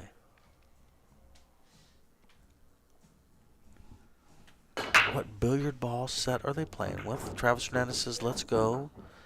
And ball. We have a nightmares about that one for a while. Yeah, dude. Paul comes with a break. Oh, my God. Hey, Jesse, what balls are they playing with? These are the Dynasphere Platinums. The Dynasphere Platinums, and I like them a lot. Oh, yeah, they're super high quality. They play great. Wow, look at this. Paul's got a run-out rack here. If he can make the... Okay. So that's so he's on the 2. Yes, he's on. Or no, he's on the 1. That's the 1. Or is that the 5? Jesse? That's okay, the 5. So he's on the 2 right now. Well, he's got a tough shot to come out Follow of the gate. It. Look at that. Gotta deal with these. Is that a sunspot? I don't know. That was a joke. That's how little I know about this stuff. All right, so I think if he follows the 2 with top and brings the cue ball back up for shape on the 3, this is a big one. This is a big one, Does Jackson. he miss the 6, though? Yeah, that's a good question. Yeah. I think that he does. But, yeah, this is big. I got a solution. Draw it back like 2 inches, play like Paul Marquez, and bank it. Bank the 3. Huh? Dude. Jackson, I think you called it, man. Because the 3 ball goes in between the 10 and the 9 is what you're getting at, It's tough. It's not easy. It's either that or you back cut the 3 and leave the cue ball up on the rail. Sometimes I leave myself a shot like this, and then once I do, I think, what am I doing? So I hope Paul's not having that thought right now. So he's going to back cut it, like I said, and leave the cue ball up on the rail. 1 pocket. Oh, he Get up on the rail. It. Get up on the rail. He underhit it. It's okay. He left him tough, but yeah, I can see from Paul's reaction that he kind of punched it a little bit. He didn't quite get what he wanted. What he was counting on is the 10 balls also there, so it could the 10 and the 4 were going to be his blocker balls, and instead he just didn't get it there. He could have hit it a little hard, and it would have been okay. Soft was not okay. Right. I feel like Chad got down on this ball a little quicker than normal. He bared down. That was a good stroke. He made the ball. Chad has a gentle stroke. You know that? He really does, for such a big guy. Yeah, yes. Yeah, good for him.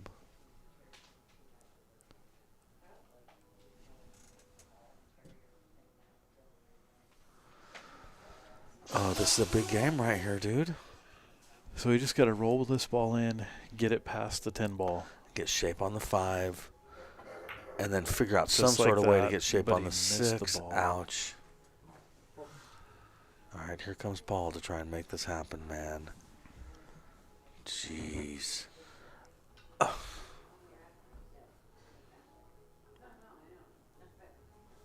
I almost want to leave myself a cut on this 5 ball to go in between the 9 and the 10 and then off the top rail. Right. But he didn't do that, which I understand because what I'm thinking is definitely a little more difficult. I think he can just draw this down, especially even if the he angle gets, he has. Even if he just gets by the 9. Right. 100% Jackson. dude, this is also where you say to yourself, if I can just make the 7, I'm out, because the 9 is right there, and it leads to the 10. And obviously, he just did that, so good job, Paul. But yeah, that's one of those shots where you're like, oh my God, if I could just do this one last thing, I'm on the hill. Again, that's where counting comes in for me, you know what I mean? Because I don't want to think I'm getting on the hill. Thinking on getting on the hill is not what you need to be thinking. You need to think about hitting that 5-ball center pocket and drawing the cue ball back. That's right. And that's where counting comes in for me, because I love to think about getting on the hill. I love to think about how great I am, and bacon on cheeseburgers and everything else, man. Oh, nice shooting, Paul. Way to take advantage of the opportunity, dude. He really did, didn't he? Dude, seriously, man. Paul gets to the hill first. Wow. Let's see what kind of grit and grind Chad has. We know he's made of it. Yep. We've seen him get out of some big spots.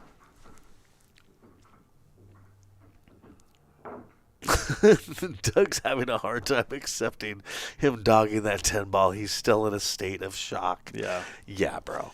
I'm right there with you, Doug. Dude. Doug, that was, again, I always think of people later watching this. You know, Chad later is going to be watching this, and he's hearing us say it's big, and he's like, yeah, it was big. I mean, it was big. Now shut up. I'm always looking at, watching the matches and trying to find shots that, need to be practiced, and maybe that's the one. Yeah, dude, seriously. Just set that up 20 times. Yeah. Hey, what's up, Jeff Hayes? Yeah, it's a 7-foot diamond, but I know you're kidding. How you doing, brother? Thanks for tuning in. Thanks for backing me in the Vegas thing. Going to make us all some money. We're going to be rich. You're going to be able to retire. It's going to be great. All right, Julie saying, come on, Chad, dig in, baby. Hi, Julie. See you tomorrow at the Zoom meeting. 2, 3, 4, 5, 6, 7, 8. He did not make a ball on the break. 9, 10, yep. It's a big opportunity for Chad right here. This is a run-outable rack, which would mean he's got the break again. He could tie up the match right now. And a tester for a first shot. The one leads to the 2. The 2 leads to the 3. The 4 is there. The 5. Everything looks decent. All right. When you're in the thick of it, Mike, are you going up and down, or are you trying to slow roll this in? Medium. Yeah, because I don't think he has to slow roll it. I think he can medium stroke this. Yeah, that's the speed. Ooh, he hit that a little harder than I thought he did. And he's going to get behind the 6. Oh, no, he didn't. Oh, man.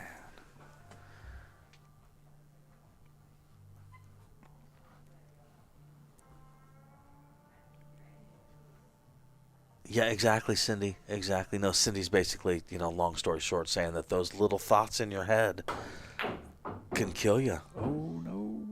This could change things a little bit. Oh, Paul boy. knows how to kick, though. Yeah, he's got to do the golf shot in the 6 hole, basically.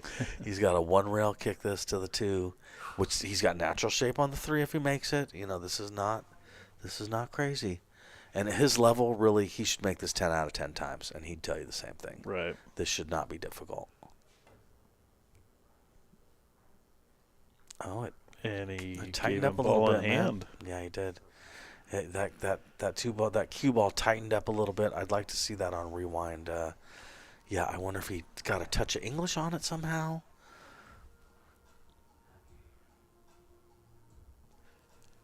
All right. Here's where grit and grind comes in. Yep, the tough get going and the going get tough. There's no option. You're running out. Yep. And then you're breaking and trying to run out again or ride the 10 or something. You know? Yeah, I mean, it's a big opportunity right here, man, especially in a winter break format. Both these guys are good enough to break and run a few times in a row. You know what I mean? This could be Chad running out, breaking and running out, breaking and running out. Yep. Yeah, and making up for that whole 10 ball. And making Paul upset about missing the 3, you know what I mean? Right, yeah. right. Yeah, this will be interesting. Obvious, to say the least, these next few games will be interesting. He's going to come back. Oh, he's going to baby it. So this 10 ball right where it is, things get a little funky. Yeah, and that 6 ball, he's going to have to back cut the 6 ball with that. Oh, I don't know, Jackson. Can he get to the? I think he can catch the bottom side of the 10. Yeah, to help drive kick it out a little towards, bit. Yeah. You know, so really just kind of pushing through a little bit, even if it goes, you know, down to the bottom rail.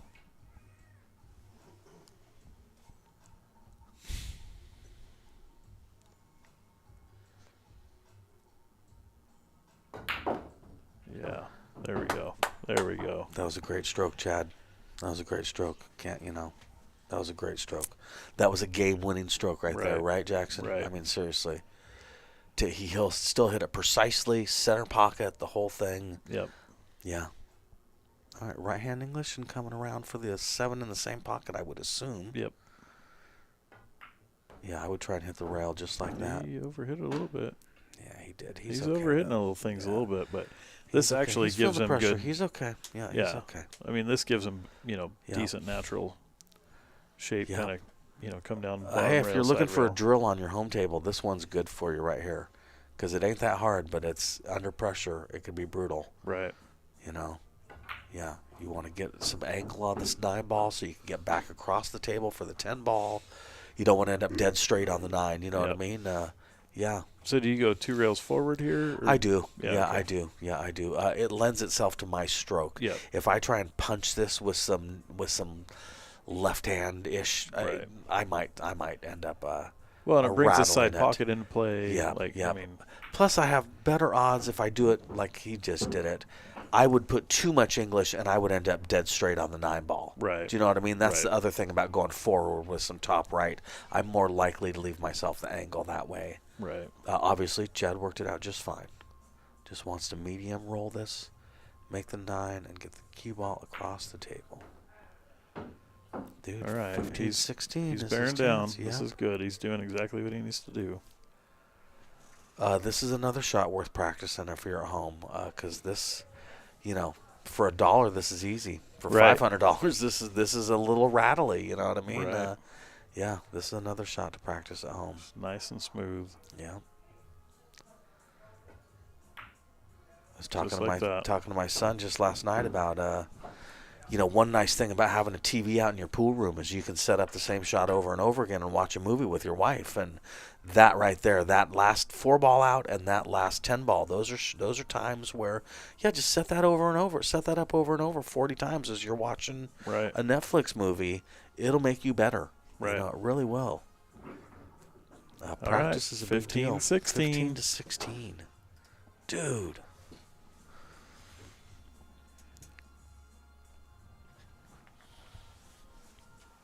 All right. Look at these guys, man. Dude. These guys are both going to need a nap after this, Oh, man. yeah. Seriously. I just want to see Hill. Dude, I think we might, bro. Like I say, I mean, you know, Chad can break and run these out. I mean, no problem, as you well know, probably better than anybody. Sure. You know? How many times at the shop that you guys are playing does he break and run out a 7-foot rack of 10 ball? Sure. I mean, I've seen can him be rare, right? I think I've seen him put a 5-pack on me. Yeah, dude. Yep.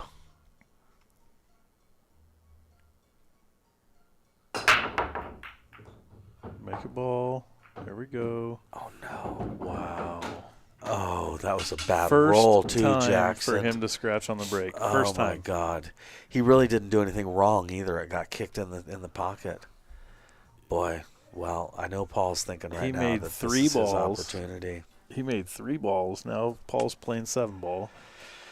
Ay. And I mean, quite honestly, I don't see any problems, Mike.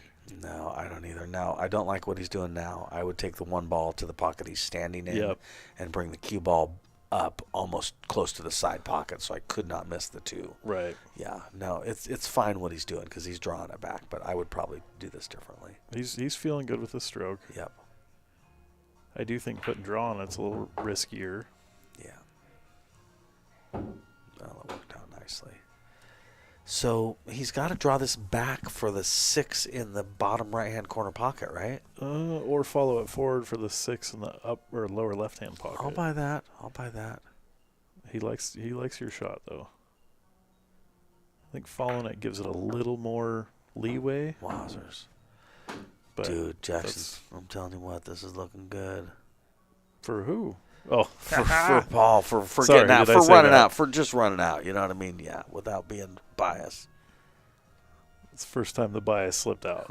Dude, that's my slipped out alert earlier. I couldn't help it. It is what it is. No matter what, it's been great pool. Oh, seriously. Yeah, exactly.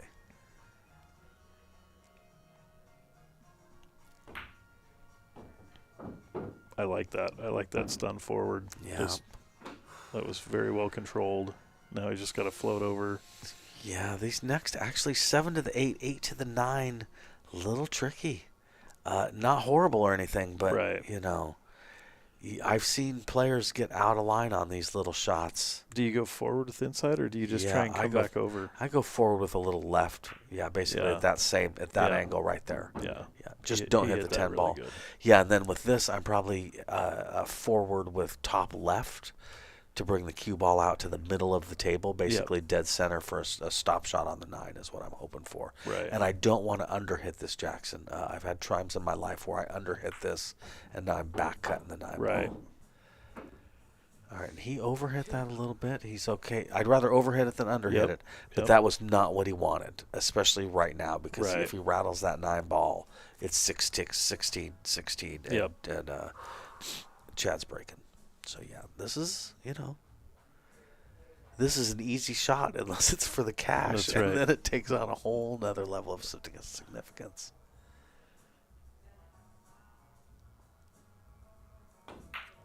There it is. Oh, great there shot, it is. Paul Marquez. That's so hard with nerves to be able to do that, dude.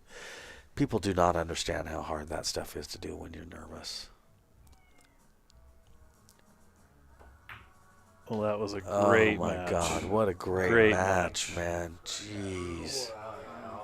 Dude. Congratulations to Paul. Bro. Oh, Jackson, it was great commentating with Absolutely, you, man. same Seriously, to you. dude. Absolutely. I appreciate it, bro. Seriously. Do you want to go get Mr. Paul Marquez? Wow, man. I already know. I made it. That was a great match. That was a great match. Hopefully we can do this again. Oh, definitely, man. Definitely. No, I mean, at this score, you have to do it again, man. I mean, that was amazing, dude. Yeah. Seriously. No, and the people watching obviously dug it. Yeah, dude. Yeah, for sure. Dude. Thanks, everybody, for showing up and supporting this. And definitely. All right. Paul Marquez, how's it going, buddy? Hey, man. Dude, how did that feel, man? Dude, that was crazy. Well, I'm still shaking.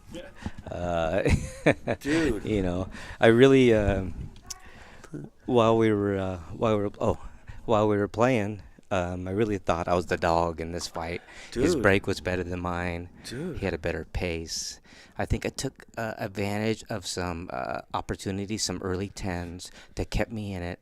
And then I was just telling myself just to stay with it. I wasn't playing as good as I want to play, but when you get nervous, that's what happens.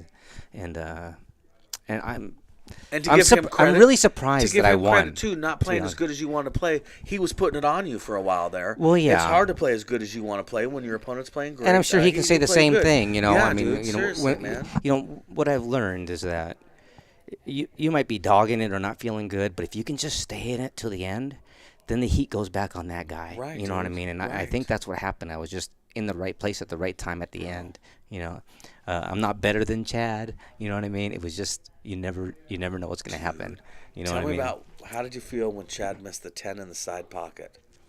I felt good. You felt good, dude. I was shocked. That was big, bro. But those things happen throughout a whole match. You know what I mean? Dude. And you know what? He was on the rail, and that's one of those you want to cut it more than you think, and he cut it too much. Yep. And it's missable. We've only done it 10,000 times. Right, dude. You know what I mean? Right. And guess what? Well, here's the funny part about that shot. I got up there and I should have shot it in the corner. Okay. I don't know if you guys talked about that or not. No, not at all. But I said I'm too nervous. I'm just gonna roll it up there and hope it falls in. And I'm still working on that. I'm trying to stay focused. Right. While I'm under the gun. Yeah, and I'm not that tournament tough right now. Yeah. But I'm catching. I'm finally getting there. How'd you like your cue in this match? That's another thing is I had to choke up a little bit. Okay. My cue is Hercules. Okay. You know what I mean? Right, and right. I needed Bam Bam. You know what I mean? Okay, Little okay, guy. So okay. I'm really happy with the win. Chad's a class act. He's like the He's coolest super nice guy in all the isn't he? pool. Yeah, dude. And I'm just happy to get through it. I really thought I was going to pay him off the whole time. I swear, I didn't think I was going to win. Dude. I mean, humbly. I just Right, didn't. He's dude. breaking better than me. He's shooting better than me. I don't know how I Well, won. I think you sticking with your break and Yeah. figuring that out. That the last 5 breaks you had, Yeah. you started making balls on break. Yeah, I just needed to gain control of the table, and I got a little coaching from my bestie on that one, and he helped me through there. Yeah. Because Well, I great was sticking with struggling, and then I just need to make a ball, and I can play safe. And when I played that safe, Yes. Ouch. I didn't put enough spin on that ball. He was gonna be locked up, and I just. It was a little bit of a choke, you know what I mean? Because that's a one pocket shot, and that's not a hard shot. Right, it wasn't a scratch shot. I made it a scratch shot, so it was like a little irritating. But anyways, thanks you guys for doing this. Hey, good games, Paul. Yeah, You thanks, played great, man. Thanks. I'm glad. Yeah, dude. I'm glad to book a winner. Yeah, dude. Right on, bro. Good job, Love bro. you, man. Love you too, dude. Jesse, you want to come?